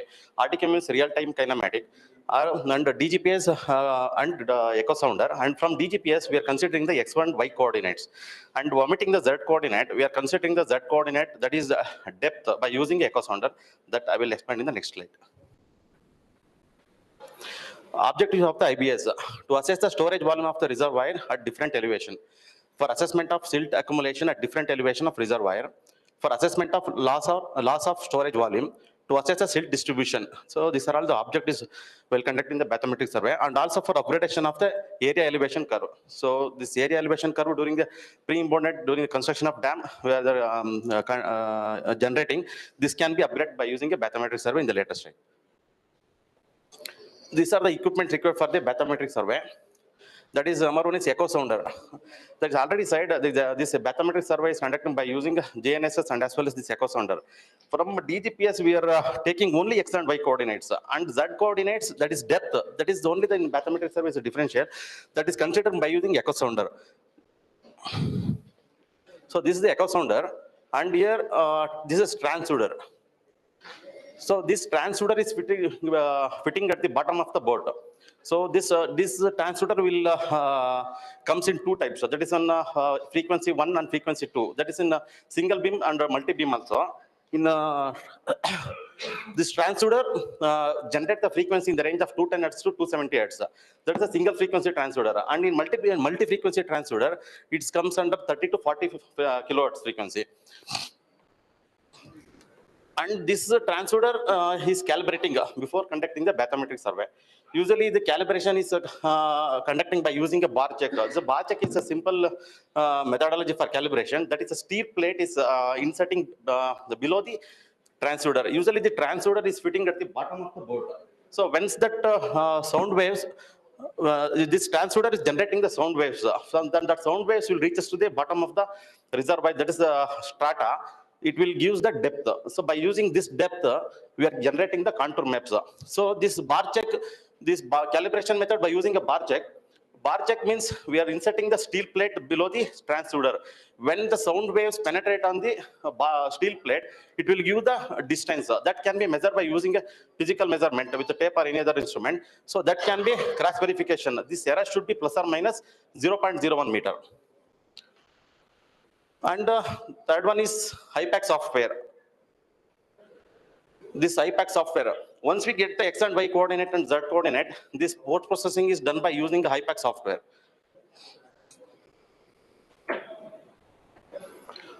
And this is the boat. This is a boat, and with a minimum of 10 HP outboarding engine. The boat should not cross more than 5 knots. So 1 knot is equal to almost 1.8 kilometer per hour. So it should not cross more than 5 knots speed. And this one is a sample collector, and using bathymetric survey, we can collect the sample in the reservoir also. By collecting the samples, we can easily distribute the silt and sedimentation in particular elevations. And drone, the bathymetric survey is not possible to complete up to the FRA level. So this transducer is fitting at the bottom of the boat, nearly about 0.45 meter from the boat surface, water surface. And again, boat cannot possible to conduct the survey at the edge surface water. So that this distance about 8 to 12 feet. So this can be done, your survey can be done by topography survey by using this drone survey. Finally, this drone survey and have one bathymetric survey overlapping one and one, and then generating the contour maps. So this is the transducer fitting at the bottom of the boat. So when the sound waves transmitting from the transducer, it will reach us to the hard strata. Then it will reflect. So this is the time taken to travel from transducer to the depth of the hard strata. So this can be calculated by using the simple principle, that is V is equal to D by T. Velocity is equal to distance traveled by time taken. So then the distance is equal to V into time taken. So by using this simple principle, this depth can be used in the contours for the post-processing within the HiPAC software. In bathymetric survey, there are two types of survey. That is one a single beam survey and multi-beam survey. Usually the single beam survey, the name itself indicates only the single beam will produce. So this will be helpful to conduct the reservoir capacity and reservoir capacity. In multi-beam, the entire features can be able to get it. The entire object can be able to get it. And this is most costlier than the single beam frequency survey. Usually in ocean, this multi-beam survey will be helpful. So this is the survey vessel setup. The first we are from DGPS, that is a GNS receiver with external antenna, and then echo sounder. And from this GNS, you consider only the X and Y coordinate here. So you are omitting the Z coordinate. That Z is considered by using echo sounder here. That is a depth. Then these two data will transfer to the bathymetric HiPAC software. So once the post-processing, sounding and positioning data, then the navigation and planet line survey vessels, these can be done by using HiPAC software in the boat software itself. This is a geodetic parameter conversion. From DGPS, we are getting the data in terms of degree, minutes, and second. That can be converted by using this method, this semi-minor axis and major axis. This will be helpful during the post-processing. This is the tide gauge deployment. Digital automatic tide gauge has been deployed at the gauge well. So reservoir level is keep on varying. So we are inserting this tide gauge in a gauge well so that we can continuously monitoring the reservoir level. This will be helpful in during the post processing of the software. These are the planned survey line. Usually, this is the survey line planned by using a previous year FRA level satellite data, and these lines at the interval of 100 meter. Usually, we are considering. Earlier, they were considering a 200 meter, 300 meter. There is not such a standard for this one. Usually, we are considering at 100 meter interval for the survey, and the survey works in the under principle of survey should be carried out along the perpendicular to the direction of river. These are the different stages for this bathymetric survey. In the first stage, permission from the reservoir authorities planning the pre-mobilization checks. These are all the things. The permission need to be taken from the dam people, and setting up of control points, 24-hour DGPS observation. So before conducting the survey, we are keeping a satellite for 24 hours, and then it will send it to the correction server. From the correction server, then after receiving that correct position, then we are starting the survey.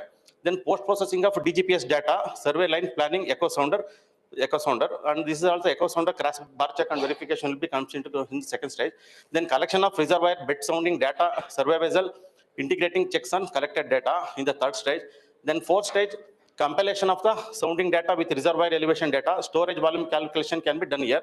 Then finally, we are comes into picture of preparation of the charts, contour generating, and assessment of reservoir capacity in the last stage. And after getting the contour, so that is once we get it that one area, we can calculate the volume by using a simple Prisma formula, that is V is equal to H by 3 into A1 plus A2 plus square root of A1 into A2. Here H is a contour intervals in meter. V is a capacity between successive contours in million cubic meter. Then A1 and area are the area of top contours in millions cubic meter and bottom one. Here is one of the case study, that is for Arangi reservoir. For this, conducting hydrographic and drone survey of Arangi reservoir using IBS equipment and survey grade drone and advanced software to assess the total capacity of FRL, including the collection of data. Means we are collected the soil sample also, and from that one we are clearly identify the distribution of the soil silt and sedimentation in the different elevations. Silt charge per year 3.85 million cubic meter. This is an 8.5 TMC capacity of dam. The objective of the Arangi ABS to evaluate the recent sedimentation in Arangi reservoir limits subsequent to the recent landslide in the Arangi drainage basin. To evaluate the type of sediment deposited on the reservoir, to evaluate the current capacity of reservoir, and to evaluate the loss of storage of reservoir. So once we completed the bathymetric survey, so this is the final result. So finally, we got the capacity of the reservoir around 7.2 TMC. So this can be compared with this can be compared with pre-impoundment survey, that is during 1982. During that time, total capacity of the reservoir is about 8.5 TMC. So during 2019 survey, it's about 7.2 TMC. So this is the chart. This is a survey conducted during the 1982, 2009, and 2019. During 1982, this is around 8.5. During 2009 also they conducted the IBS survey. During that time it's around 7.8. And the last one is a 2019, this is around 7.2. It's gradually decreasing the storage capacity of the reservoir. So this is a sediment distribution maps. So I already said we have collected the soil sample from the reservoir. So that soil sample can be in a different elevation we are distributed. This slightly overload muddy sand, it's a red color, show that it's a muddy sand, and this is purely of silt, and the last one is, this one is slightly gravelly sand. So this type of a sedimentation we can able to do by conducting this survey. So need for standardization, nearly about 7,216 dams in India, but reservoir sedimentation survey need to be standardized using BIS code of practice. Minimum equipment type need to be defined as per IHO standard. So minimum equipment type means echo sounder, still today there is no any standardization for the echo sounder. So there are on market, there are n numbers of echo sounder is available, but there is no any such a standard. And survey intervals, Survey interval depending upon the water spread area of reservoir should be clearly defined. So survey intervals, we are carrying about 100-meter interval. So, and some other state there are about 200-meter and 50-meter like that. So there is a standard for the survey interval based on the reservoir capacity. Then collection of reservoir bed surface sample while conducting a bathymetric survey should be made mandatory. So for every survey, while doing a bathymetric survey, so collection of sample data will be very helpful for the distribution maps. And finally, sediment distribution maps of the reservoir should be prepared and updated periodically to check the movement of sediments inside the reservoir.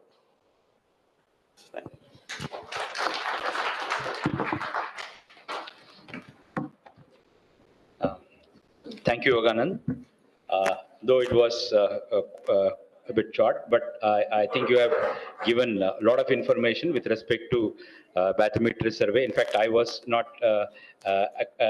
familiar with respect to this. I've learned a lot of things with respect to this. So starting from the simple instrumentation required, okay, and what are the various steps that we need to take, and also you explain one case study with respect to Harangi reservoir. So definitely your efforts with respect to this particular seminar is really appreciated. Now I really request our scientist E Director, Water Resource Department, and Dr. C. Nataraju sir to felicitate Yogananda, okay, with a small memento on behalf of all of us. I wish to state that Yogananda was an alumni. He did his B in civil engineering from SJC. I forgot to mention that. And also he has an ME in precious concrete from UVC. Thank you for your time. Yeah, I now request. Oh, yeah. Okay, I now request at least one or two participants to come and give your valuable feedback. I think the organizers really want to know the strengths and weakness of this particular seminar. I appreciate somebody can volunteer, and then share your thoughts about this particular seminar. We request somebody to come quickly and then give your feedback. Thank you. Yeah, I think I don't see anybody running here. I thought people will run here to this podium and then grab the mic and, yeah, please. Thank you, sir.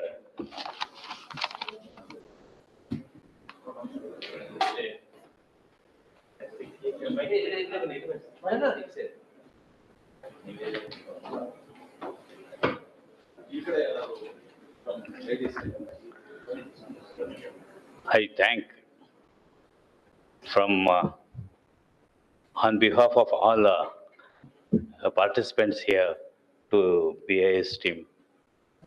I am working as an executive engineer in Dam Safety Organization, Bangalore. One division is here at KERS. I am in division which is at KERS. Another 4 divisions are at Bangalore.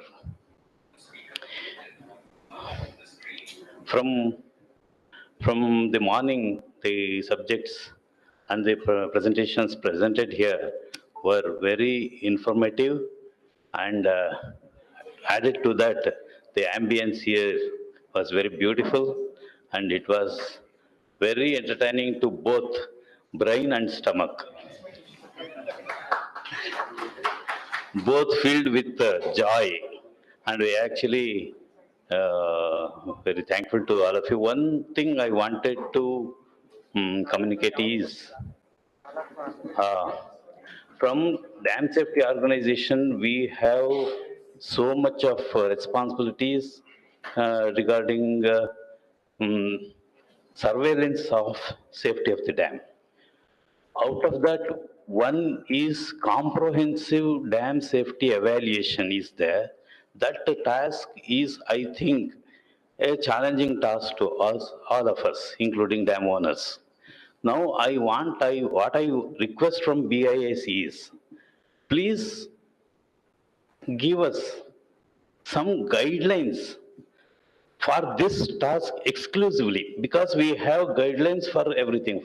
We have guidelines for emergency action plan and the MOM, O&M, and all this we have, but we don't have a guideline to prepare a comprehensive evaluation of the dam.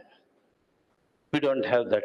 If you can provide us, we can do some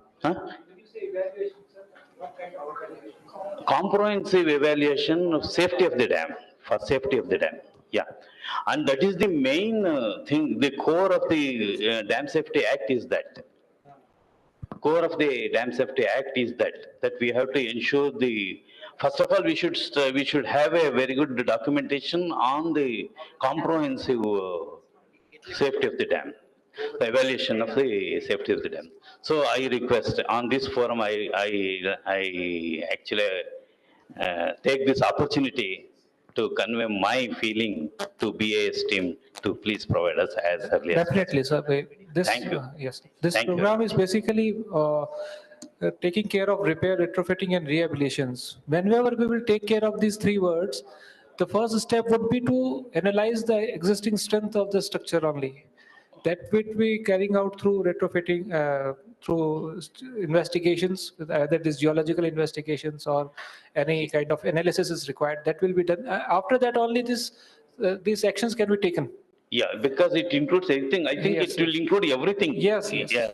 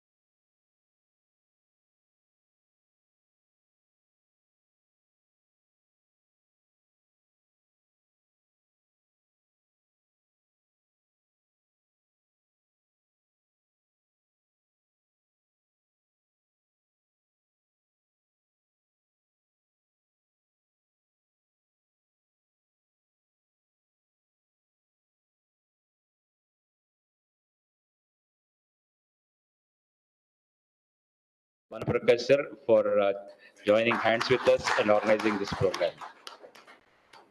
Thank you one and all. Yeah, we also would like to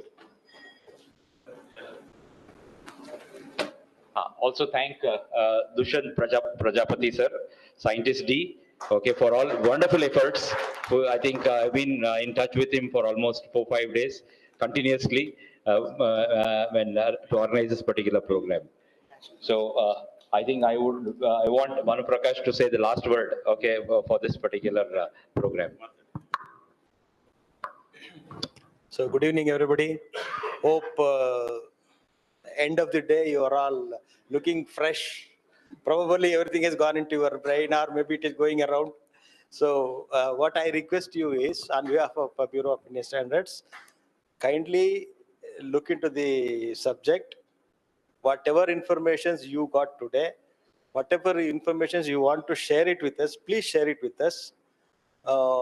This is the first step, what we are doing. This is actually what we wanted is inputs.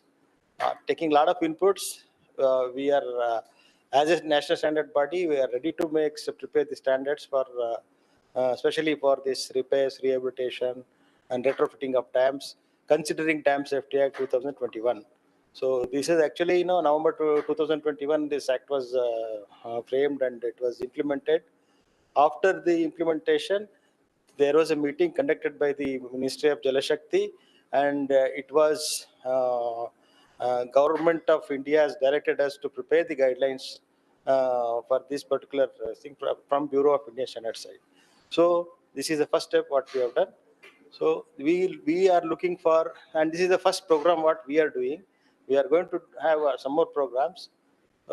Since KRS is our prestigious dam and heritage dam, and repair and retrofitting work is also going on under World Bank program. We took a choice of this KRS dam, and we troubled you a little bit so that entry also was difficult for some of the people while initially, and there is a cheetah effect is also there. So there is some little fear is also there. Anyway, with all these things, all of you, the whole day you have spent with us. I thank each and everyone for attending this, and I would look forward for information from your side and inputs from your side. Thank you all. Just a minute. So may I add one statement to Mr. Sir? Yes.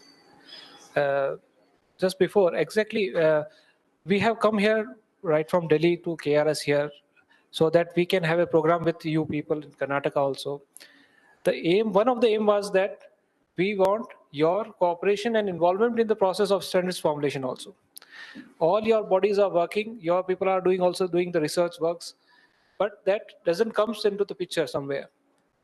So today I didn't got the opportunity to share my presentation, but in 2 lines I would like to share that during the process of formulation of any standard, it is placed in the public domain through BIS portal, so that any person who is involved or who is related to that subject can give his comments.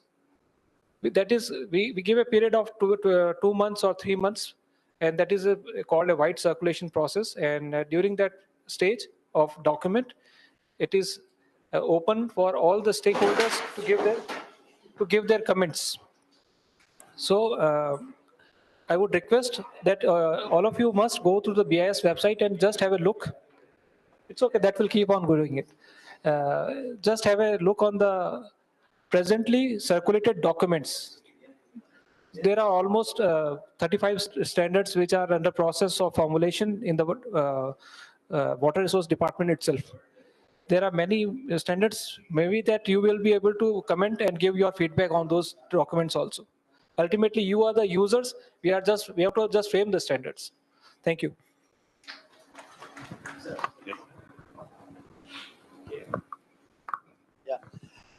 So I forgot to speak about our speakers. Our speakers have given a very beautiful session to us, including online and offline. And our Professor Nayan Sharma was a very exhaustive speech he has given, and it is very informative also. So I thank each and every one of our speakers.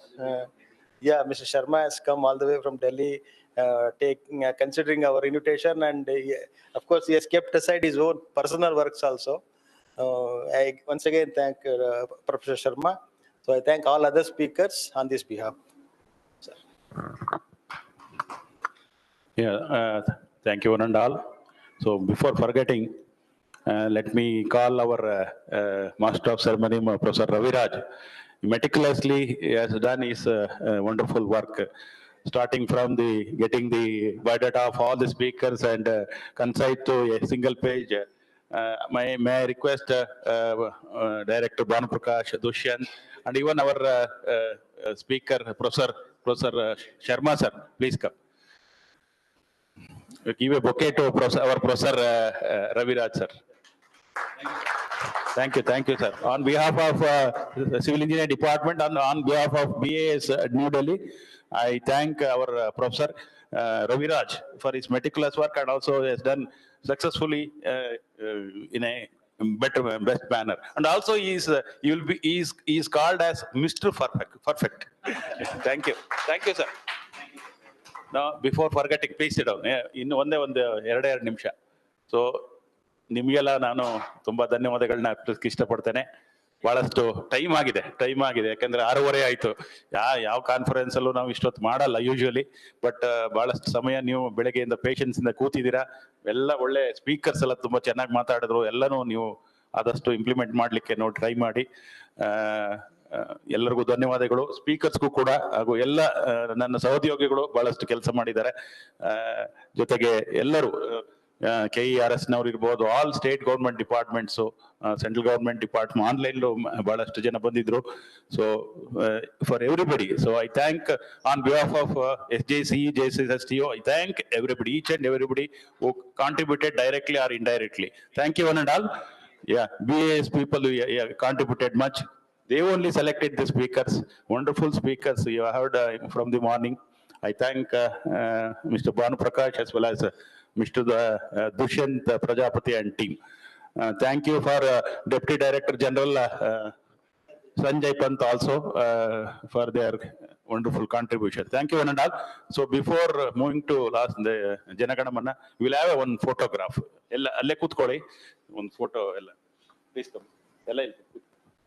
Cover ಆಗುತ್ತಲ್ಲ, ನೀವು ಈ ಕಡೆ ತಿರುಗಿ ಬನ್ನಿ sir, please come. ಇದು ಈ ಕಡೆ ಸ್ವಲ್ಪ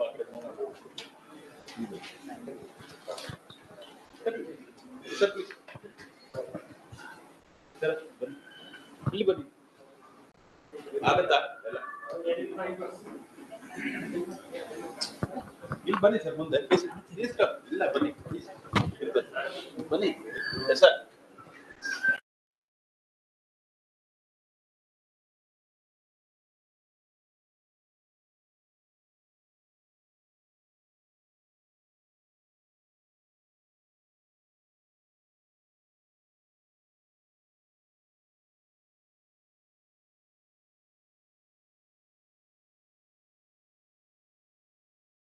Close. I request all of you to stand up. We have the national anthem coming up. I request all of you to sing along with the audio over there. Right.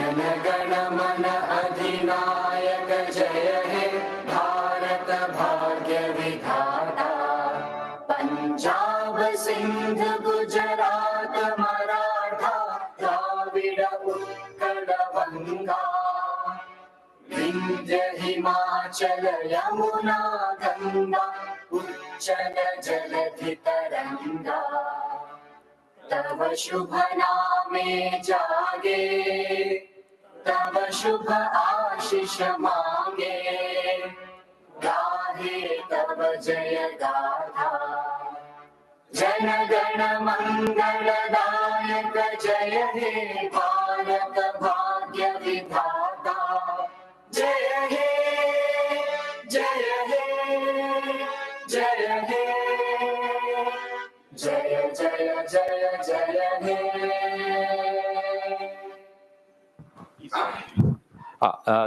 And one more small announcement. E-certificate will be sent to your email IDs to everybody. In case nimge siglilla andre, you please contact us, the organization.